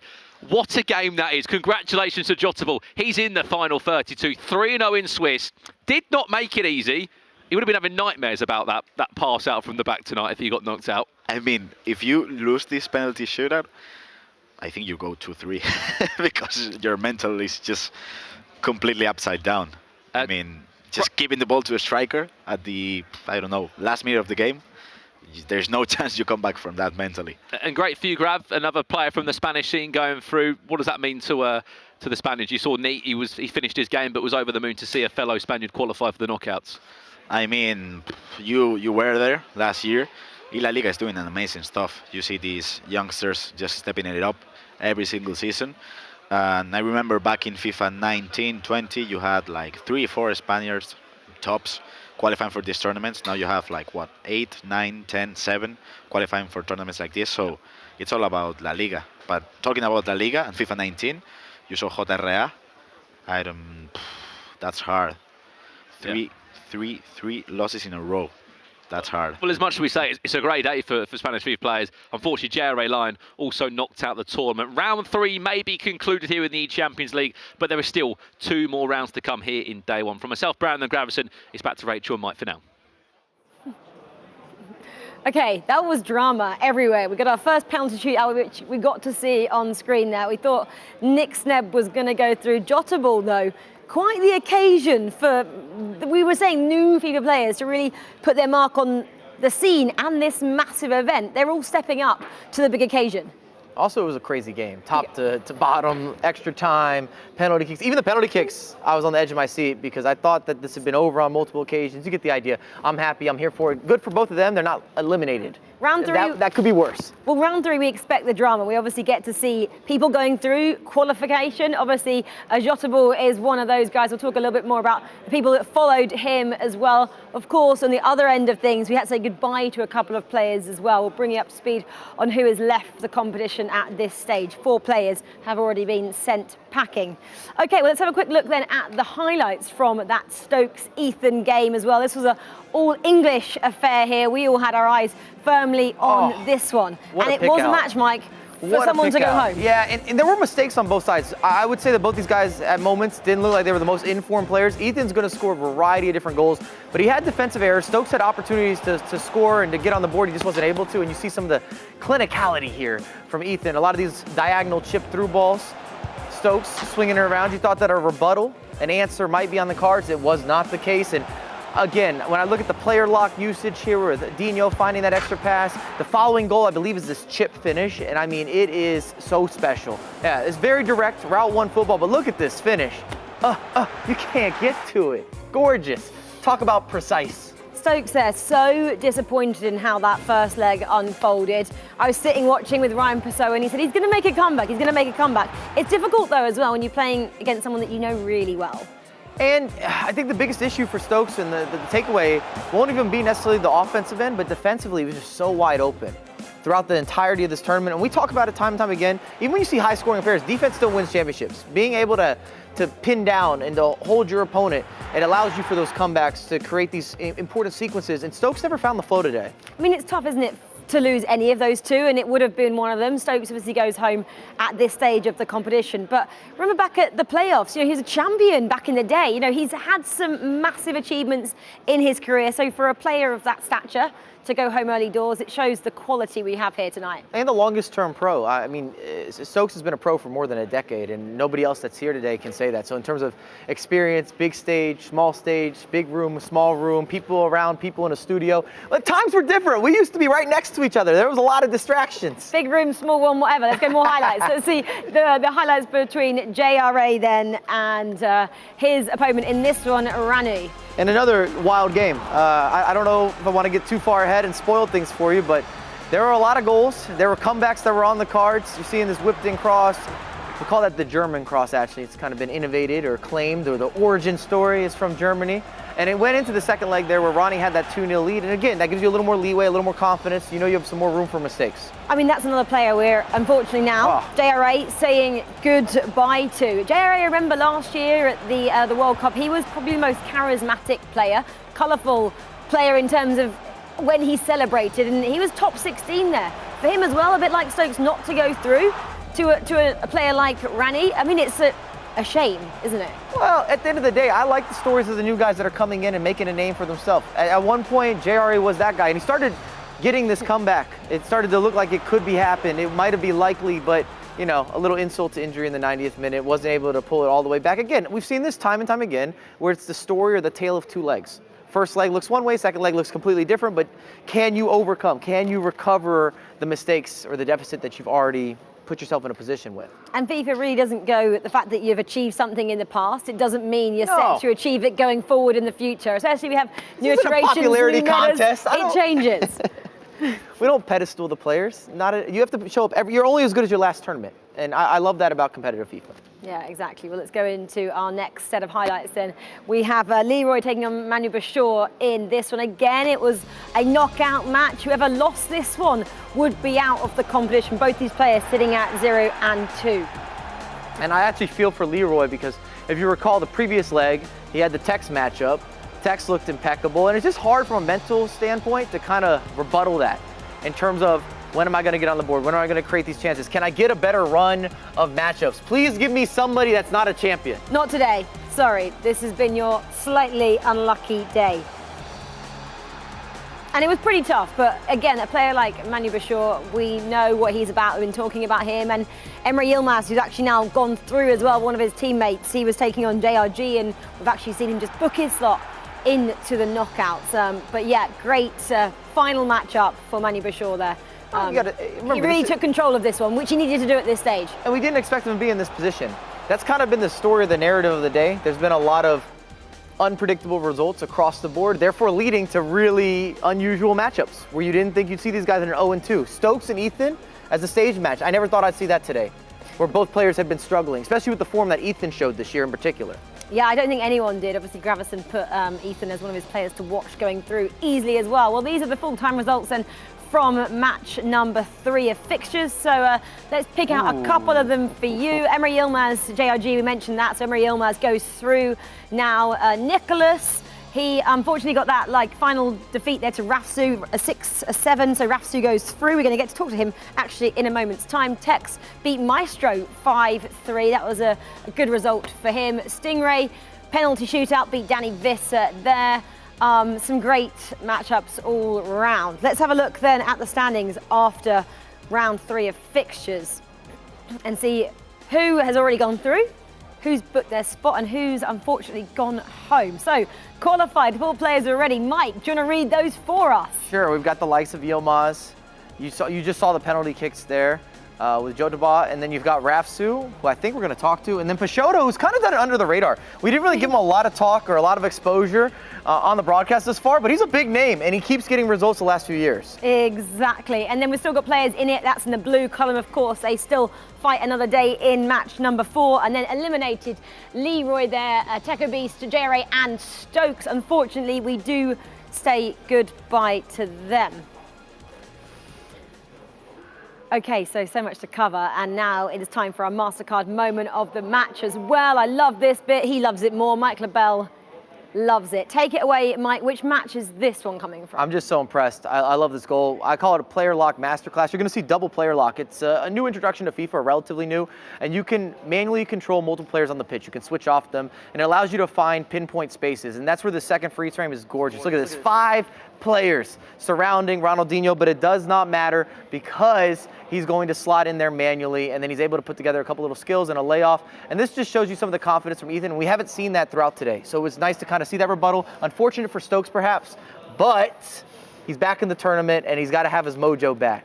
Yeah, that's the Ethan, of course, we saw in FGS Europe 1 when he won that one, and that he's finding his feet now at the right time. Well, welcome then. As you may have seen, we have a qualified player. Rafsu joins us right now. Congratulations. Thank you. Easy as you like, 3-0, and doing it in style, beating Nicholas 99 FC, the defending champion. I don't know if it was in style, but I managed to do a comeback versus him, and it was insane. At the 80th minute, I was thinking I was losing. I lost the game at this point, but I managed to do a comeback, score 3 goals in 10 minutes versus Nicholas. I don't know how I managed to do that, but this is insane. And how does it feel to kind of be back? Because when we talked to the community, a lot of people were saying, I don't know if Rafsu still has it. I don't know if he's on the same level. I'm just speaking with what I'm hearing. You probably heard the same things. And now you're saying, well, I've already moved on, undefeated. You beat the world champ. I think it definitely sends a little bit of a message. It has to feel good. Yeah, it feels good a lot, being back in LAN, this is the first time I'm there, playing in LAN. My problem is to play in online, to manage to qualify to these moments, to these stages. So when I'm here, this is different, like the feeling, when I feel my opponent, the energy, everything, it gives me more strength to be good at FIFA, I mean, what do you think is your greatest attribute then? You said you love playing at LAN, but for those people who haven't seen you, remember Bucharest days when we always used to go there and do the different tournaments? You were always playing, but like you just said, online hasn't been the greatest to you. Now you're back. What can the people who didn't used to watch you expect to see from you, Rafsu? I'm a man who attack a lot, I score goals. You've seen it. I scored 7 to Nicholas. I think this is the reality of my attacking style. And the guys who watch me, they have to wait for me to attack a lot, to score more goals than my opponent to win games. We're seeing a lot of results from the French guys. I'm assuming that you guys are working together a little bit. So what is your next stages here? You've qualified, or you're now going into maybe a coaching role? Because I saw you celebrating with them. I don't know if we're going to play 4-0 or 5-0, I don't know. But if we stop to play right now, I'm going to go to coach my teammates, the French guys, and try to make them qualify for the event in the months. And quickly, Rafsu, we've seen a load of new players as well making a big statement today. Who surprised you the most? A new player, I think I've not managed to play a lot of new player, like for me, even he's not a new player, I played Nate in the first match, and he's one guy who is too good. I managed to beat him, but every time I play him online, he scored me 7, 8, 9 goals, I managed to lose all the time. This is the first time I beat him, so yeah, this is different. LAN is different. For me, this is so different. Well, experience on LAN has prevailed today. You are through, Rafsu, to the knockouts. We're very excited to see you back here in April. Congratulations. Thank you. Thank you. Well, there we have it. 4 players qualified, 4 have gone home. We still have rounds 4 and 5 to see all 16 players from West Europe who qualify for those knockouts in April. Stokes, unfortunately, the hand signals say, oh, he is out of here. Ethan survives to play in round 4. Who else will go through? We'll find out after this break.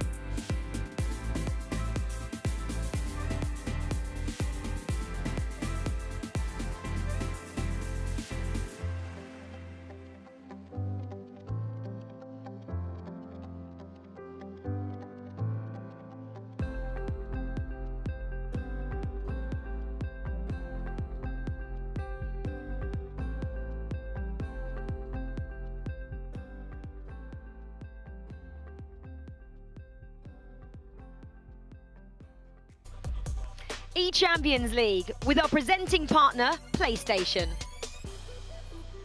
Hello everyone and welcome back to round 4 in the eChampions League group stages here in London, England. As always, my name is Leroy. Alongside me is Ryan Pessoa, and we are excited for this matchup. We saw a lot of upsets, I would say, some eliminations in the last round, some that we didn't expect. JRA and Stokes both going out, which did you expect?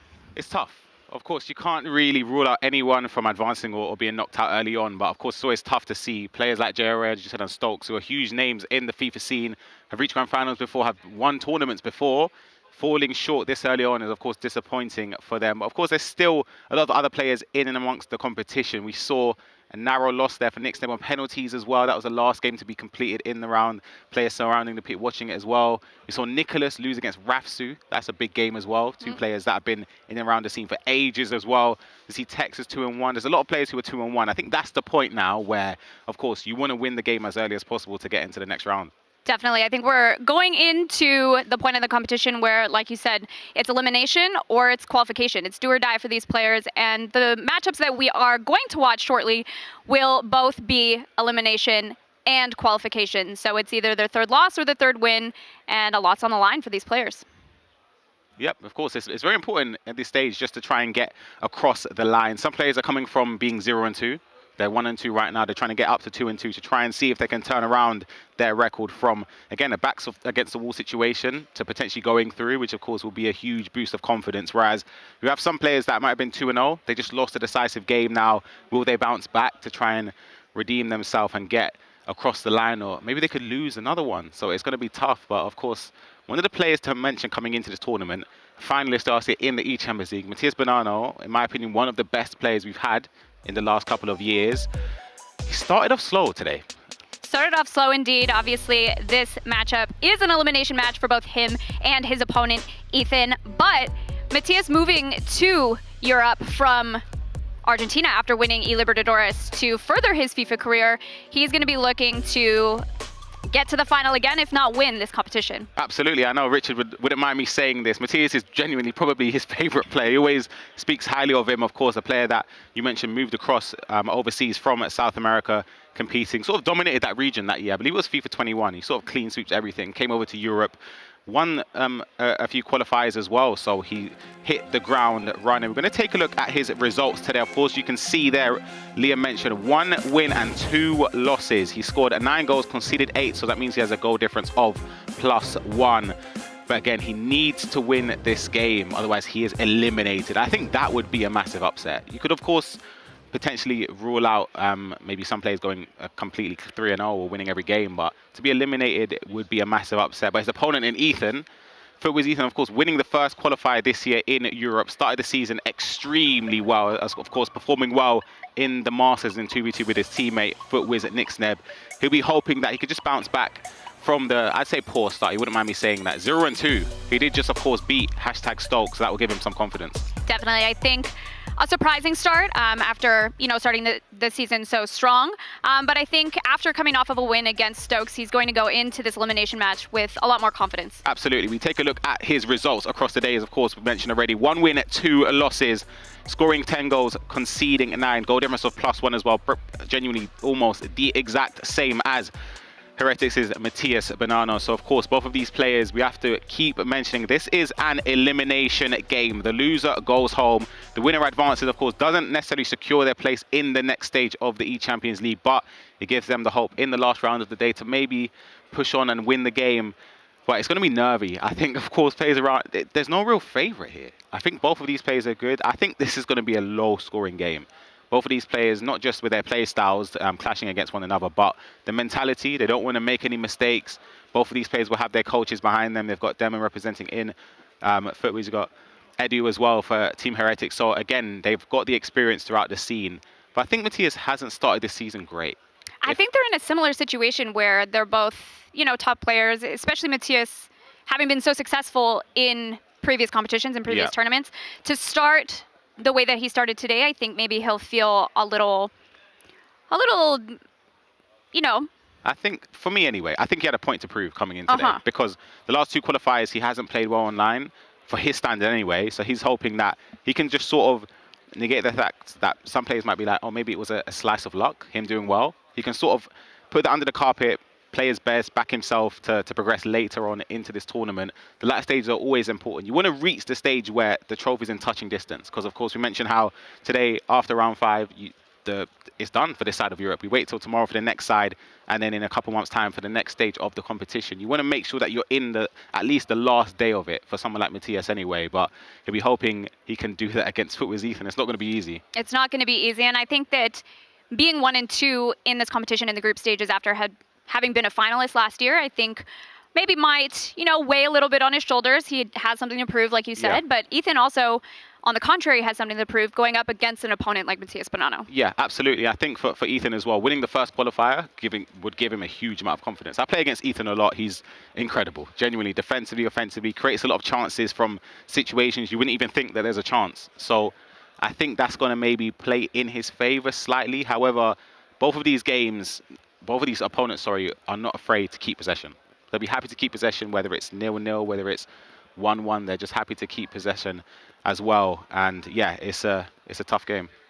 I think that at any level, like you said, at this point, when we're getting into elimination games and qualification games, games that, potentially matter more than the first game of the day, no one wants to make the first mistake. No one wants to be the one to concede first or to give up possession first. So I think that the last few will probably, like you said, lower scoring. Yep, absolutely. Let's take a look at Maestro, a French player who I mentioned earlier on today. He's been around the scene for a number of years now, performing fantastically well. He's currently at 1 win and 2 losses as well, scoring 12 goals, conceding 15 goals with a goal difference of -3.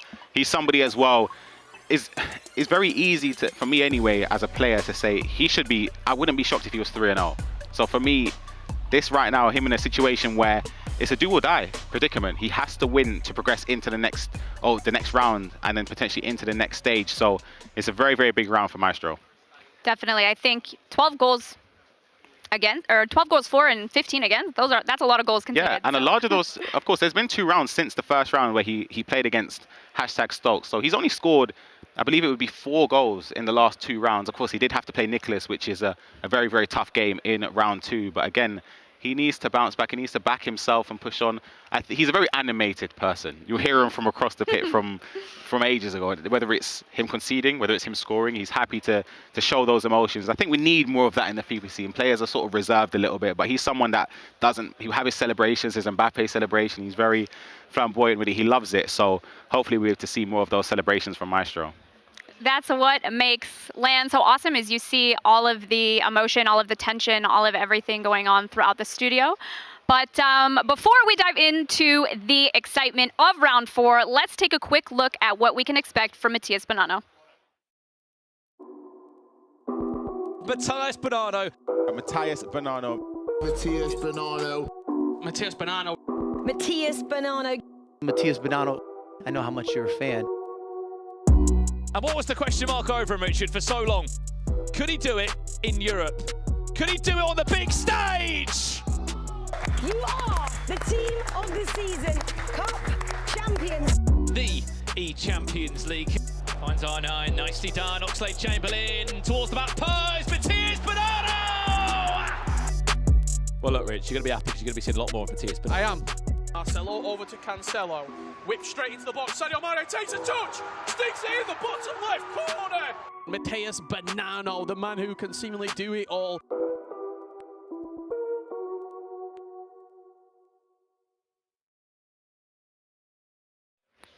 Okay, now joining us is the coach of Team Hood. We have Renzo. Been a good friend throughout the years. We've known each other for a little while now. How would you say the mentality going into tournaments? How important would you say it is? Because I think everybody here is capable of making it. Yeah. But the ones that stay calm, and especially, as you can see, Emre, he's always very calm. He's very confident with just somebody behind him shouting. Yeah. That keeps him in some mental state of mind that's just good. And Manuel, like, on the verge of losing his head, but bounced back, and now hopefully he can make it. Yeah, because he's a fantastic player. Before I let Leah throw a question, I have one more question as well about just Team Hullet's recruitment. You seem to always pick out the best talents, the best young talents in Europe. They always perform well. Most of the players of that association are actually at this event. So, yeah, it must be a massive achievement. I mean, it's just, I'd like to say a bit of luck as well, because you never know up front, but I believe just the entire team is working very hard together into making these these players perform at the best they can. And yeah, we have a great environment with our own headquarters. We organize boot camps, so yeah, I think just the entire structure of our company pretty much is the way why it's working. Yeah. So as a coach, as someone that obviously has sat behind the chair for several years, what do you think is most important in your role to help players keep their heads and keep their composure throughout these matches? Good question, first of all, but it's mainly that, before you get into these tournaments, you obviously work hard behind the scenes. You know what's coming, so you want to prepare for them. And I feel like, we are a very tight group of people that just see each other a lot. We're friends. Also, I'm sometimes functioning as a dad even. So, and then, it's just, they trust you. And Jelle and Emre, for example, they trust each other. Manu and I, Levi and I, we trust each other. Ole, for example, that we coach as well. Dani and Mark are here as well. And like, they are friends. So I think that's the main reason why, the mentality can keep calm and sometimes a bit frustrated still, though. The personal always plays a part. Well, Renzo, thank you so much for that insight. Before we get into the next excitement in our feature matches, we're going to take a look at Tex and his best moments. People know about DHT. He came into the tournament with 200 followers. He's now got 18,000 followers. Here comes DH-Tex, scoop turn, inside, Ronaldo, drag back. What a goal! What a goal! What a goal! He's coming 16 years old and he's dominated the FIFA scene. This is Tex now, heel to heel, Ronaldo inside. He is just a different level. Well, after I won the first one last time, people called me a one-tournament wonder. Can't really say that now because I've won another. Standing up to my opponent, I had to let him know I had been chosen. This is my moment, this is my moment, this is my moment, I gotta go. This is my moment, this is my moment, I gotta go. Been like 2.5 years since the LAN tournament. Pele, look at the time, reverse elastic, oh, Tex! I've been saying the whole time, wait till LAN, wait till LAN, we're at LAN, and I'm cooking people.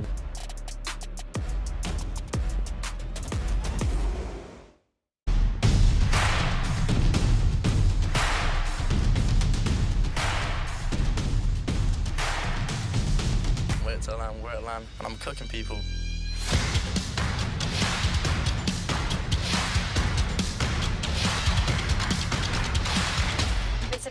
start. I can feel the tension rising.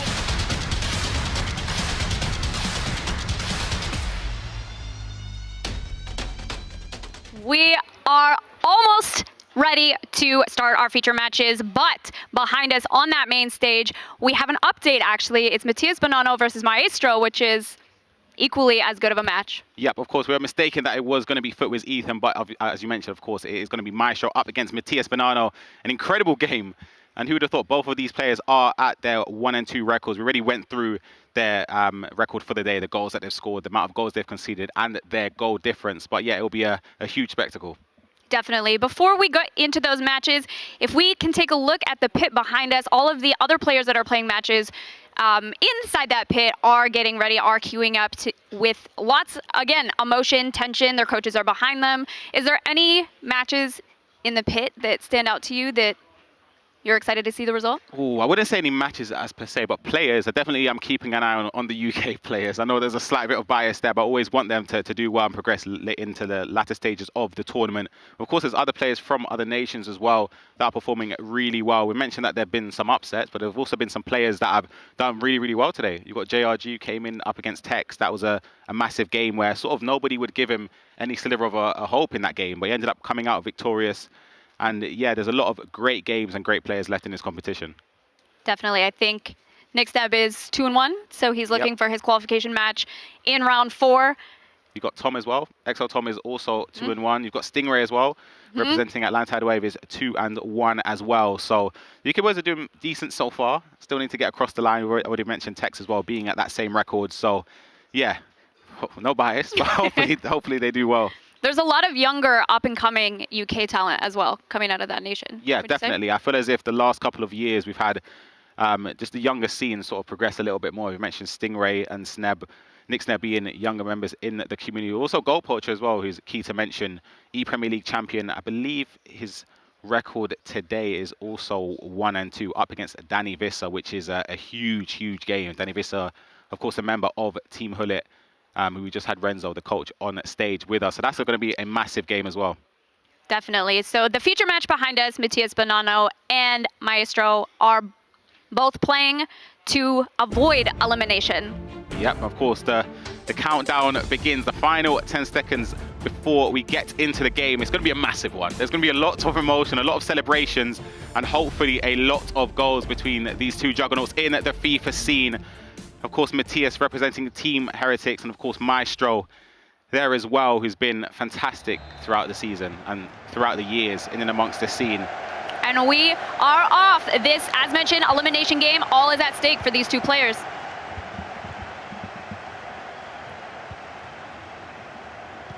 As we mentioned before, Matías Bonanno is coming off of a lot of successes over the last several years, and I think being in a position where it's do or die for him, he wins or he's gone, I think might be surprising to him, would you say? Absolutely. I think he might feed into that energy a little bit more as we see Maestro push forward here.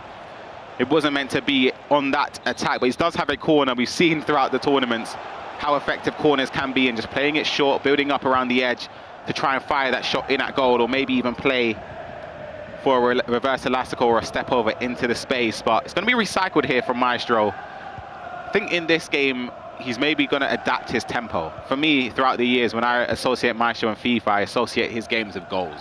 Whether he's scoring 5 goals or conceding 5 goals, I always think that there's going to be goals. And this could be the start.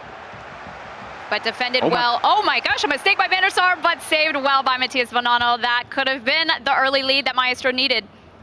It could have been. It almost was a mistake there from Matías, but it was calm and collected. Probably the coolest man in the room here. Just keeping his cool there with Van der Sar, playing the ball out from the back. But as I was saying, in terms of the tempo, I think Matías plays a lot slower than Maestro, but I think that might feed into Matías's hand if Maestro plays slightly slower. It allows the game to be closer. And I always say there's something with Matías and Nicholas where they're able to win those close-knit games, those 50-50 games. They end up turning up and managing to become victorious. We've seen that even happen with the first round with Nicholas against 1J's GoalPoacher. I believe that game could have ended up as a victory for the young Englishman, but it wasn't meant to be. Definitely. I think we can see the tempo, as you mentioned already, in this match. Very lethargic, for lack of a better word. No one wants to make the first mistake. A lot of close, concise passes, and really only building up to that attack when there's space, when necessary. Yep, absolutely. We're of course going to be keeping you up to date as well with the other games across the tournament. We have our other featured match, or other 2 featured matches. We have Nicholas up against JRG 15, both at 2 and 1. We also have Rodrigo up against Manu Bashor. That is a 1 and 2 game, and it is Manu Bashor leading 1-0 in the first 15 minutes. Of course, there are other games as well going on in the pit, but we're going to focus right now on this attack from Matías Bonanno. Alderweireld in the box, looking for that, but no luck. Saved by his goalkeeper, and back to Maestro. Yep, we're going to go through the goal here that I mentioned in that game with Rodrigo and Manu Bashor. That was the goal there, shot in from Manu Bashor to give him the 1-goal lead to take control in that game. I'm going to keep up to date again with some other games as I'm able to just oversee a lot of the games that are going on right now. We do have Lex up against XL Tom. Of course, Lex representing Lyon is 3-0 up against XL Tom, so it's been a fantastic start from the young Frenchman in that game. We also do have Ketadilo up against Ducks Neat. That game is currently 2-1 to the good for Ketadilo. There's so many big names in this competition, so many newcomers as well, as we see that through ball wasn't meant to be there for Maestro.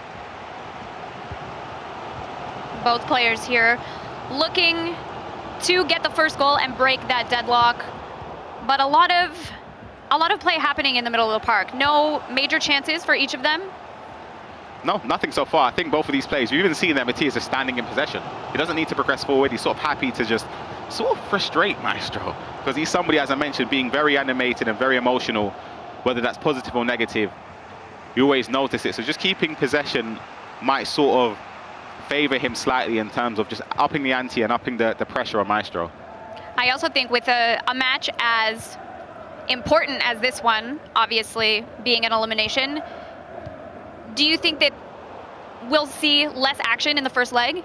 I'd say so, yeah. Of course, I think a lot of these players, where it depends on the scoreline, of course, but of course, if you're going into the second leg 1-0 down to the latter stages as well, that's where a lot of pressure is going to be held there. We see the triggered run there utilized to open up space. Potential chance here. Can he find the space? In behind, saved by Rafa Marquez. Rafa Marquez is a hero item that we haven't seen very frequently today at all. Yeah, a very unique option. I saw earlier on when I was watching some of the warm-up games, Footwiz Ethan was using Marquez over some other options. You've got the UEFA Champions League item in Canate, who's also another option at centre-back. But I think, obviously, the main centre-back is going to be Lucio. It's just about who you partner with him. Matías is breaking forward here. Quick passes. Oh, a quick mistake, but saved well by Maestro. And looking to regain that possession and build his attack. You mentioned Champions League items and hero items. Can you go a little more into the squad restrictions for this tournament? Yes, of course. So, for those who aren't aware, the squad restrictions for this tournament, you're able to use 3 foot icon items in the game. So, of course, a lot of the players' choices will be Ruud Gullit. You've got R9 Ronaldo, and you do have Ronaldinho. I'd say are the 3 main choices. You see a potential breakaway here. Great challenge there from Matías. You're able to use an unlimited amount of for hero items in the squad, as well as UEFA Champions League items. And the only option we've really seen is Valverde in at right back with the Champions League options, and Canate in at centre back. Everyone else seems to be using the Champions League items off the bench. We've seen Foden in the last game as well. That we've seen so many different options, and we're going to keep up to date, as we mentioned, with the featured matches.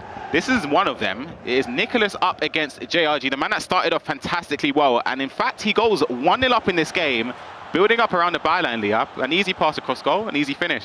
I'm surprised that he is coming off of a loss actually in his last match, being the previous eChampions League winner of last year. How do you think he's feeling having lost the last game and conceding first? As I say, it's a weird one, because with Nicholas, I think he's not phased. It doesn't matter whether he wins or loses. It's very rare to see him express emotion. Sorry, my eyes have just widened. I've just seen a score of Lex 5-0 up against XL Tom in 30 or so minutes. That is a resounding scoreline.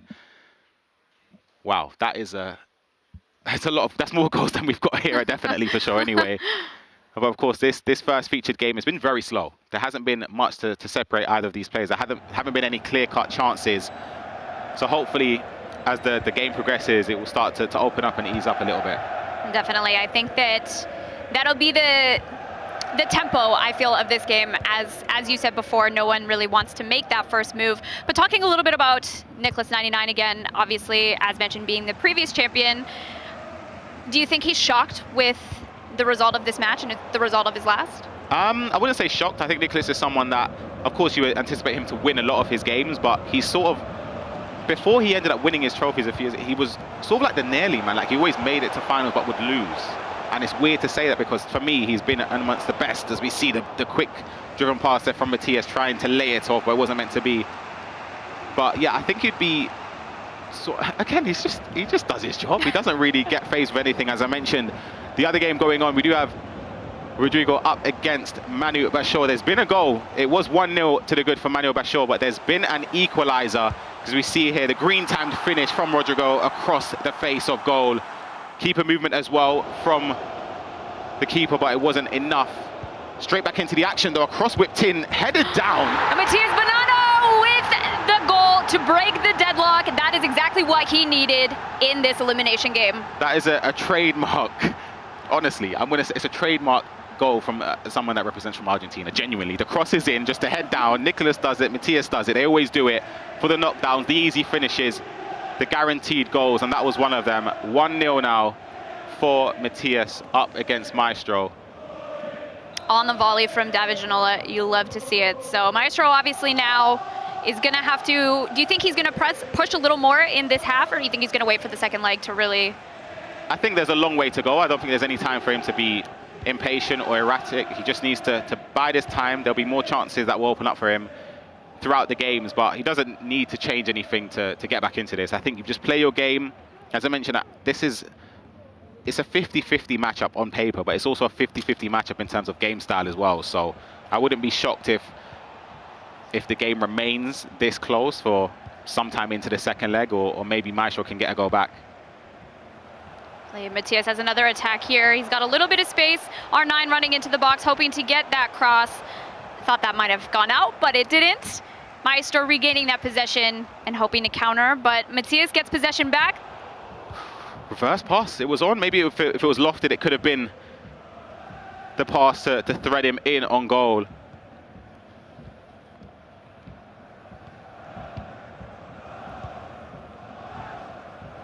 Maestro being very close, concise, doesn't want to misplace any passes.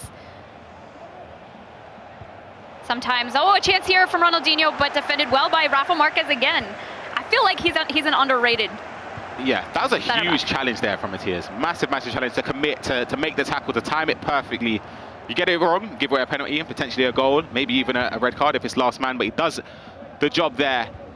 As we look around, of course, I mentioned the Lex game, 5-0 up against Tom. There has been a goal there for Tom to get back into it. There's still a lot of time left in that game for there to be some sort of comeback. We've also got Giovanni up against Fnatic Tex. Giovanni is winning at 2-1. You've got GoalPoacher winning at 3-0 against Danny Vissa. There's been tons of goals around the pit.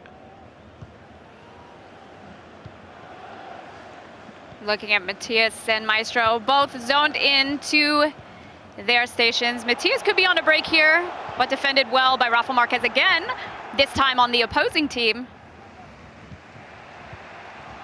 I think that's onside. That's a great first time ball there for Maestro. He's going to want to score this, but saved well by Van der Sar. A little too late, would you say? Yeah, I think it's hard to say. The pass back could have been on, but it was great goalkeeper movement there just to bring the goalkeeper out, to close down the angle, to force Maestro into a decision there. And it was the incorrect decision, unfortunately, for him, but could have been an instantaneous counter-attack there. You see the tempo starting to pick up, though, the last 20 minutes in this first leg. It is still, of course, 1 goal to the good for Matías Bonanno, but Maestro could get the equalizer. Chance here, and he does. Green time. Maestro equalizes against Matías Bonanno. 1-1.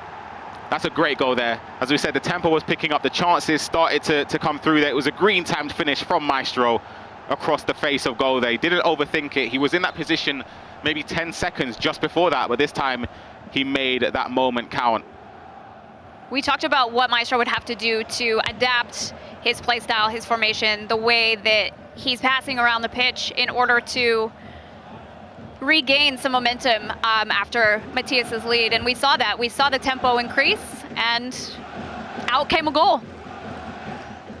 Out came a goal indeed. There's also been other goals. Duxney is winning 3-2 up against Ketadilo, but there's also been a huge goal in a game. This could be a massive upset. We've got Giovanni winning 3-1 up against Fnatic Tex. That is a massive, massive goal there. And of course, the same game with Lex and Tom. Lex winning 6-1. The 60th minute, of course, 30 minutes left to go in that first leg. Woo! Matías Bonanno takes the lead again, 2-1. Another great goal by him. You can see the frustration in Maestro's face, but he knows what he needs to do to equalize this scoreline again. Yeah, that was a great goal there. The trigger in the run there, the quick driven pass in. He's done this a couple of times. He's driven the pass in to one of the strikers and just on a first time, little layoff pass. And it's an easy finish there from Matías. The smiles on his faces as he goes 2-1 up against Maestro. But as you say, there's still a long way to go in this matchup, of course. The remainder of the first leg, the last 10 minutes plus the second leg. So there's tons to play for. Definitely looking over at the game between Nicholas99 and JRG. JRG still leading 1-0. Still surprising. I'm surprised. But as you mentioned, JRG had a really great start to day one. Fantastic start. Fantastic. You have to I give credit to Gravison. Gravison called it from early on. Because I didn't have a lot of information about him. I've never played him before. But Gravison, of course, knowing the Spanish community on the back of his hand, He's backing his Dutch gave an boys. insight. As you see there, I think this is the moments in the game where Matías will look to play for the last attack. He's got Edu around his shoulder. He'll know that he just wants to play possession. There's no need to push forward. He's winning. He'll try and wait for the last attack, wait to see if any spaces can open up that he can exploit.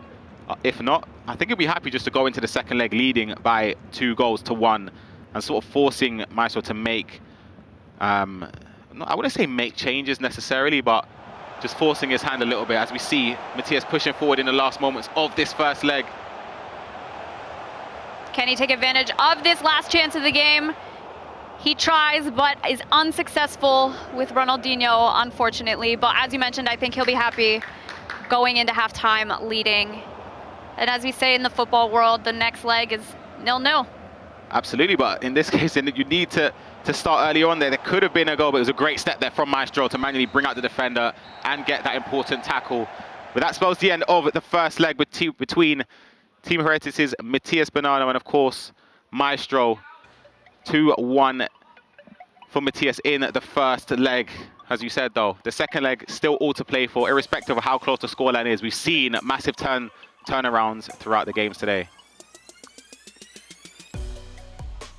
Awesome. Well, a very exciting first leg indeed. But we are going to take a quick break. Don't go anywhere. We'll be back with the second leg and much more action to go.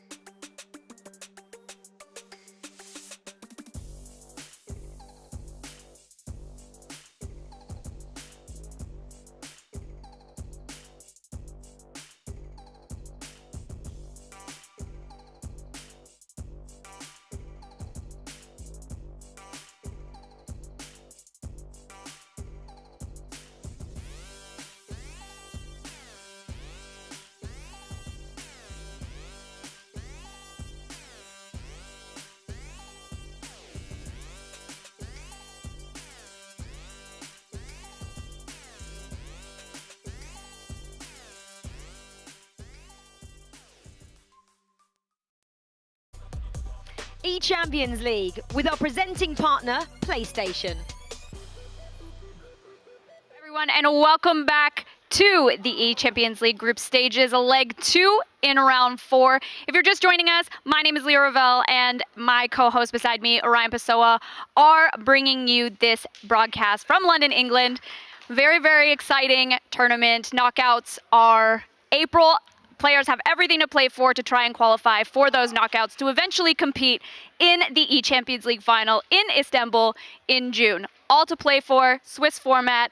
These are the exciting games. These are the elimination games, the ones where people will either leave or qualify. Yep, exactly. It's big games, big players, and big moments. We saw the featured matchup was Matías Bonanno up against Maestro. It ended 2-1 to the good for Matías.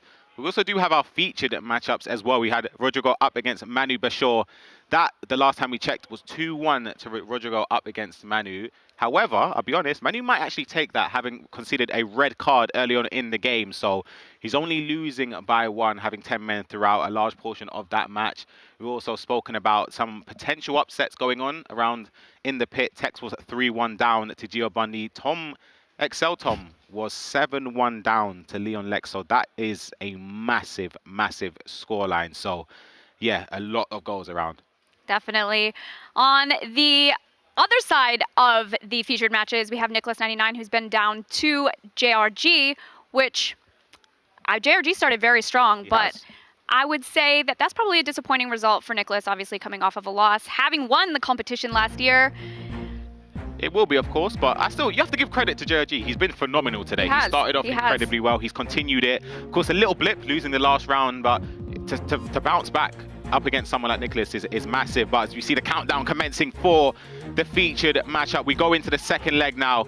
2-1 down for Maestro. Can he stage a comeback? Can the Frenchman do what he does best and score some goals? And can Matías see out the game, or potentially force Maestro into bringing more bodies forward later on in the second leg and capitalize with the open space here? I wouldn't be shocked, though, to see a lot of possession from Matías Bonanno in this second leg. He's got his coach, Edu, behind him.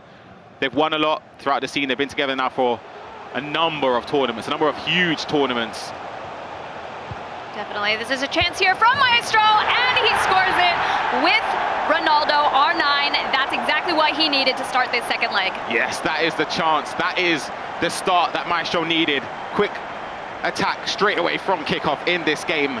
Haburo into a driven pass, a touch with R9 Ronaldo, and he arrows it into the top corner. We are now 2 goals apiece, and it was an instant goal here in the second leg.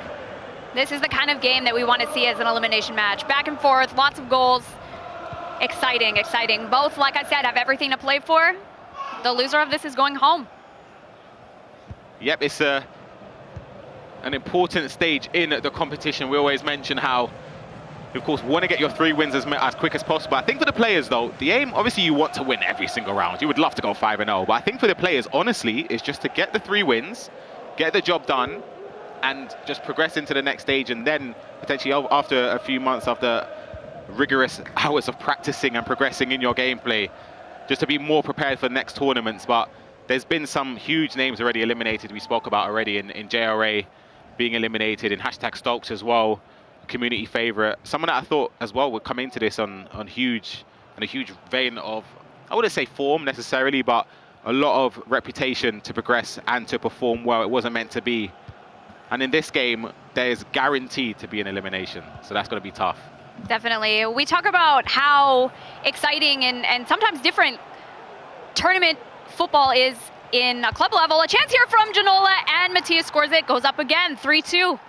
That build-up play from Matías was fantastic. There were a lot of options there he could have chosen. He could have played the pass in earlier on there to Janola, but he's done a bull roll, played it back, and then takes the touch downwards to shoot across goal. Even the extra pass to R9 Ronaldo was open. I think that's the key with the top players. That all stems from just triggering a lot of runs, getting players in the box.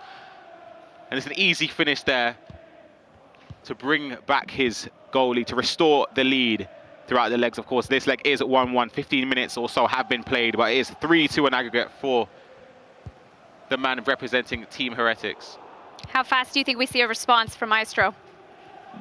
It's tough to say, because I didn't even anticipate him scoring that early on in the second leg. I thought if there was going to be a goal from him, it would be in the latter stages of that Of course, another featured match that we do have is JRG up against Nicholas. JRG just scored there to bring it to 1-1 in the second leg. Approaching half-time there. He is winning 2-1 in that game.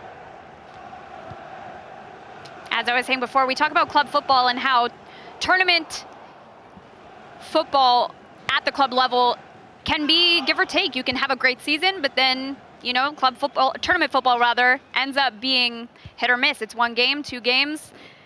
And I think that's the same applies for esports, for FIFA esports, especially at this level. You can be solid all season, and then on the main stage, you have 1-2 games to prove yourself. Absolutely. I think for this tournament specifically, the eChampions League qualifiers was, of course, online, split into several regions across Europe. We do have day 2 tomorrow, featuring a lot of household names. The world champion in Rebel Leipzig as well, competing tomorrow. But as you said, there's a lot of players. This might be their first LAN tournament. It's definitely their first one of the year for a lot of these players in the 1v1 format. Seeing a corner here whipped in from Matías here. He's going to head that down, I believe. Does he have a chance with Ginola? He almost did, but defended well by Rafa Marquez again. I feel like a broken record. I'm saying that name several times. Yeah, as I was saying about the first time coming to LAN events, for some players it might be a shock because you're used to playing in the comfort of your own home, whether that's in your bedroom alone, in the living room. You're not used to having cameras around you, tens of dozens of people around you as well, surrounding you, celebrating whether you concede or whether you score. So that's something that a lot of players, they thrive off it or they succumb to the pressure. And I think that's what separates some of the top players. They hit the ground running. We saw Tex's first event, he was 16, dealing with all of the pressure as well.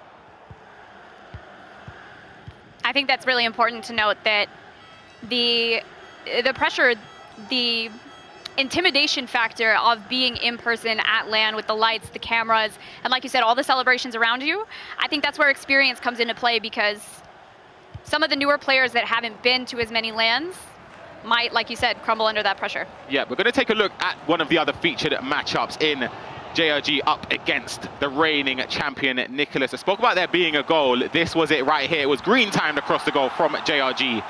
The Spaniard now takes the lead in aggregate, 2-1 in his favor, 1-1 in that leg of FIFA. There's still, of course, the second leg left to be played in that featured match. We do also have another game in Manu Bashor up against Rodrigo. That is still 2-1 to the good for Rodrigo. That will be a huge game. The loser gets eliminated as Matías breaks forward here. Chance here, Ronaldinho, R9 green timed! 4-2 on aggregate. That's what Matías needed. That is a huge goal there. The through ball down towards the byline, running it in, a simple ball roll, played back, slice of fortune. Maybe the defender doesn't sort of react in time to get there and anticipate the interception, but it's an easy finish there from Matías, arrowing it into the corner. Sort of similar, we're going to see a lot of similar goals throughout this tournament and throughout the FIFA 23 season. It's sort of playing towards the byline, a ball roll, a driven pass across. Even Maestro's first goal, even though it was slightly earlier, wasn't as close to the byline, but just playing it across a touchdown or maybe a first-time shot across. Tex does it, Matías just done it right there. It's a very, very common theme in this FIFA. We're seeing a little bit of change in Matías Bonanno's play style. He seems a little more confident on the ball, making those one-time passes. We also have a goal in one of the other featured matchups. I spoke about the first leg ending 2-1 to Rodrigo up against Manuel Bashor. And there was an equalizer, a chip across and an easy finish there from Manuel Bashor to equalize now. I think he'll be delighted with that, especially, as I said, he had the red card in the first leg. He managed to see out the first leg, only conceding 1 after the red card. So that is a huge, huge goal for him to equalize. It'll give him a huge boost of confidence. Definitely. Matías with a very important tackle again to break that counter from Maestro. A lot of possession from Matías' end at this moment.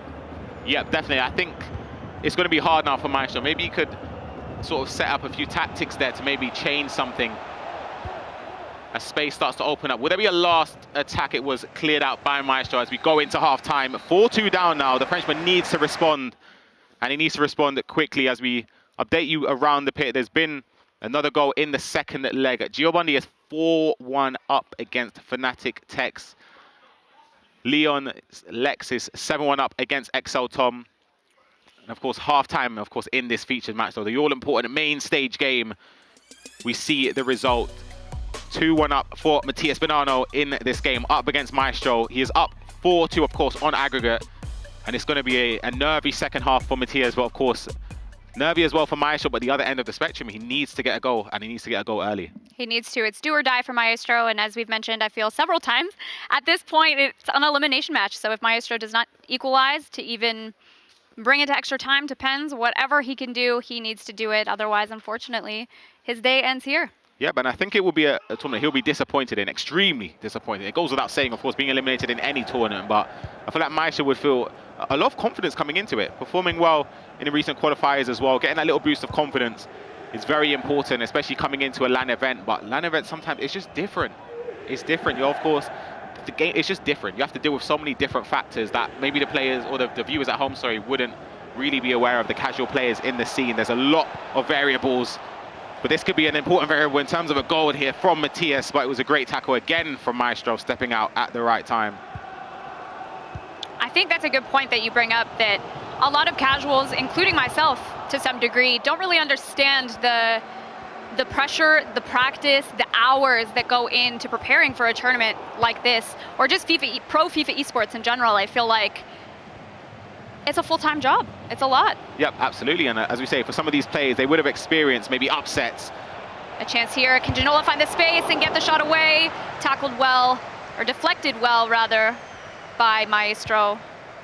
You can see the amount of chances that Matías is generating from that same build-up. It looks very, very simple to the normal eye. It might just seem like what he's doing is just running down the line and just playing it across. But what he's doing is forcing Maestro into making decisions. Now, he doesn't know whether to come short, whether to watch the pass over the top, whether to watch the cutback or anything. Because the moment you know that he decides to watch the cutback, you know there's going to be a green time shot across goal, which will find the back of the net. So there's always little elements that play on your mind when you're competing against top players. Definitely. Matías Bonanno's looking to build up another chance here to try and make it 3-1 in this match and 5-2 against aggregate. With a scoreline like that, do you think there's any coming back for Maestro? If it hits 5-2, it will be very, very difficult to come back. I can never rule out Maestro. I could genuinely never rule him out. That was it. That was it. I thought it was in. It was offside there as a through ball was played. Matías looking confident on the ball again. We haven't seen him make too many mistakes, honestly. I think that's the thing with the way he plays. He dictates the tempo. He's a very calm and composed player, doesn't make a lot of mistakes. And it's sort of easy to sort of lose concentration against him because you think he's doing the simple things, but they always work. That reverse pass, well intercepted there by Maestro.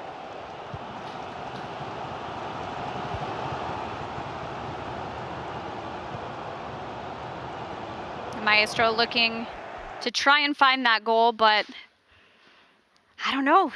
You can see the determination in his face. He's going to want to get that back as soon as he can, but it's tough. Absolutely. You can see head in his hands. He's sort of lost for ideas, but he's somebody, again, I just can't rule him out. I don't think it's done. I think if he just gets that one goal just to give him that boost in confidence to try and progress on, but it's so hard playing against someone like Matías. He's so good at just sort of killing the clock down, making it feel as if anytime you have possession, you have to rush and go forward, otherwise you're not going to score, and then you rush, you give away possession. Really, Matías is very good at reading the game and reading his opponent, intercepting a lot of passes, which again, like you mentioned, will frustrate Maestro. Absolutely, and you can see the disciplined play. I know Eddie will be in his ear, over his shoulder, just telling him, we're only playing the passes that we think will go off, and that was one of them. The touch there wasn't perfect for Matías.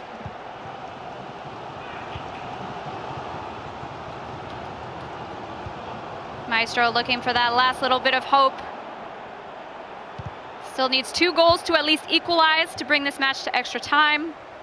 3 to win it. Crazier things have happened.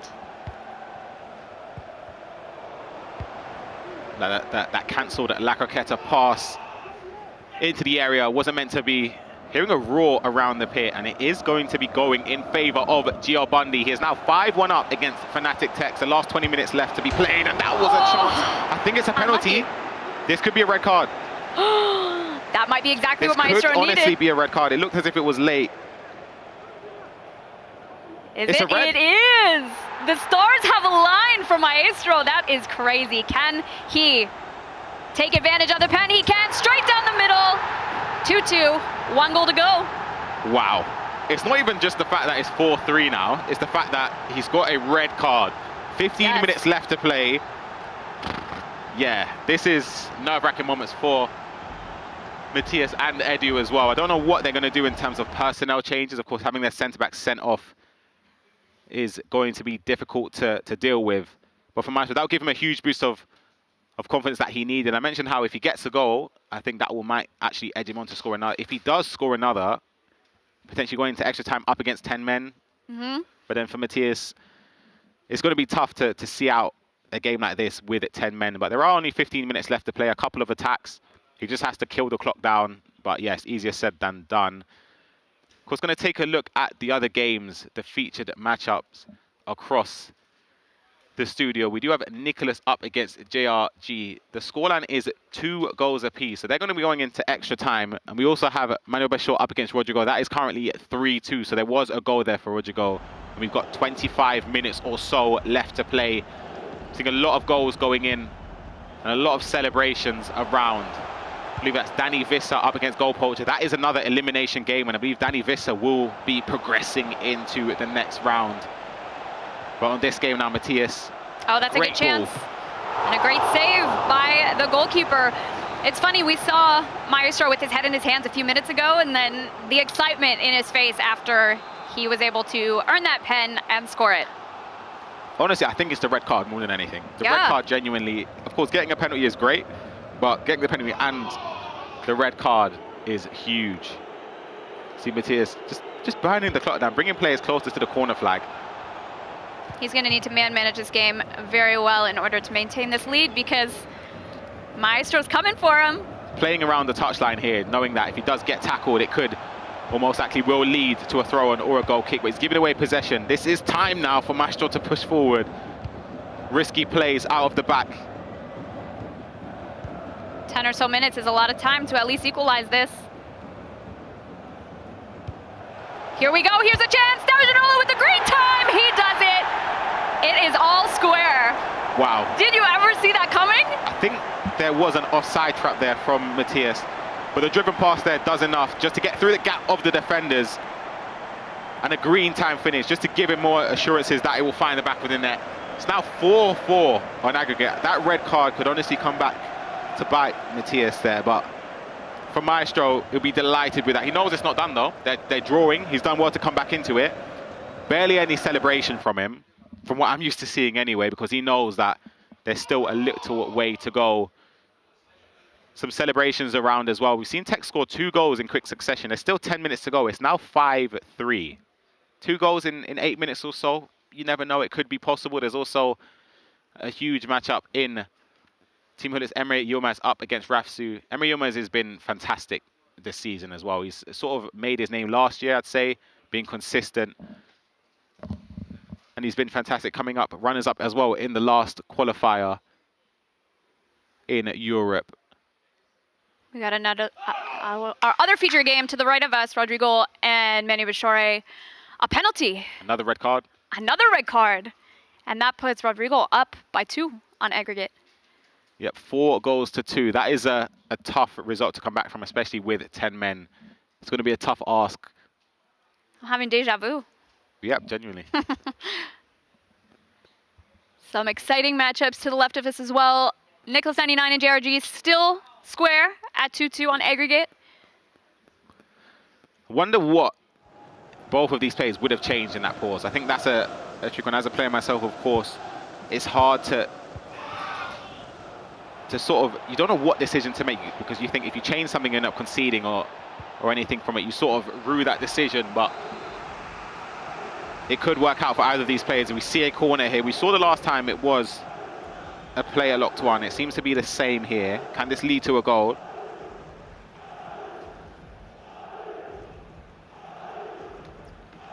Pay attention to Ruud Hiller here. It was actually whipped in, gone over everyone. Matías trying to see out the clock there and bring this to extra time, but Maestro's going to want to get that last goal. He still has some time. He's going to want to maintain that possession to have the last attack of the game and try and make it count. Giving it away, commentator's curse here as we see the run. Look at Rudulit building up at the back post here from Matías.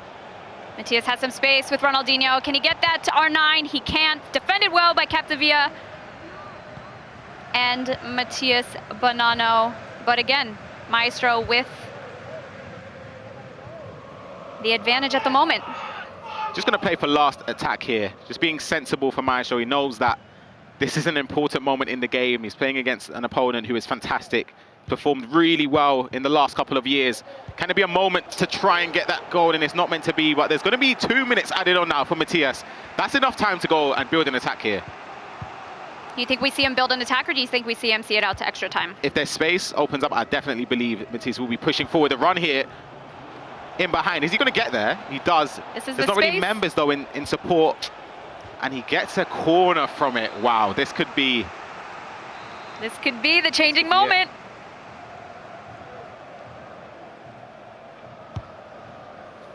Into the box. Do we see a chance on goal? We do not. And we are going to extra time between Maestro and Matías Bonanno. Big bit of defending there from Maestro. Nerve-wracking moments in the last stage of the matchup between these two as we go into extra time. Hearing a lot of celebrations as well around the pit. Some eliminations as well. A lot of emotion pouring out. As you can see to the right of us, we're nearing the end of the game with Rodrigo and Manny Bashore. Rodrigo leading. That will see him through.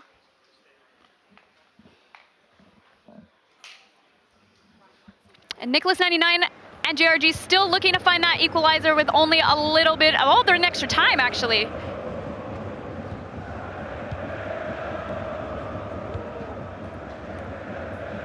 We are back in extra time with Matías Bonanno and Maestro. They've got lots of time here. Do we have a chance here from Maestro? Oh! What a goal off the post, incredible. That is an incredible finish from Maestro. He takes the lead, he's turned it around. You have to remember he was 4-2 down and he's turns it around. He's now 5-4 up. That red card changed the dynamics of the game completely. It's a massively important goal. So now a flip of the switch, the complete opposite of how this game started. Maestro leading, Matías Bonanno still with that red card for an entire 2 halves of extra time, which obviously is a huge disadvantage to him. Do we have a chance here without Pele? Saved well by Maestro. Sort of played into his own mind there. He could have, I think in a normal situation, Matías greens that across goal, but sort of playing in his head with the goalkeeper movement, anticipating it. It didn't come, and there's going to be another corner here, whipped.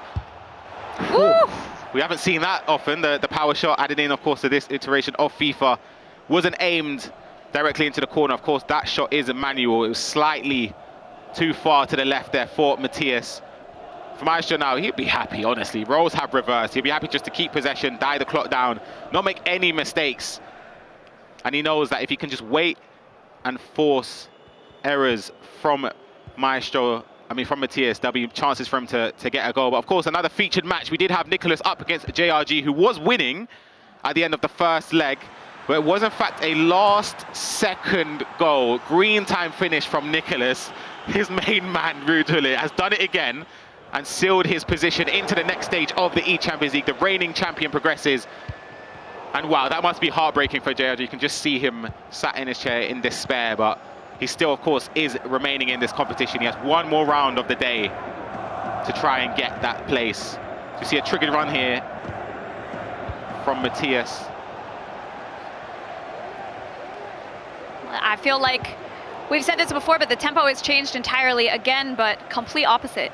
Yeah, look at the pace here. The step over, trying to get into space. It was a tackle that needed to be made there just to stop a run at goal from Maestro. Yeah, Maestro on top.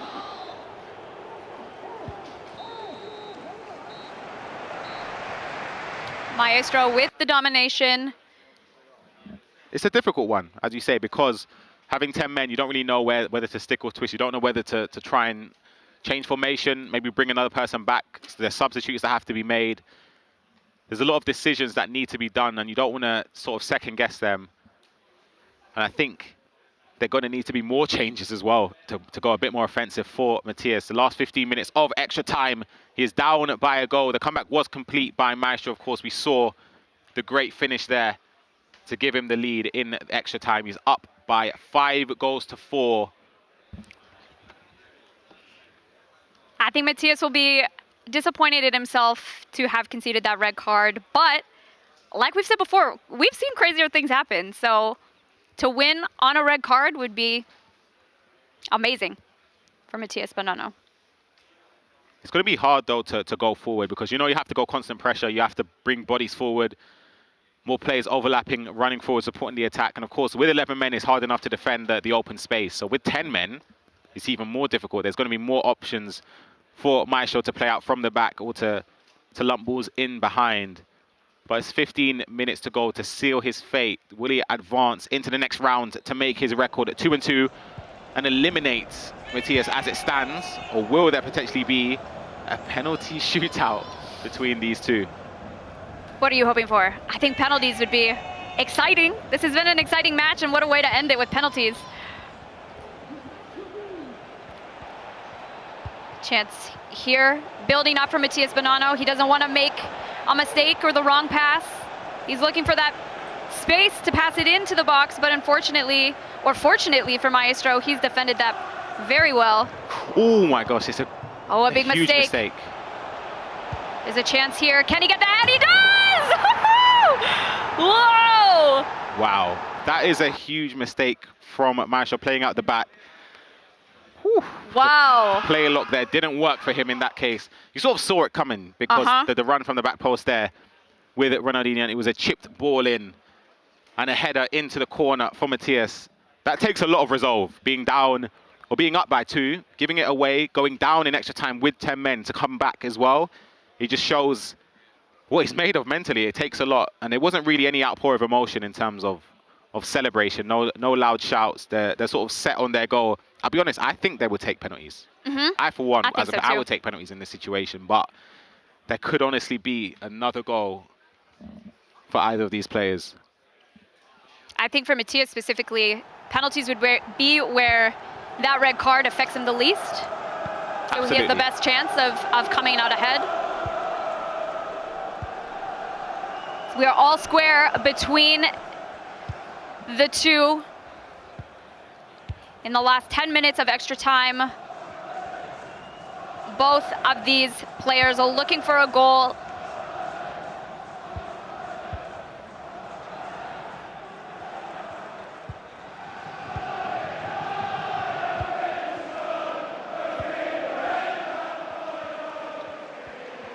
Matías with possession again, looking to build up, get that last chance, maintain that possession.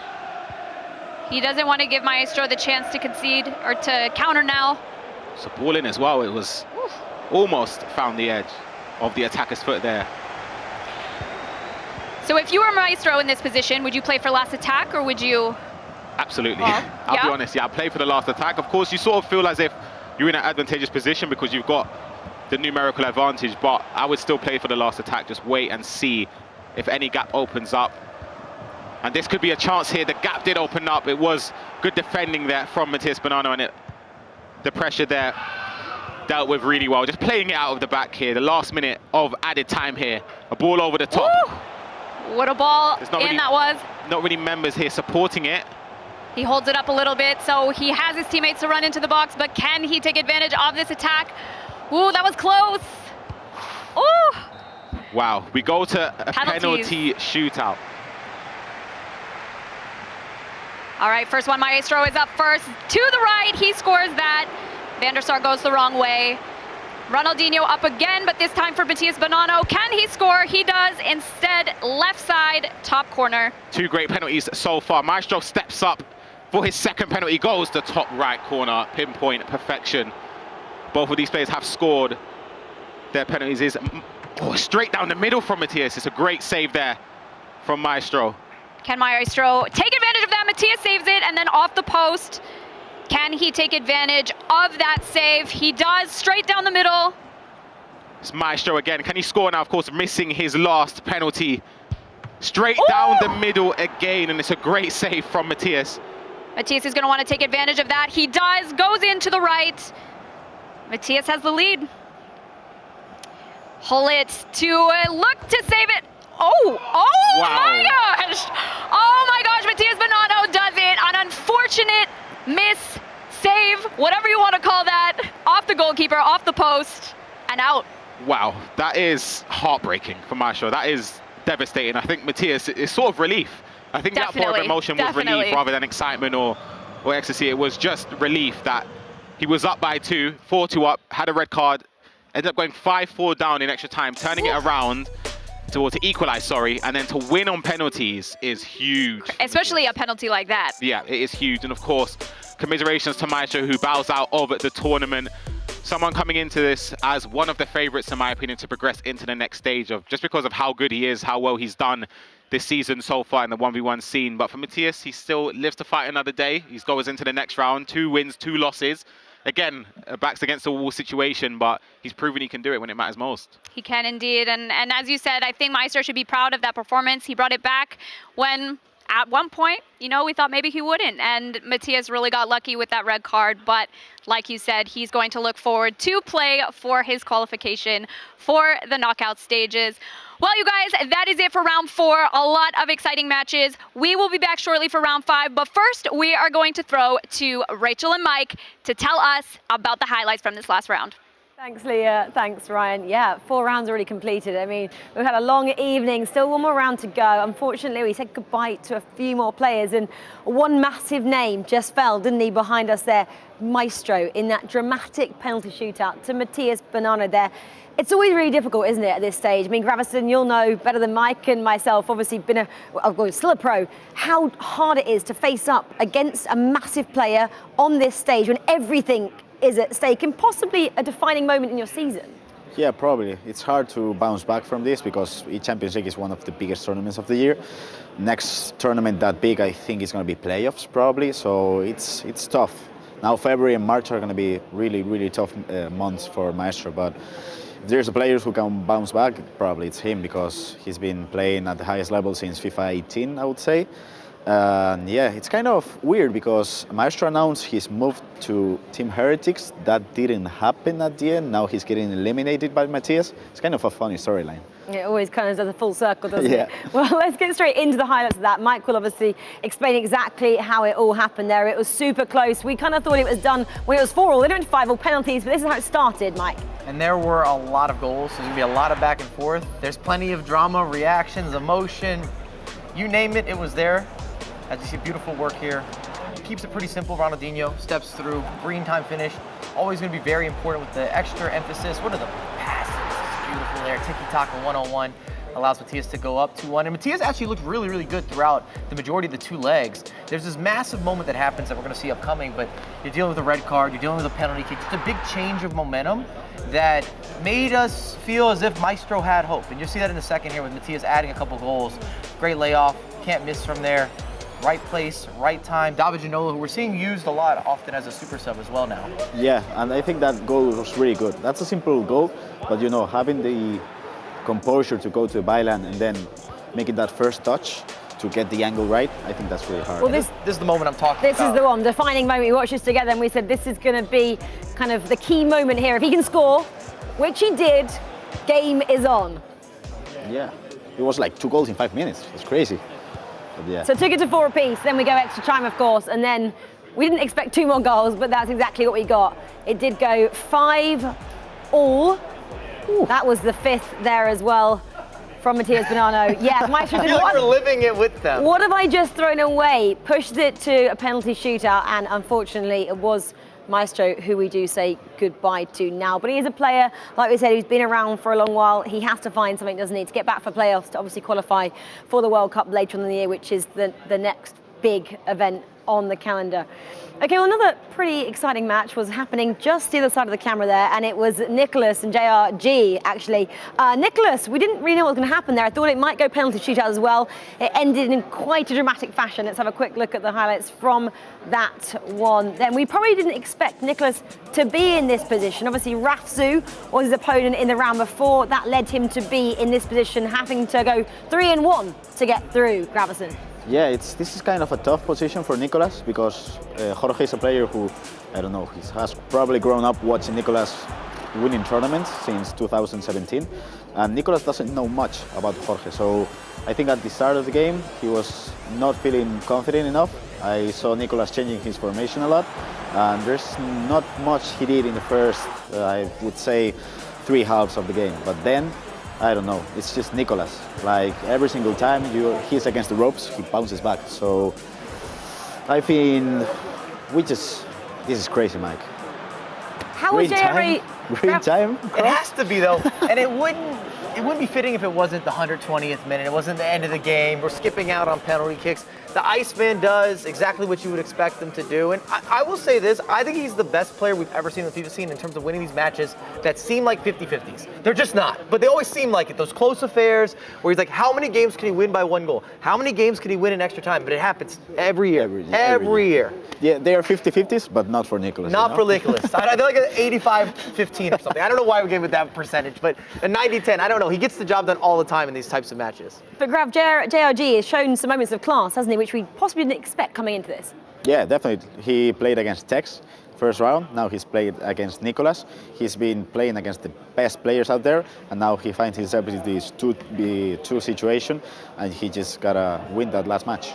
He'd be my surprise player. If he's able to get through, he's somebody that was off the radar for me. I knew a little bit about him, but I didn't have the whole backstory. And the players that he's gone up against and the results that he's gotten, if he's able to push through, I'll say well done to you, sign it up. You know, you are a pro's pro for sure. The thing is, there's a lot of big names because Tex is 2-2 at the moment. So I don't know. I'm looking forward to his 5th round. Yeah, I believe this man's casting as well. That's going to be very exciting, especially when he gets on the commentary as well. Right, we have one more set of highlights to bring you as well, and that is between Manu Bashir and Rodgal here. So let's have a quick look at what happened in this matchup. The thing is, I played against Rodri this last weekend in FGS2. He's a really, really good defensive player. And he's kind of the player who invented the 4-3-2-1 formation that we've been seeing for the whole weekend and for the last pretty much the whole year. So he knows how to use it. And he just, I don't know, he just scored like these simple passes, short passes goals, who I don't know, who can pretty much make it like easy every single time. But yeah, Manu Bashir, what a tough bracket, right? We can say that about a lot of the competitors, though. As you see a comeback being forged here from Bashir. He's one of those guys that you would expect. He's in the prime of his career. He's young. Last year was on the up and up and up. You're saying you're going to carry that same momentum, but that's kind of been a reminder today. I just look at the margins between competitors, and I always talk about margins. This is important, whether it's a penalty kick, a red card, maybe a call you don't agree with, a bounce that doesn't go your way. It impacts so much at this level. Yeah, definitely. And we can see this 4-2 goal in the 80th minute, and it was probably GG. So yeah. Also the first time we've seen 2 red cards, of course, over the course of 2 legs. Yeah. So a red card in each leg. Yeah, that doesn't happen very often, but you know, when you're against the ropes, probably you press the wrong button sometime. It happens when pressure's on, that's for sure. Yeah, definitely. Well, there we have it. That is the completion of round number 4. Let's have a quick look at the full-time results then. So Neat obviously got the win there, 6-5. Rocky and Stingray went to penalties. Stingray coming out on top there. That was a pretty dramatic matchup. Lex and Tom, 10-2. What an absolute thrashing there. We'll talk about that slightly more a bit later. Danny Visser, 7-4 over GoalPoacher. That's quite a big matchup there. Ethan and Ekman. Ekman winning 6-4 I believe that sends Ethan home. Yep. That was one that you were keeping your eye on, Gravison. What happened there? You're not that good at predicting results this time. The curse again. It happened last year as well and 2 years ago. So. You don't want him backing you is what I'm saying. Unless you're neat. I'm sorry. That's disappointing as well for obviously us being English here, but he didn't have a great FGS too. We can talk about that. Someone maybe sitting next to me beat him, neat. But anyway, let's go to standings. We'll talk about who our guest is a little bit later. All right, so standings after 4 rounds then. Okay, qualified. We have a few more players now. Emery Yilmaz, Peixoto, Jotable, Rafsu, there were the 4 beforehand. Now we're adding to that. We've got Stingray, Juabundi, Lex, Marwan, Nicholas and Neat. Eliminated players there in pink. GoalPoacher, Ranu, we've got Maestro, Ethan, big names there. Manu Bashir, we obviously just saw him go out. JR8 and Stokes, massive names. Everyone in blue, we still have one more round, guys. They're all on 2-2. Do not worry, we're going to have one more round of fixtures after this. Talking of a qualified player, Dux Neat is joining us right now. Of course he does, because obviously Gravison is a teammate of his now. A massive congratulations to this youngster for getting through. We've always been bigging him up online. We're so thrilled to see him actually now kind of get a result in LAN in person. Did he expect it to come? Is this like feeling like his time now, Gravison? Rachel te pregunta que estos últimos 2 años te han visto mucho jugar online en los grandes torneos, pero que esta es la primera vez que te ven aquí jugar en un LAN aquí internacional. La verdad es que has hecho un buen papel. ¿Te lo esperabas? Pues la verdad que me lo esperaba por el nivel que llevo haciendo en los clasificatorios, en la FGS, y en la liga también tengo muy buen nivel, así que sí que me lo esperaba y nada, el primer presencial 1 versus 1 que tengo. Quería ver esa sensación de cómo me sentía presencialmente y la verdad que bastante bien. Yeah, he kind of expected it because in the FGS this season and in the La Liga he's been performing at this level, so he was expecting that happening here as well.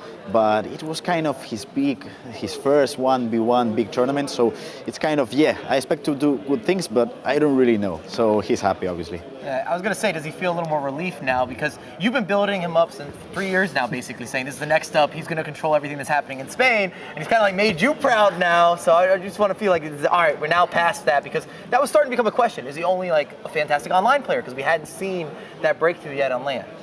I know it's a long enjoy that question.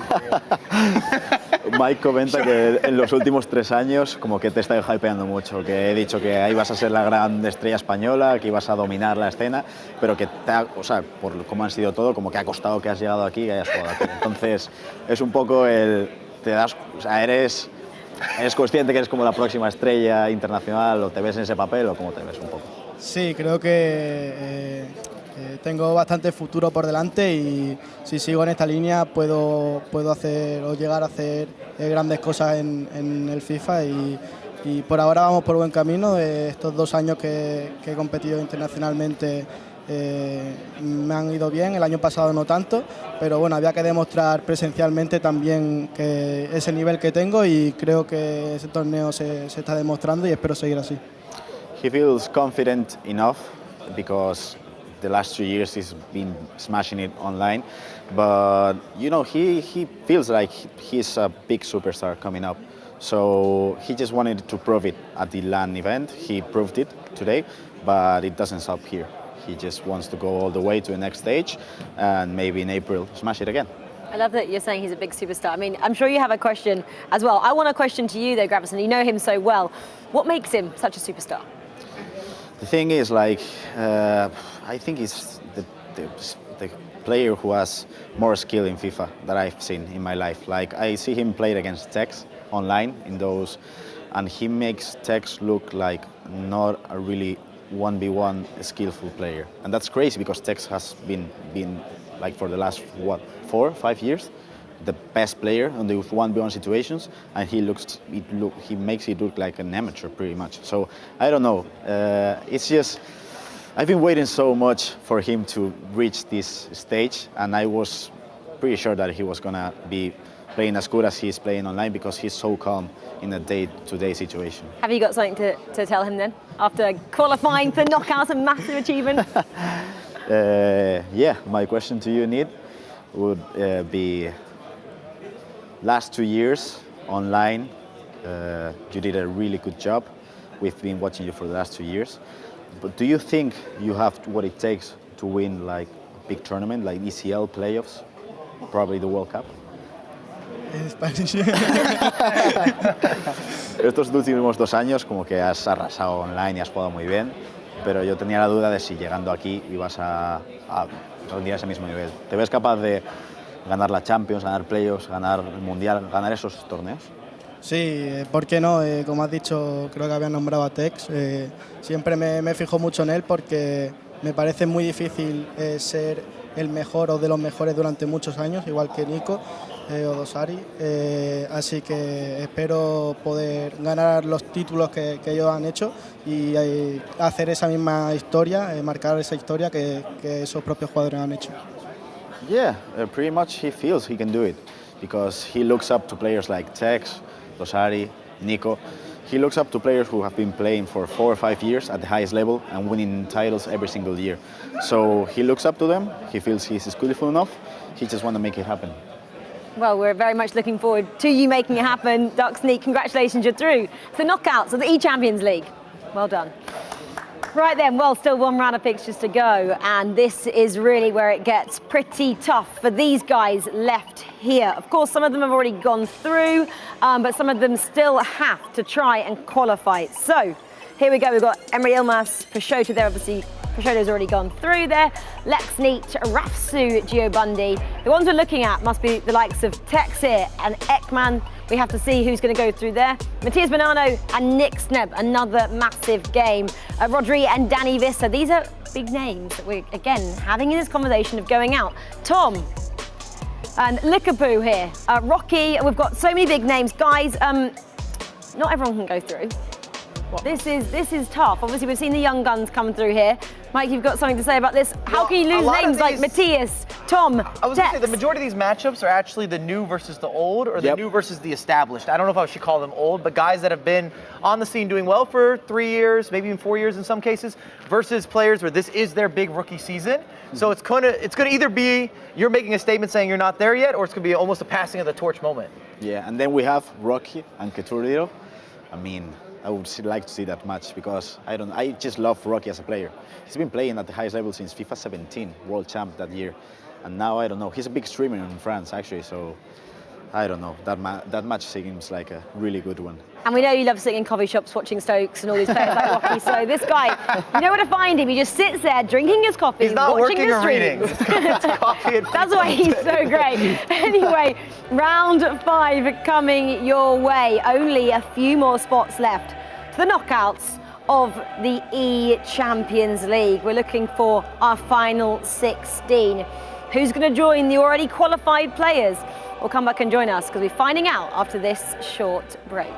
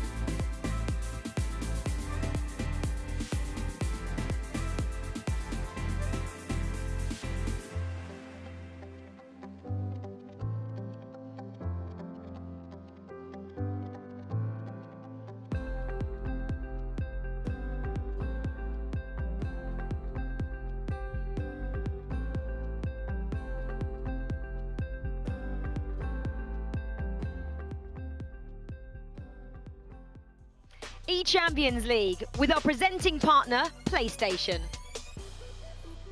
Well, here we are, round 5 of the eChampions League. I feel good about it. I feel good about it, Rich. Who did the draw in? Richard Buckley, Mike LaBelle in the hot seat for this one. If you'd have told me at the start of the day, we'd have had Tex, Matías, Tom Lees, all in these massive games. NickSneb, after his great results in 2-2 elimination matchups, I'd have slapped you in the face and called you a liar. But we are here, and it is elimination or go through to the knockout stages. Just before we get underway, I'm looking behind me. Players aren't even getting ready yet. We're going to have a little bit of a chit-chat before we get into the games. What have you made of it so far? It's been very surprising. I know we say this sometimes, but it's been unpredictable. You're talking about not only who's in and who's out, but when they lost and when they won. There were matches that I was sure was going to go the other way. They didn't. There's games that went to extra time that I thought would be clear cut. You name it, it's kind of happened today. I didn't expect the likes of Maestro to be eliminated. I definitely didn't expect the likes of Ethan, who has been brilliant this season, online and offline. We've seen him in 2v2s, and he went out pretty early. He could have gone out even earlier. We saw Stokes eliminated, and not even competitive in the last couple games. Big spreads. I've got some names for you. Okay, you wrote it down. I don't like that I'm in distance of the slap, because like I feel like I'm in a dangerous place right now to whatever you got going on over there. I'm just going to list some names off. Okay. Maestro, Stokes, Ethan, GoalPoacher, JRA, Manu Bashaw. Yeah, Manu Bashaw, I thought would be a sure thing. Young, hungry. He's in that like Hullet crew where they're all training together and they all have success. He got the Renzo backing. Yeah, absolutely. I mean, recruited by Renzo. You're like that. Recruited by Renzo. Hashtag it. We're in a big moment right now. We've talked to a couple of those names. Let's have a look at the official fixtures coming into this last round of action. Mike, I want to get your opinion on it because there's some big ones in there. We're probably looking towards the lower half there. Yeah, I want to skip through the guys that have already gone through a little bit. They're good matches, and they're playing for seeding, just if you're wondering what's happening with some of the guys that have already had the 3 wins or even the 4 wins. But when you're getting into the Tex versus Ekman, which is the game that we're going to be featuring on, absolutely, that's going to be a bit of a nervy game, I think, for both parties. I mean, Tex has been here before, but still. Matías, who's now battled back, a guy that we talk about did not have a great day, and he barely got through the Maestro game. Fair play. He had a red card. For the majority of it. They have reverse stories here as well. NickSneb was fantastic and then struggling. Matías is struggling and now he's looking more like himself. He's getting through results. And let's have a look at the other half of those fixtures as well, because these are all elimination matches as well. Eliminate or go through. All French affair. Jotable versus Rocky. XL Tom just came off the back of a big defeat. I don't want to talk too loudly because he's meters away. Nah, it's okay. We can still discuss it. He gave up 10 goals, double digits.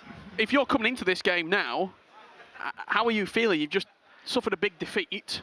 How do you turn that around in such a short space of time? In Pro FIFA, you always have to have short-term memory. As someone who's battled through a lot of these Swiss stages and double eliminations, that is one of the greatest character traits you can have in competitive FIFA. And whether that means you need a 5-minute break, 10-minute break, talk to the coach, you have to forget about that game.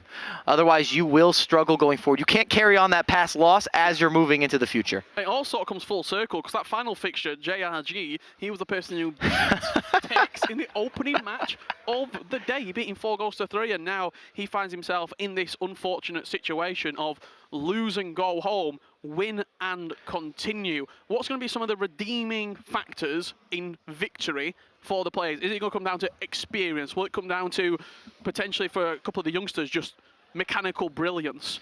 What's the biggest swing? I don't know that we're going to see mechanical brilliance now that we're into this final game and there's pressure on the line, additional pressure than what would normally be here, because you know you're one step away. Kind of adds to it a little bit of a new element. And I was talking about this when we were up there with Rachel and Grav, and a lot of these matchups are actually newer players versus older players. And I'm not talking about age here, but just with experience. So it's going to either be, again, one of those moments where these new faces are going to solidify themselves and say, well, look, you guys might be, in with the new, out with the old, or vice versa, where they say, not quite yet, not just yet, hold your horses. And there's no better example than that, and what we've seen on our featured stage right behind us, the player who is probably the most noticeable in the entire scene, arguably the most successful to have ever done it in Tex.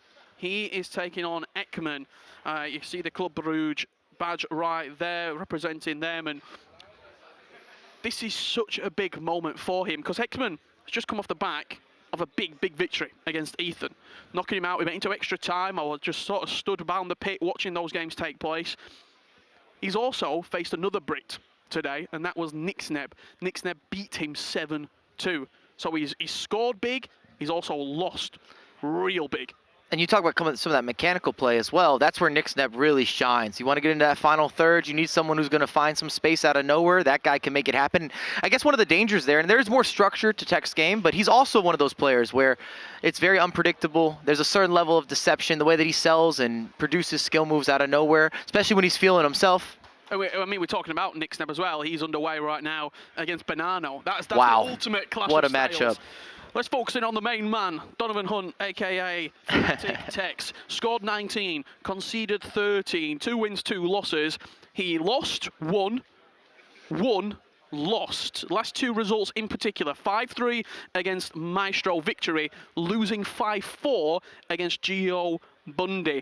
They've all been relatively close results, other than his blow-away victory in round 2. Do you think that we're seeing potentially a new evolution of Tex as a competitive FIFA player? I don't want to say that he's going through a rebrand, but it's natural that he's maturing as a person. Because you think about it, Tex came out of the scene, won everything pretty much initially. He did, First time that he was eligible, won everything, and then from there the expectation was so high for him in all regards. He's had some good moments and some moments he struggled through the online era. Now, post-online era, I feel like he looked like himself a lot in the 2v2s. Great leadership qualities. And we talked about it. Maybe that game goes a little bit different. You're talking about a champion with Diogo, and that was a real challenge as well. Like that 2v2 partnership, it wasn't that it didn't work, but it wasn't getting to the semis. It wasn't getting to the finals. They were battling for the quarterfinals previously. I would argue it didn't work as well as we anticipated it to work as well. When you heard the talk from them, but also mechanically, we say that word a lot. That basically just means how good you are on the sticks. If you take away everything else, if you just put pure FIFA skill against FIFA skill, who would come out on top? When you start to add in these extra layers, like a qualification spot to the next round, like some extra prize money, like potentially a contract extension and continuing to do your dream as a FIFA pro, that's where nerves start to play a factor. That's where the bottle comes into play.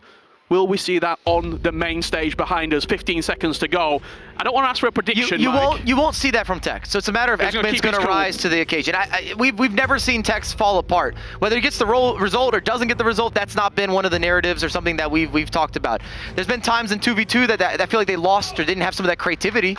But in the 1v1 setting, he shines in these big moments. Well, here we go. I wouldn't bet against him. The Champions League anthem reigns out. Round 5. Tex against Ekman. Winner goes through to the knockouts in April. Loser packs their bags and the ECL is gone for another year. Tex will be getting us underway from left to right in the red strip and all in blue.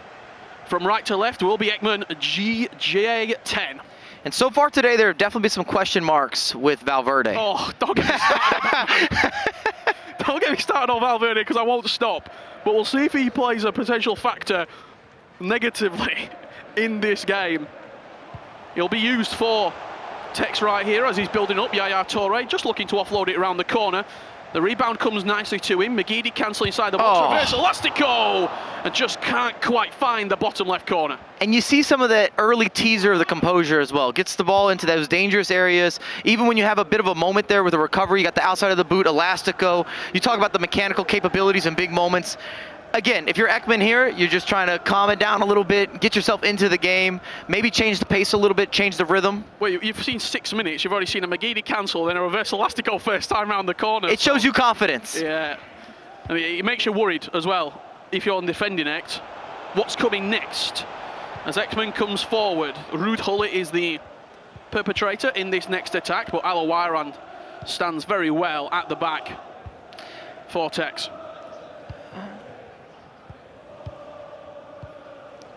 Lionel Messi getting the start as he whips it into the box. Ruud Gullit is a presence. Great creativity from Ekman, spotting that run at the back post. Clever cross to the back post, good connection, a little bit of goalkeeper movement actually as well. I think that hits the back of the net if you don't scoop Van der Sar. See a Travello opportunity potentially from Lionel Messi. Beautiful use of the step-overs right there from Ekman. Capdevila will drive to the byline and Ricardo Carvalho positioned perfectly. Right place, right time. Ekman still alive. Valverde in a defensive spot to clean up the danger. And if there's one critique today, and a big reason that Tex has had trouble in some of these matchups, typically his defense is underrated, and it often goes under the radar. We don't talk about it enough, but it's why he wins so much. It's not just his offensive capabilities and those moments of brilliance, but he's been conceding goals today. Yeah, average 3 goals across the 2 legs, which it doesn't sound like a lot, but a lot of these matches are 4-3, are 3-1, are sort of these scores where that extra goal can really cause you a bit of damage. And the magical goal against Tex has been, if he concedes 4 or more, he's lost. Yep.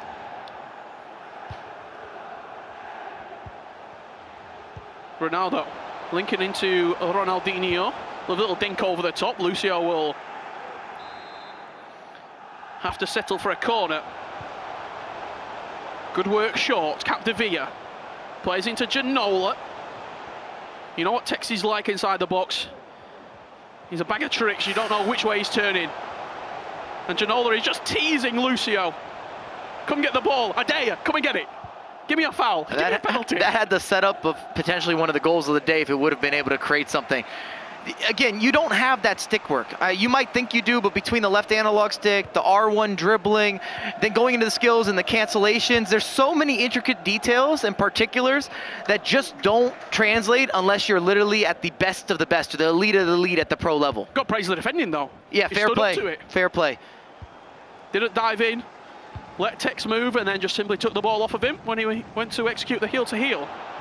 Ekman now comes forward. Both players look dangerous when they're attacking, and it's definitely got a better flow than I potentially anticipated. Quite a back and forth, this matchup with so much on the line.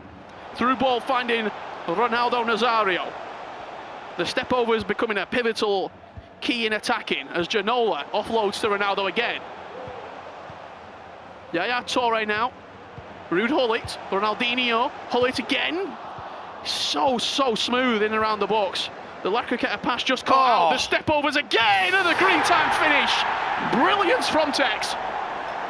What's better than one step over? You get a bit of a double take, a little bit of the body feint, the shift, the hesitation, goalkeeper movement, you bait it, you hit it on the near post, green time finish. It's the green time that's got me. Everything was there. And I was just gonna say, I've been really impressed with Ekman as well, in terms of sitting deep, not falling for some of the skill moves, and then offensively as well, he's definitely coming with a plan. Some of the crossing, some of the overlapping runs. You see the player lock being introduced. Again, this shows that you are feeling comfortable, that you're not nervous on the big stage, or at least it's not showing.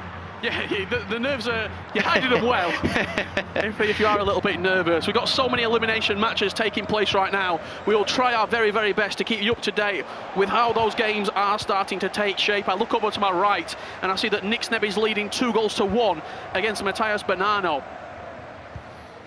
And that would be heartbreak for you. You might be the biggest Bonanno fan on the planet. I'm just here for good FIFA. Gullit. We've seen it again. You pointed it out perfectly. That lofted pass, that cross, that sort of more direct approach. He's happy to play it. If we're going into the details a little bit, Ekman might have missed that final third, that extra mechanical moment, that secondary skill, but his build-up has been there, the wing play has been there, the crosses have been there, and I really like his usage of the player lock as well. If you're unfamiliar with it, it allows you to manually move players simultaneously while having the AI basically control the player with the ball. So it gives you a little more space to find key areas. To talk about being in key areas, this is where Tex wants to be, dancing once again with R9. But you have to say, for as much we've talked about Tex in the final third, he's looking silky, he's looking smooth. Ekman's only sort of been penetrated once, and it wasn't even through a particular skill move combination, it was just a double step over. There's been a couple instances where I think Tex could have been a little more simple, actually. Ankles were already lost in that play. He added in the modified heel-to-heel skill. Yep. Not Not very commonly used, but in that circumstance, I think it was unnecessary. He already had the lane. Chance here for Ekman, looking to build up right on half-time. Lionel Messi. Played out wide to Capdevilla. His touch is poor, and Valverde, for all the stick that I gave him today, for all the criticism I've gave you, Valverde, you've done well there. Fantastic clearance, Valverde. Good press of the circle button. Well, here we go. 1-0 Tex leads. And I think both competitors will be okay with that first half. Ekman might say, maybe I should have scored that volley. But he didn't make a lot of chances. He was in the right areas, but he didn't make a lot of chances. And then for Tex as well, he's had the ball in the right zones of the pitch, especially the offensive zones. Maybe didn't have that final skill in a couple of those instances, but either way, if you're looking at Tex, you're in his camp, you're saying more's coming for you. No real changes or conversations being had. We've only played 1 quarter, you would say, of the matchup so far. I don't really expect to see much done until the second leg at least, really. That's when we tend to see those changes being implemented, depending on your position in the match. Ekman gets us underway for the second half of action.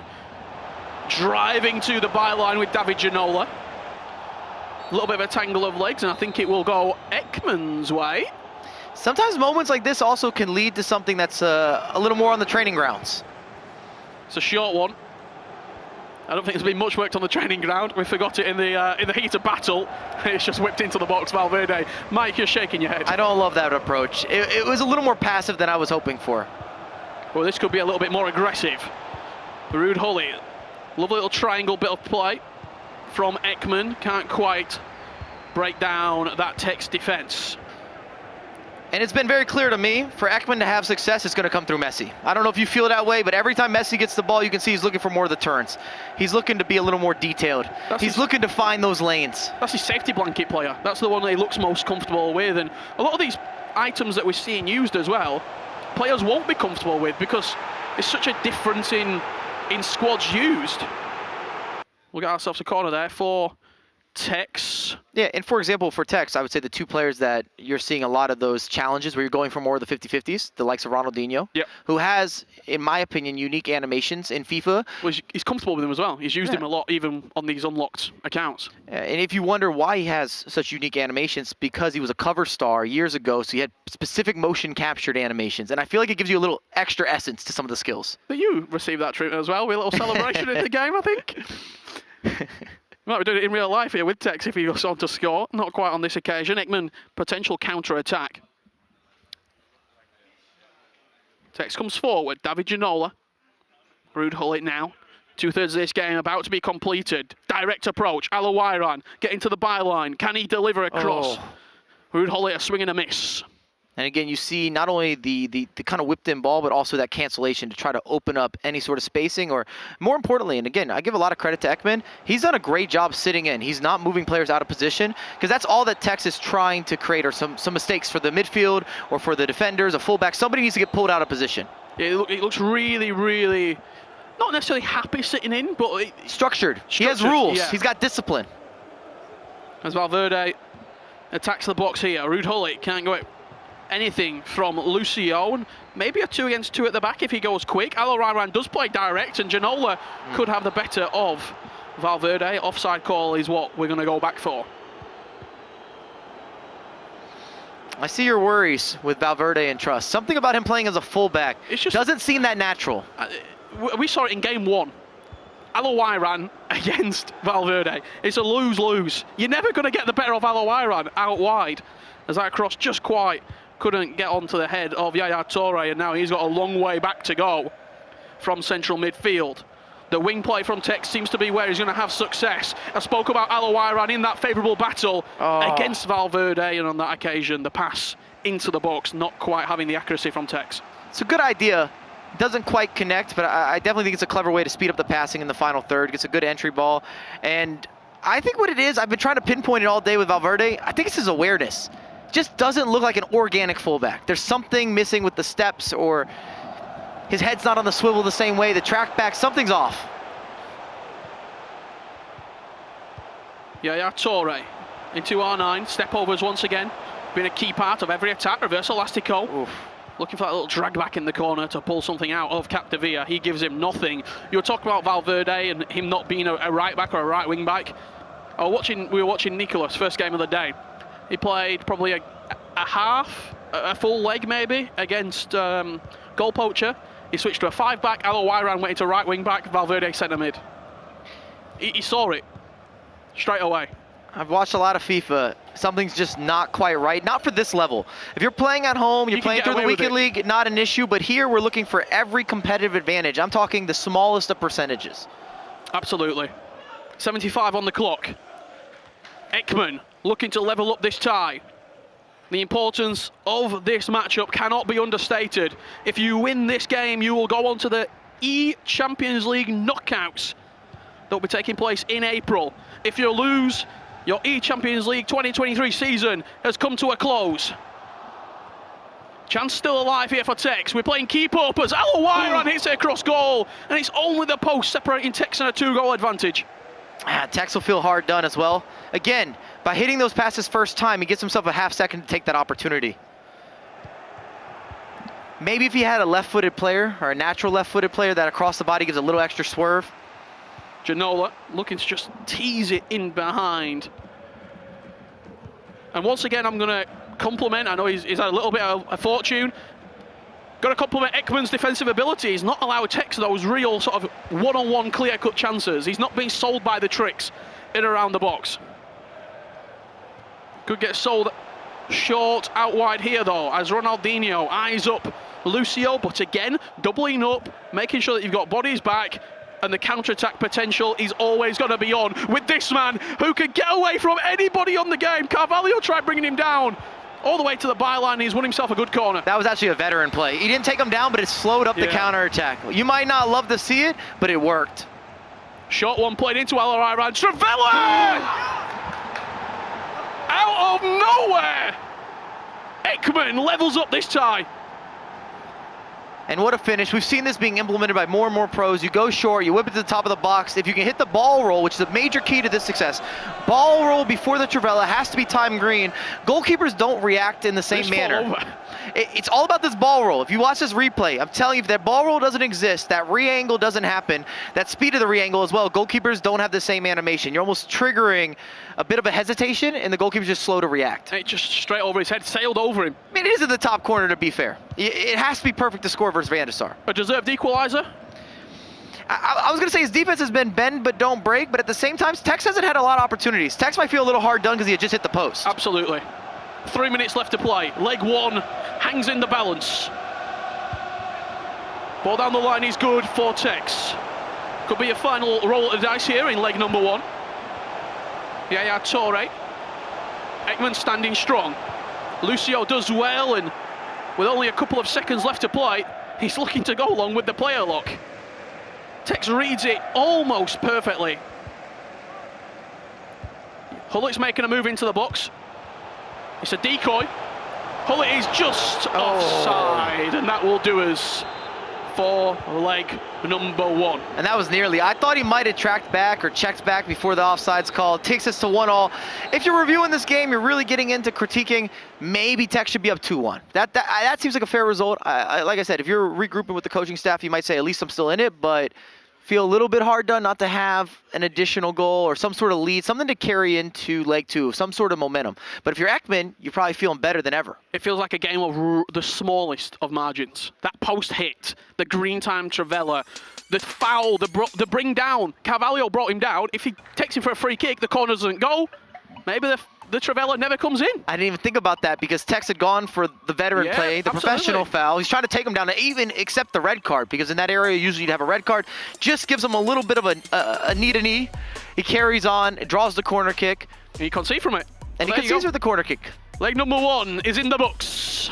Tex from Fnatic. Ekman from Bruges tied level pegging after 90 minutes of non-stop FIFA action. This is one that you simply cannot miss. The eChampions League rolls on after this break. Eliminations, progressions, don't go anywhere.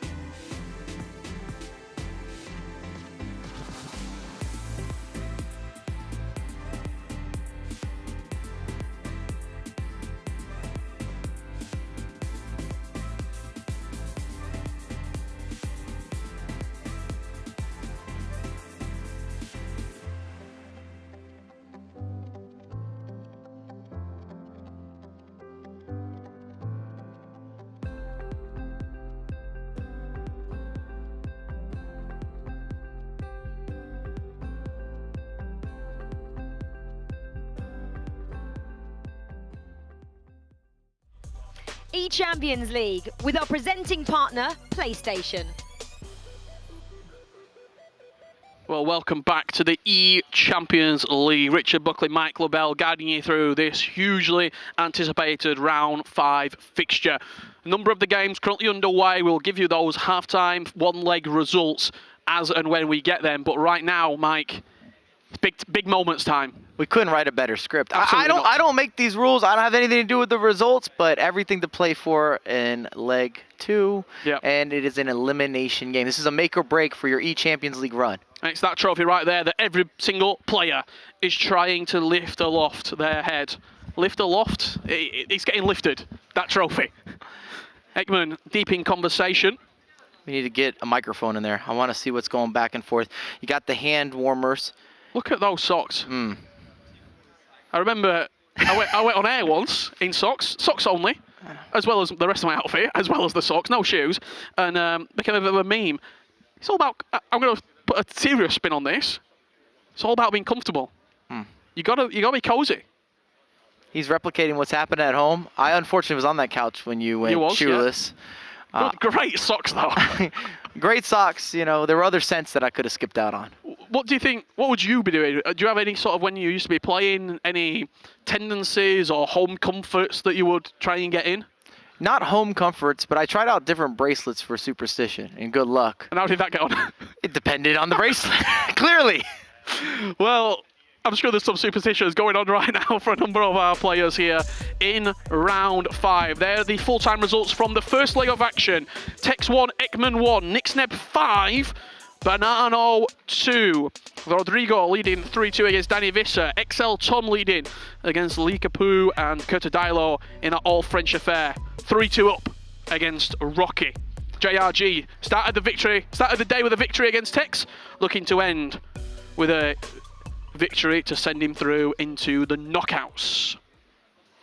And you look at those results, another one that stands out for me, 2 players that I don't know if everyone expected to be here, but Rodri and Danny Visser. Absolutely. I am definitely interested in that result. I've been impressed by Rodri today. Danny Visser's been around the community. He's had success in the last few years. I don't know that he's hit his peak yet, and he hasn't had that major breakout moment. We haven't seen him win an event or really get to the finals, but I do think that he's right there on the horizon. And again, I talk about this academy, and I keep talking about it, but there are so many players that are Dutch or come out of that Ruud Gullit combination with Ninjas in Pajamas, that collaboration, there's so much talent.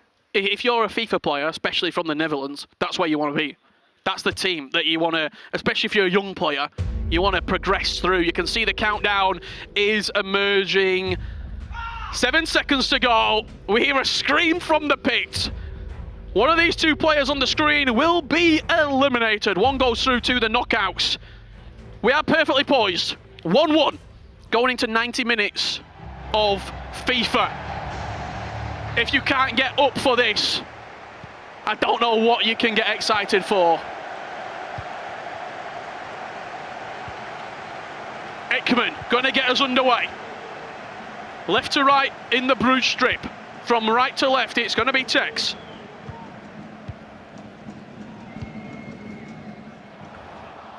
That cross whipped into the box. Header doesn't quite fall to him, and Ricardo Carvalho just takes it away for Tex. Again, the crosses looking to be a pivotal part of this for Ekman. I'm calling this early. I think we're going to have a Valverde problem. He's going to be a headache. I was going to say, we didn't have any major mistakes in the first leg from either opponent.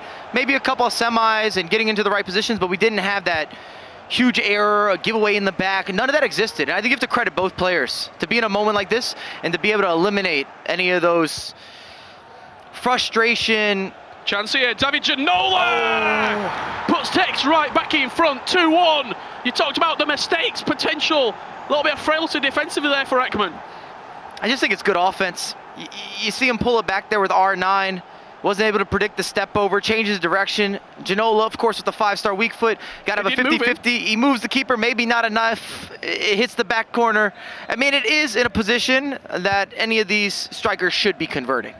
This was exactly the position where Ekman found himself in the first leg, though. 1-0 down. You shake your head. Do you think that this potentially is going to go a different way as Tex comes forward once again? Is the momentum, is the confidence starting to surge through Tex's body right now. Casillas a little bit risky at the back. You and I have shared commentary booths, couches. Yep. We've stood next to each other on many occasions. We have. Tex is a second leg player. Yeah. It's always been part of his career. He adjusts really well to his opposition. That's why you see the shake of the head. It's a nod of concern. And it would even be a bigger nod of approval if Ekman was to deal with that. But Tex looking to get up and going. That is insane from Tex. He forces the corner. The double cancellation, you have the Berber into the cancel, the change of direction. Stop it! He's cooking. Ronaldinho inside the box. He set 3 defenders packing. Couple of step overs. Ekman just about deals with it. This is a period right now that Ekman has to just get through. Regardless of what happens in this match, review the first 15 minutes. If you like skill moves, watch Stokes back. You don't have these types of combinations. Driven from Tex into the path of R9. He looks to offload to Al-Ryan. Just offside at the top of the pitch. It must have been the runner coming in from the back post. Ekman just giving the ball away a couple too many times here. And Tex, he will punish you. Casillas does well. Ekman just needs to settle. And I'm surprised to see Casillas being used. He's never been a top-tier goalkeeper in my experience, just from a size perspective. We always talk about being 6'4", 6'5", even 6'6" with some of these goalkeepers. They get their hands on a lot. Just a few periods of possession, keeping the ball, keeping it ticking over, almost just settling yourself into the game. What we're seeing here from Ekman. Sends the run down the line. Decides to ignore it on this occasion. Ronaldo can't quite skip away from Capdevila. And we're seeing Texas a little more decisive with his build-up. In the first leg, it was a little slower, a little more concise. I don't want to say more predictable, but there's more practicality. You just see the way that he's passing it, he's punching it, he's rattling it into the feet of the strikers. Right there, the direct pass, straight into the feet. Ronaldo Nazario offloads it to Ronaldinho. And Tex starting to run it up here at the eChampions League 3-1. It's the look off, it's the extra pass, it's the vision, take your time, alignment, you take a glance, goalkeeper, are you shifting, are you shimmying? Ronaldinho, which makes me so happy to see him used in so many squads. I think almost every squad today. Absolutely, yep. Ronaldinho has been a must, and it wasn't always like that in the esports scene. So I've got a question for you. You talk about Ronaldinho being outstanding. We talk about Valverde potentially being a weak spot. Would there ever be a Ronaldinho out, Cafu in? You use one of your icon slots, you get a right back in as an icon. Well, then you're measuring Cafu's value to Ronaldinho's value versus Valverde being a deterrent. It's quite an equation that you're bringing up here. So I know yesterday I was here, there were a few players saying, maybe get Cafu in, maybe he can do a job. Players prioritize attackers. It's always been like that. And these attacking players are the ones that can get you right back in the game. Ekman forcing a corner after going 3-1 down. Good build-up play into Ruud Gullit. He got his shot away. Shot corner is played. Will it come to anything? We've seen success from him already in this sort of area. He's more than happy to hit a Travella. Tex with a great job there closing down the angles. You see his players starting to push. You also see a lot of offside traps coming out of those scenarios as well, just to make sure your back line's on the same page, you don't leave gaps. Lionel Messi, could he be the catalyst for an Ekman comeback? Gullit getting charged down really, really quickly there. Texas off the ball pressure, something that's sort of rarely talked about. We're so sort of infatuated by his attacking play, but he's off the ball player switching, man management. He's so good. I don't think anyone would argue of Tex actually being one of the best defensive players. Oh, that's going to break for him. David Ginola 1-on-1 to settle the game. Oh, smashes it across the keeper. No reaction from Tex, 4-1. And you might have questions. Well, that's great, because I have answers. Tell me. What happened there? Not the deflection, but the cancellation. He pulls a cancellation out, and that's why the keeper, or that's why the defender's not able to get a foot in that scenario. He recovers, and David Ginola does the rest. But it wasn't just a swing and a miss. It wasn't just a whiff. And these are those fine details. The artistry with your FIFA build-up and taking these moments, whether it started with maybe a bit of good fortune, it's what you do with it. And we talked about small margins. All the small margins are going in that man's favour right now, and that's not fortunate. That's because... But he's taken advantage of them. Absolutely. He's been a little more decisive. We talked about it, a little more direct, a little quicker moving. He's getting into the final third faster, and even if it's a half second, it gives you that half second in the box to make a decision. A little more time. Do I want to line up a finesse shot? Do I need that trivela? Do I need an additional skill? Am I looking for an extra pass? Do I want to bait this player? Do I want to shimmy? Do I want to shake? Do I want to give you that razzle and that dazzle? We'll have to wait and see. That brand new smell. It's 37 minutes in, and he's leading 3-0 in the second leg. So I would say, Mike, that he is razzle and dazzling right now. I don't like going up against. I would never want to go up against. Actually, the second leg Tex is a problem. We've got plenty of games currently underway. While we're in a pause here, Ekman is changing things up. We've got a match. Tom Lees is in action. I think that was quite a relatively tight game the last time that we saw it. NickSneb and Matías Banano currently underway as well. It looks like, I think NickSneb was leading 2-1. Tom Lees leading 3-1 currently. We'll get you the full-time result of that as and when it is ready. But we're back underway here with Tex, and he's putting on a masterclass. And this could be a trifecta then of English players getting it done. We have 3 featured matches. All the English guys are ahead at the moment. Absolutely, yeah.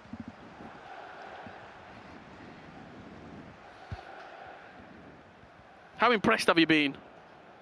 I know we talk about the second leg Tex factor, but it just turns a switch. It's just been part of the narrative. You could set the calendar invite. If you wanted to, you don't have to tune in for the first leg a lot of the time. You know it's going to be interesting. I'll never forget a few years back. You were there as well. I was commentating, and it was the second leg where Tex went up against Stokes. And it was maybe the best second leg or the best leg of FIFA I've ever seen. And I even afterward, I talked to Stokes a little bit. He's like, I felt like I was just watching a moment. I was just part of it. We're in that moment right now here at the eChampions League. Tex comes forward with Alawairan. One more goal, you would certainly say this game is wrapped up. But while there's a 3-goal deficit and a 3-goal advantage, it is doable for Ekman. Brings him down, that'll be a free kick, surely. What's that, maybe 20 yards out, 21 yards out? It's possible to go to direct. Definitely can challenge the goalkeeper from this distance. What we're gonna see here then. You got Ronaldo, Hully, Alawairan all over it. Maybe a Trivela. Alawairan's gonna hit it! Oof. Great save, Casillas. And that'll do us. Half time. Tex 4-1 up right now. And he just had a look over his left shoulder. I don't know who he's looking at. I think he had a look to see how Tom's getting on. Does that show how composed he is right now? I mean, he locked in, he's up 3 goals. You see the facial reaction from Ekman. Gonna go into making some changes. And at this point too, it's too early for a constant press, but you have to rev up your depth. You have to start taking major changes. You've got to start looking into the team press as well, executing that manually. You need those double teams. And he's going to need mistakes. He has to force some mistakes. Well, that's half time here in round 5. 45 minutes left to play of your eChampions League Western Europe group stages. We come back tomorrow. We do it all again with the best players from Central and Eastern Europe. Do not miss that. It's going to be an absolute cracker of a day of FIFA esports action. 16 players will be coming out of Western Europe, and Tex looks to add his name onto the 10 already confirmed.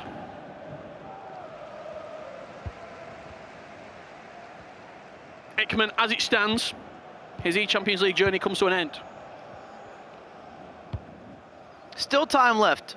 I know it's 3 goals, but we've seen a lot of comebacks in FIFA, especially in FIFA 23. There's been a lot of moments. You can do it. Especially when you can get to the byline with such ease right there. No real pressure on him. Capdevere had the length of the pitch to run.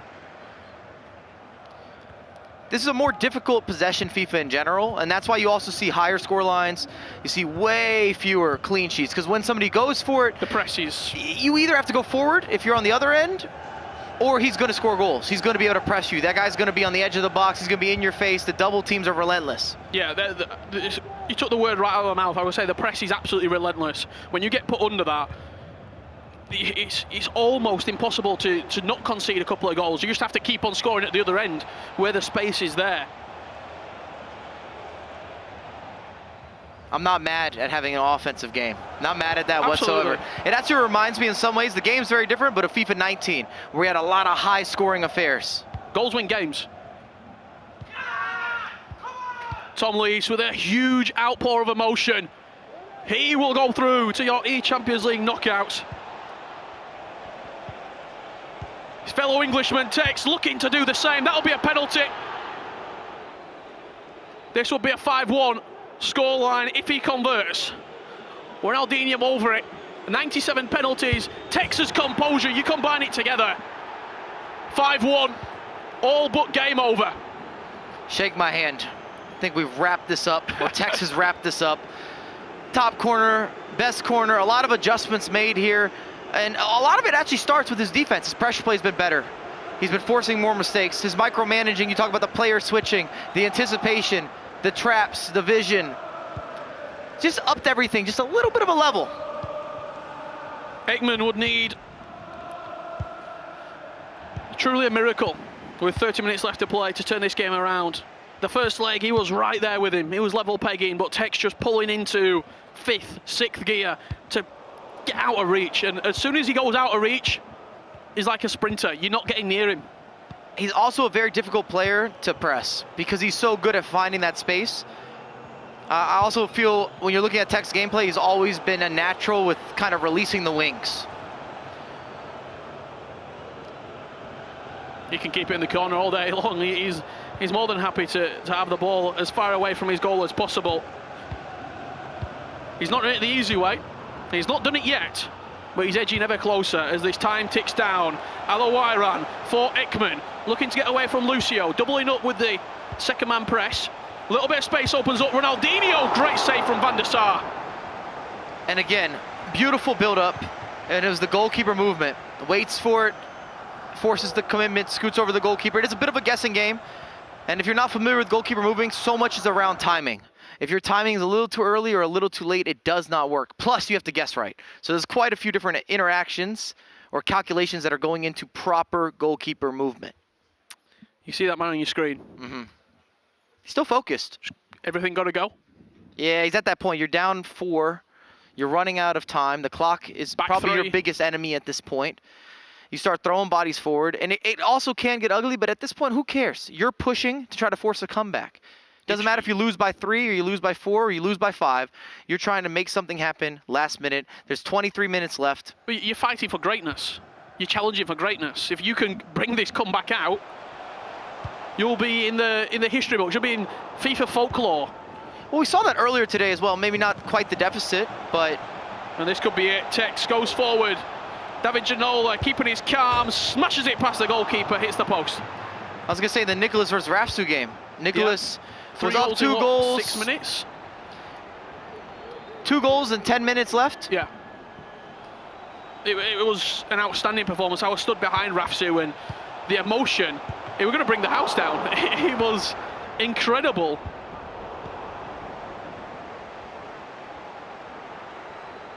Full time starting to come through here from around a number of our matches. The pivotal games. The moments where you have to win. A little bit of frustration from Tex. I think he probably wanted to make the scoreline wider. Maybe slightly disappointed. Picked out the right passes, the key drop-offs, the finish. There might have been a slight hesitation. Keeper makes a good save, but it's got to be said, you add another goal here. GG's, and you're moving forward. NickSneb looking dominant again versus Matías Bedano. That's a big update. We're seeing Matías going home. 5-1 in the second leg, so he's... Remember, he was a finalist last year, of course. Yeah, a grand finalist. Tex finished 3rd last year at the eChampions League. He'll be looking to go 2 steps further this year.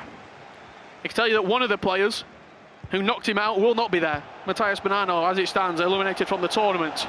We'll give you all those players, fixtures, results, whatever you require after this game is finished. Beautiful play. He's going to go into the near post. 3 goals in 12 minutes. And we talk about timing again. Goalkeeper movement was done right. It's just slightly early, and it makes it where the goalkeeper kind of bobbles it. It's great feet inside the box, the roulette. He wasn't set yet. I'm not saying this will always happen, but that's because of the manual movement that you got a strange or an unusual animation. Can we see something mind-blowing here at the eChampions League group stages? Ekman, show us what you've got. 3 goals, 12 minutes. And we've seen Tex switch into a 5 at the back as well. He's got additional width now for the outlets. A lot of that's just to try to stall some of the times. Yeah. The press will come. It will come in numbers. Those blue shirts. Like bees around honey. Trying to hunt the ball down. Let's take a corner. And just eating away at that clock. Eating second, minute by minute by minute. Until it's almost impossible. It's getting slim right now. But he has won the ball back. And with 6 minutes to go, you're sort of thinking he has to score from this attack. Ronaldinho will get away from Marquisio. We tried bringing him down, nowhere to be seen. Drives to the byline, ball all scooped in. Potentially a game-winning tackle from Yaya Toure. Dangerous play on the defensive end. Yep. Going for the slide tackles. Wouldn't always recommend it, but considering that he has those goals in hand, it makes it where that takedown, that slow up of the play, even this pause, it's worthwhile. Just takes a little bit of the edge out of the game. If he got away from him, do you almost think, I'd like the foul there? Send him off, ref, give me a chance. I don't think he's mad at it. That's why he commits to that. He's done it in both legs now. But it's mainly because, especially in this case, that he has those goals in hand. If you shut down the play, it's harder to score from the set piece. You just saw a substitution there as well. I think it was Kanate coming on for Tex, the centre-back, the Liverpudlian, making his way onto the pitch. Still not over yet. Smolarek, Ruud Gullit. 3 minutes left to go. Could be a late consolation. Could be a late fight back. Who knows? Ekman, shut out by Ruud Gullit. And Tex brings the ball clear.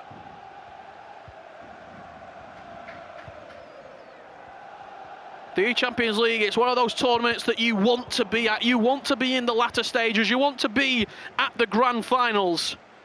Tex was so close last year.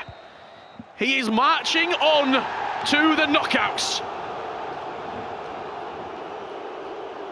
It's got to be said, it's a deserved result. Again, that second leg, very dominant in all ways. When you're looking at the composure, the controlling factor, the possession, the gameplay, it was all there. And this fourth seeding, obviously both players gone through. Nicholas will suffer defeat there against Marwan, the Frenchman. 5 goals to 4, so potentially you're looking at Nicholas 3-2, NickSneb 3-2, Tex 3-2. Tom 3-2. Tom Lees 3-2. There's going to be some unbelievable matchups when we start to put those two regions together. And France is back. They're on the come up. There was a couple Big years time. where I don't want to say France fell off because that wouldn't be fair, but they were the leaders. And we've seen the Germans really rise to the occasion, have more quantity of players, and then that same quantity having success. We see Umid as the world champion. I feel like that used to be France in many regards. And this year, the guys have really showed up to this event. eChampions League, they're making noise in a big way. Absolutely. The resurgence, you would say, of this France scene. Some incredible stuff. It was probably Maestro, Dax maybe carrying it for a little while. Now, old names coming back in. The irony is both of them are out. Yeah, absolutely. They're not here. Well, I mean, Maestro was eliminated. Dax did not qualify. And now we're seeing new names. We're seeing new blood. And we're also seeing players from yesteryear, Rafsu, making an impact. He was 3-0. He was the first player to go through. And I mean, Rocky back in the game. Dilo, I haven't seen the results yet. I think we're going to check in on some of these games. But there's a lot of French players that are fighting to go through to the next round. Absolutely. I mean, we just saw right here on the stage, Tex behind us, Tom to the left, NickSneb to the right. That's 3 English players all progressing through alongside Stingray. It's been a real good performance. They had 7 come. 4 have gone through. It's an international exchange. Yeah, it really is. I'm just saying, we got a new FIFA conversion rate. It's been an absolute pleasure joining you here, Mike, I have to say. What you expected today, you think? What you expected from the eChampions League, or over-delivered? I was going to say, a lot of these results I didn't expect. Yeah. So I didn't expect how a lot of the games went, but I always look for the drama. I'm happy to have it. I don't mind the penalty kicks as long as I'm not partaking. Late game, extra time, red cards, bring it all on. And you can just see a few shots there of Tex on the stage. For him, he had to go through. For him personally, for sort of, not necessarily his brand, but for Tex, it was a moment that he had to go through. I've just heard an eruption from the pit. I'm looking over, I'm trying to see where it is. I think it's Danny Visser standing up. I see some That's an elimination game. That's a qualifying game. Danny Visser looks to have booked his place. You're seeing it as we're seeing it right here, live shots, handshakes all around. Team Hullet, another player. I thought it was an earthquake going down with Danny Visser. Feet are stomping. Another player to book their place in the ECL knockouts. We have to talk about this team. I know you mentioned them right off the top. What a unit Team Hullet have built. That's kind of what I'm saying. And they're developing this talent. And again, you touched on this during the broadcast. But if you're 16, 17, 18, 19 years old and you think you have FIFA potential and you know any Dutch, I'm talking about just speaking a little bit of Dutch, please reach out. Reach out to Renzo. Everyone. Yeah, Zizinho, his career path up and up. Absolutely. Yeah, no, they're working on their Portuguese. I think he was learning Dutch. Are you going to go there? Late resurgence? Yeah, maybe I'm coming back. I don't know. I think I'm out of the age gap now. Mike LaBelle with It's Renzo unbelievable, behind him. though. No, I Think mean, about it. Like, the variety of players, the different types of play styles. It's not as if these guys are replicating the same style and doing it well. No, they don't play similar FIFA. And they're still getting so... They're mentally there. We got to talk to Renzo some more. So many performances, so many qualifiers, especially in the latter stages of tournaments as well. And Emre Yilmaz, we haven't spoken about They're him already in today. a World Championship this year. We're looking at Olito and the likes of Levy. And the 2v2 came together. I'm just saying. These are observations. These are facts, not opinions. Yeah, and look, I think when you talk about Team Hullet, it's not just this year. It's last year. It's previous years. It's been a continued run of development for 3 or 4 years, and that's exactly what the esport needs. That's what we need. Sort of the talent building, and then you see moments like that, emotion like that. You see what it means to players when they get over the line. An incredible first day here of the eChampions League. Mike LaBelle's going to pop up to the stage to have a chat with Rachel and Gravison first. Thanks, Rich. Thanks, Mike. Yeah, Mike's going to rush over and join us, Grav. But what a way to round out this evening. I mean, I'm going to say the biggest shock for me is Matías Bonanno going out there. We possibly didn't expect that. It's great, obviously, to see NickSneb going through. I think he's shown such potential this year, especially with the likes of Ethan, who really disappointing, especially for you, who kind of really bigged up his chances, didn't go through. So for Footwiz to get one of them was great. But what do you think went wrong with Matías today? I wouldn't say it's today's fault. It might be the whole season, because he's been actually struggling with FGS 1 and 2. He went 4-3 and 1-3, I think it was. So he's not been able to reach the same level which he had last year.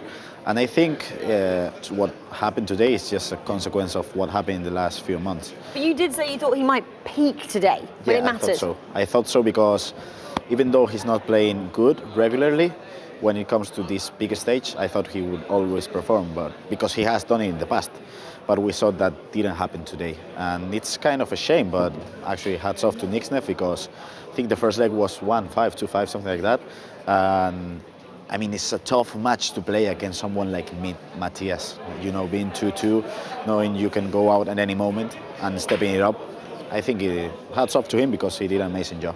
I'd say maybe he's lacking the experience, but I don't think so. But you say that he's had an entire year of LAN where he's done amazingly. He's had the online season as well. So how many years of experience do you need? I'm not sure, but a man that has got great experience who did go through was Tom. He took on Likapoo in that round 5 there. And again, it was go home or kind of play the best FIFA of your career. And Tom, you know, knows how to perform on these big stages. Definitely. I was speaking with Javi, who's Tom's coach, who was the coach for Dogs and for myself for a couple of years.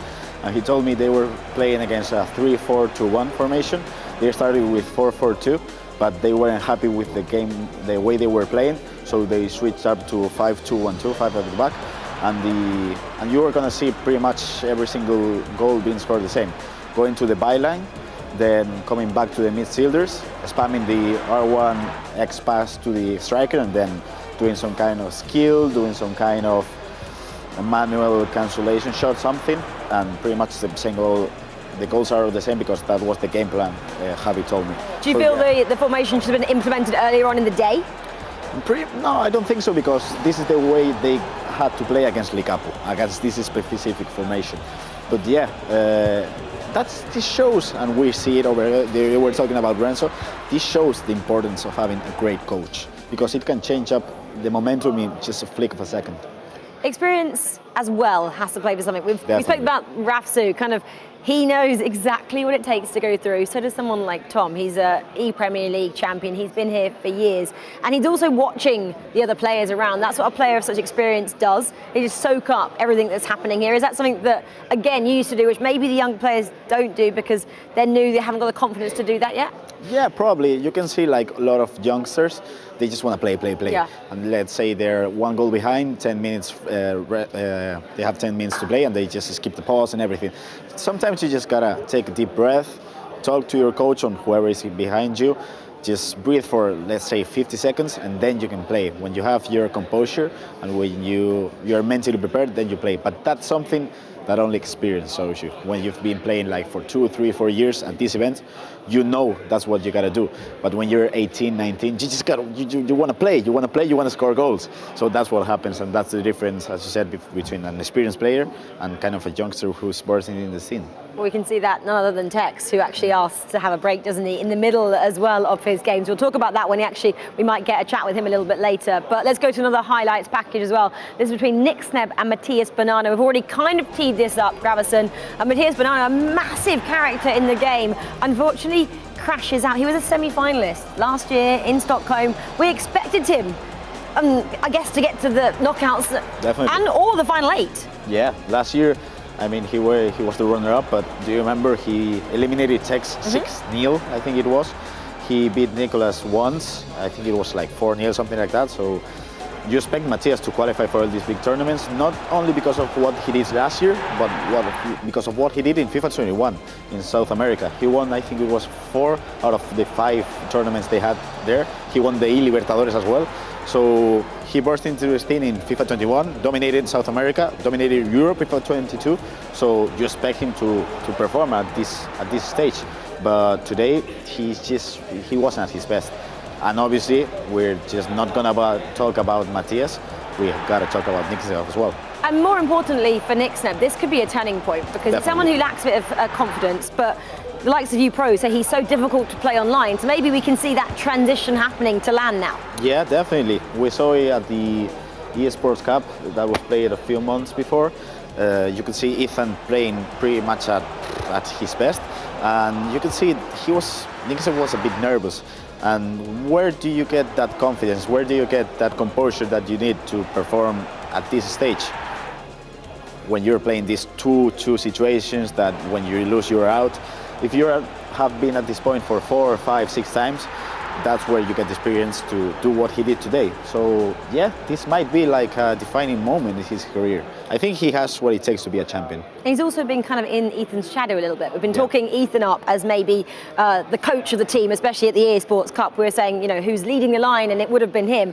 Now that NickSneb is the player that's gone through for FootWiz, maybe we'll see a different kind of NickSneb coming through, which would be great to see. Yeah, definitely. And FootWiz has a lot of potential. Like, they're pretty much 2 of the, I would say, 16 black players in Europe right now.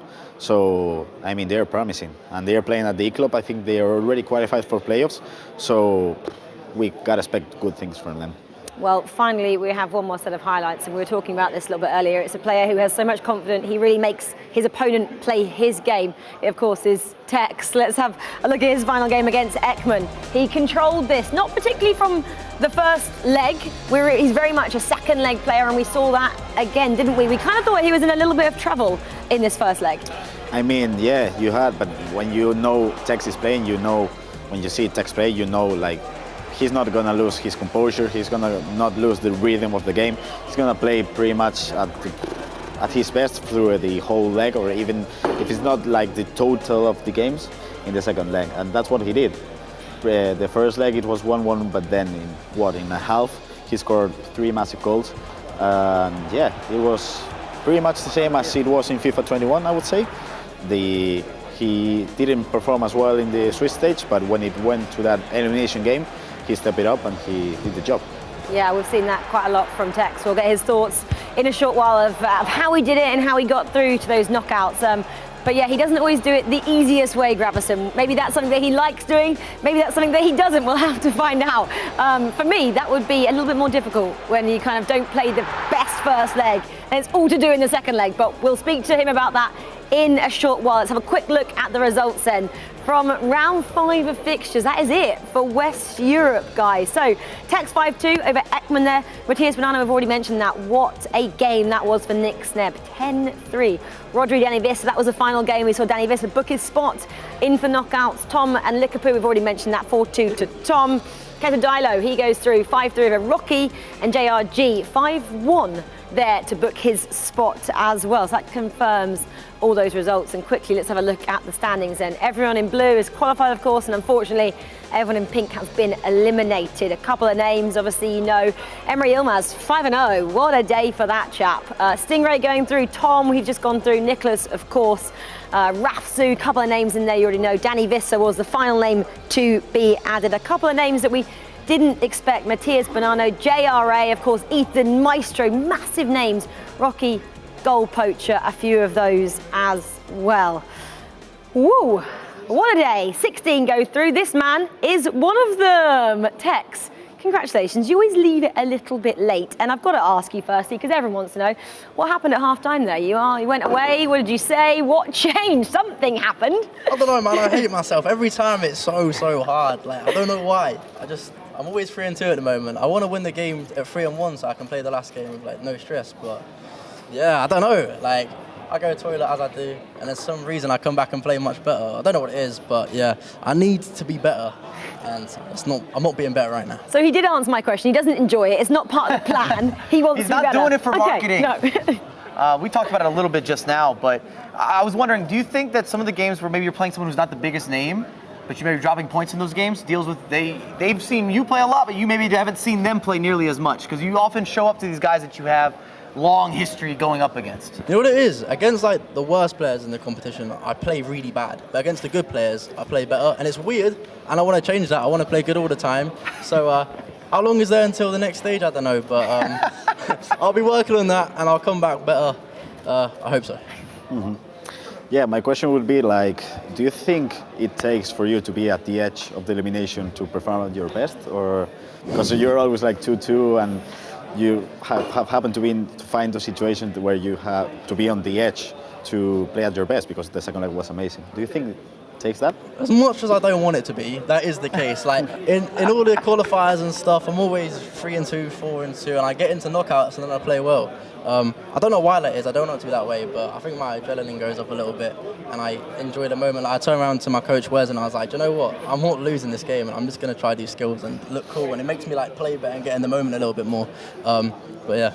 And what was it about all the English guys as well, leaving it to the last moment? You had Tom over there at the same time as you had NickSneb over there, but going through, which was great for this new upcoming scene as well, I think we've got in the UK. Yeah, now the UK's been awful for a few years on FIFA, but you know, this year, we're looking good. Ethan won the first qualifier, he got me. Tom's made the next stage. NickSneb as well is a good player. He's not doing too well in FGS at the moment, but he's better than what he's been doing.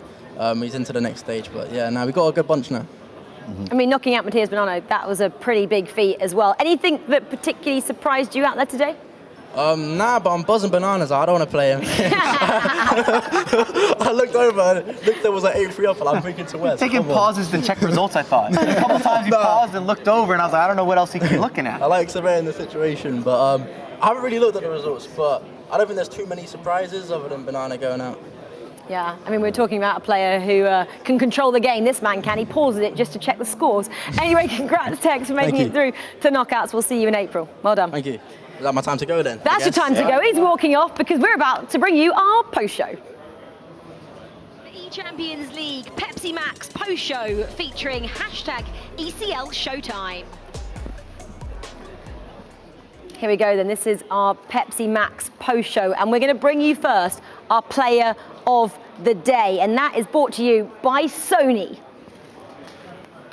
Okay, well, let's get into this one then. I'm pretty excited to announce Emre Yilmaz is our player of the day. I mean, he's the only player that went undefeated, 5-0, which is such an awesome record, especially at an event like this. He defeated JRA, Likapu, JRG, Rafsu, and then Pashota as well. Such great names. I'm not going to say the Rafsu one because you told Rafsu he had no more games to play, so that could be a question mark there. But what a day for this player. Team Hullet, obviously, we talk about the factory of players they churn out here. A massive congratulations to him. You can see goals for 26 against 14, the difference there being 12. Well, we can welcome him to the stage right now. I mean, what an accolade. You are a player of the tournament, undefeated. Did you expect that coming into this? That's a good achievement. No, I didn't expect this. I was informed, last qualified, top 2, I lost the final. Today I progressed, I played very good, so yeah, I hope consistency rewards. Definitely. And what is it about the Hullet camp? We talk about it, but there's just so many players. Factory. And we look at it, and a lot of you guys we don't know a lot about. And in the first event, ready to go, prepared, going to make a run, and there's just so many players. The quantity and also the play style so different. Yeah. What's happening? Yeah, it's like we're working every day on the game. What can we do better? Like every little thing in the game is, yeah, with me and my coach Renzo, Jelle, Jelte, everyone. So yeah, every day working with a team. It's very nice. Are we giving Renzo too much credit? We don't know all the intricacies or the background, by the way. We just keep shouting out Renzo, but maybe there's some other people we need to talk about. No, it's just Renzo, Jelle, Jelte, everyone on the team does his job. So it's a good team. Definitely is.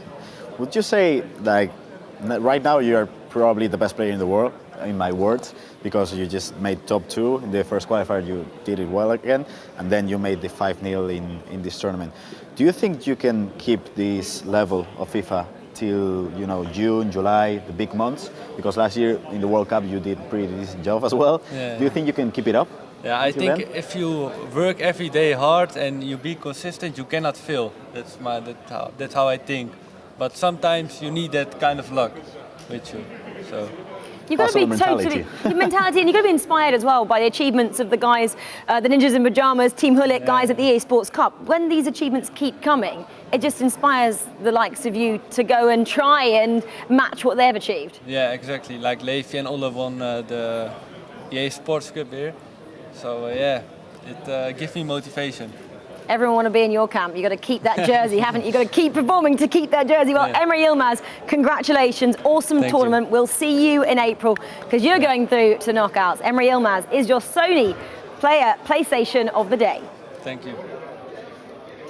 Congrats, man. Well, now it is time for hashtag ECL Showtime. So there's a chance when we get to show you loads of skills that players have done and anything just a little bit spicy. Mike Lavelle loves this, I'm sure. I mean, we saw so many skills from the likes of the Team Hullet guys as well, didn't we? You're going to set me up for a sizzle reel. I'm ready to go. I think that is exactly what I'm setting you up for. I'll chef it up, I'll cook it and compliment it. Please, roll the clips. I'm ready to go. But in terms of the skills that we get to see, who is one of the most skillful players? I know you mentioned Neat, we mentioned the likes of Tex. I really think NickSneb is another guy to watch. He's had success today, but some of the stuff he pulls out, I don't see it. I can't invent it. It's some of the cancellations and the combinations. Look at the stick work here as well. Whoa. You've got the La Croqueta, but it's the left analog work that sets this up, the takedown, and we talk about, or I at least talk about it all the time, the intricate details. Maybe that's where I get excited. Maybe I was meant to be a skiller in real life. It didn't happen for me, so it came together in FIFA. You see a double step over, another layoff. You earn those tap-ins. These don't happen because of a bunch of mistakes. It's because of a little bit of that extra sauce. You see the heel-to-heel with the roll, which is new this year. Great way to take it around the goalkeeper. You've got corner kicks. I've seen a lot of short corners where you're challenging that front man. Messi, back heel. What? Ronaldinho. Yep. 120 minute. Yes, sir. Nicholas does what he always does. Yaya with the hesitation, quick footwork there, a couple little tiki-taka passes. I also can get excited if it's a good little passing sequence. Well, that was ECL Showtime. Some of the best skills in the game we just got to see there. Mike went on a bit of a run with all of those. But yeah, it's great to see because I guess, you know, you have put all the practice in and then when you get to that level, they just come. That's why I get excited. It's for the moments. I know. You practice all the time and then bam, comes out when you need it to come out. Okay, let's move on to top goal scorer, brought to you by FedEx. Okay, well, let's have a look then at who scored the most goals in the eChampions League group stages. NickSneb, it got to be. He scored 10 goals past Matías Bonanno, didn't he, in his round 5 match. They're 35. And then Marwan with 31. Lex rounds up the 3rd position with 30. Giubundi 28. I'm Rasu with 27 as well. There's loads. Pishoda also on 27. Emre Yilmaz 26. Tex 24, Neat 24, Gravison will like that one, and Stingray 23. 35 though, wow. There's a lot of goals. He doesn't always play defense, but I'm okay with that. It's great viewing pleasure. Well, that was the FedEx top goal scorer, and of course that was NickSneb. He does go through. It was a bit touch and go, but it was great to see him kind of have the confidence that we haven't quite seen from Mike. Gravison and I were talking about that. How impressed were you by what he achieved today, especially because his teammate couldn't quite do it? Well, I think that's all that's missing. Ability-wise, especially we use the word mechanical a lot with what you can actually achieve, where your potential can go. What he can do with some of the skills and the details and the unpredictable nature, it's really impressive. So if he has the confidence and he got the defensive balance, I think he could be somebody that you're seeing on a pedestal. Yeah, definitely. Well, that was top goal scorer of the day, brought to you by FedEx.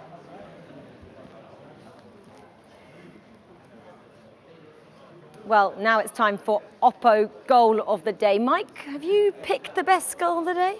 I mean, there's a lot of goals I like today. I went with a fantastic finish. It caught me off guard. It made me smile. I was sitting down. I was eating. I put the food to the side. I was like, I'm no longer eating this food. That is disgusting. I need to take this out of here. I tossed it. It had to happen. That's how I felt, at least, so that's what happened. Well, no more salmon for me. It was done. This is the Oppo goal of the day. It's not necessarily the delivery, but the finish. You didn't see that coming. It's such a love touch.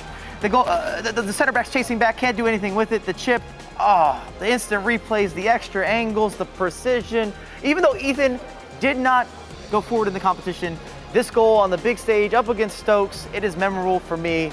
And it's all about the finish and that split second of what you're going to do with it. Yeah, even Lucio trying to reach the ball, but she isn't able to do it. Yeah, it makes it better. It's Even, just like, everything was not there. It was just so well weighted. Would that have been a moment for you as well? Put the food down, put the coffee down to watch the goal? Pretty much, because He sips the coffee on that. What do you mean? I was commentating that game and I was speaking, and then it caught me completely off guard because you don't expect a goal in that situation. You don't see people try to go for that chip that often in this game, so it also, again, yeah, maybe it made me feel a certain type of way. Maybe you flick it or something, but shoot there. Yeah, it was Maybe crazy. you guys can go and carry on chatting That's about fine. this. We'll have a coffee about it. We'll review the gameplay. It's fine. Well, that was Oppo goal of the day.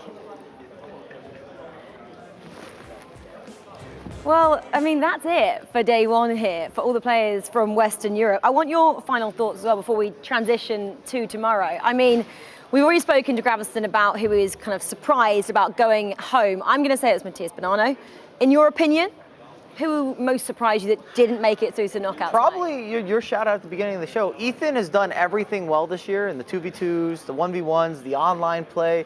I thought this would be his kind of reintroduction building on that year. And the fact that he went out and the only person he beat was a struggling Stokes, a little bit disappointed, transparently, a little bit disappointed. So that's kind of my takeaway. You just mentioned him. I'm gonna go with Stokes because I think he's always on the edge of elimination, but he manages to come back. I remember last year in the Champions League, he made it to Stockholm to stage 3, I think it was, and I don't know. I just didn't see Stokes this year. This year in DCL. So I'm a bit sad because I'm a big fan of him. Actually, I watched all of his streams, and it broke my heart a bit. But yeah, I mean, I just love Stokes. Stokes streams in the morning, so I know that's the coffee stream. Well, definitely. Exactly. We've got a lot of insight from Gravison, and not so much about the players. No, I'm joking. We'll get some more insight on the players tomorrow. But of course, that was the Pepsi Max post-show for day one. Well, guys, it's pretty exciting. We get to do it all again tomorrow. We obviously have East and Central Europe tomorrow. We have obviously 16 more spots available, 32 more players in action. Tomorrow is massive. We've got the likes of the world champion Umit, the former world champion Moal. We've got Anders, the Wonder Kid. I mean, there's so many players. Ollie Bolly there, Dull and Mike. I mean, the list is endless, guys. How on earth can we half that load of players? And you got to circle that Ali Bali matchup. Oh my goodness. Talk about an opener. Sign me up. It's on the calendar. ASAP.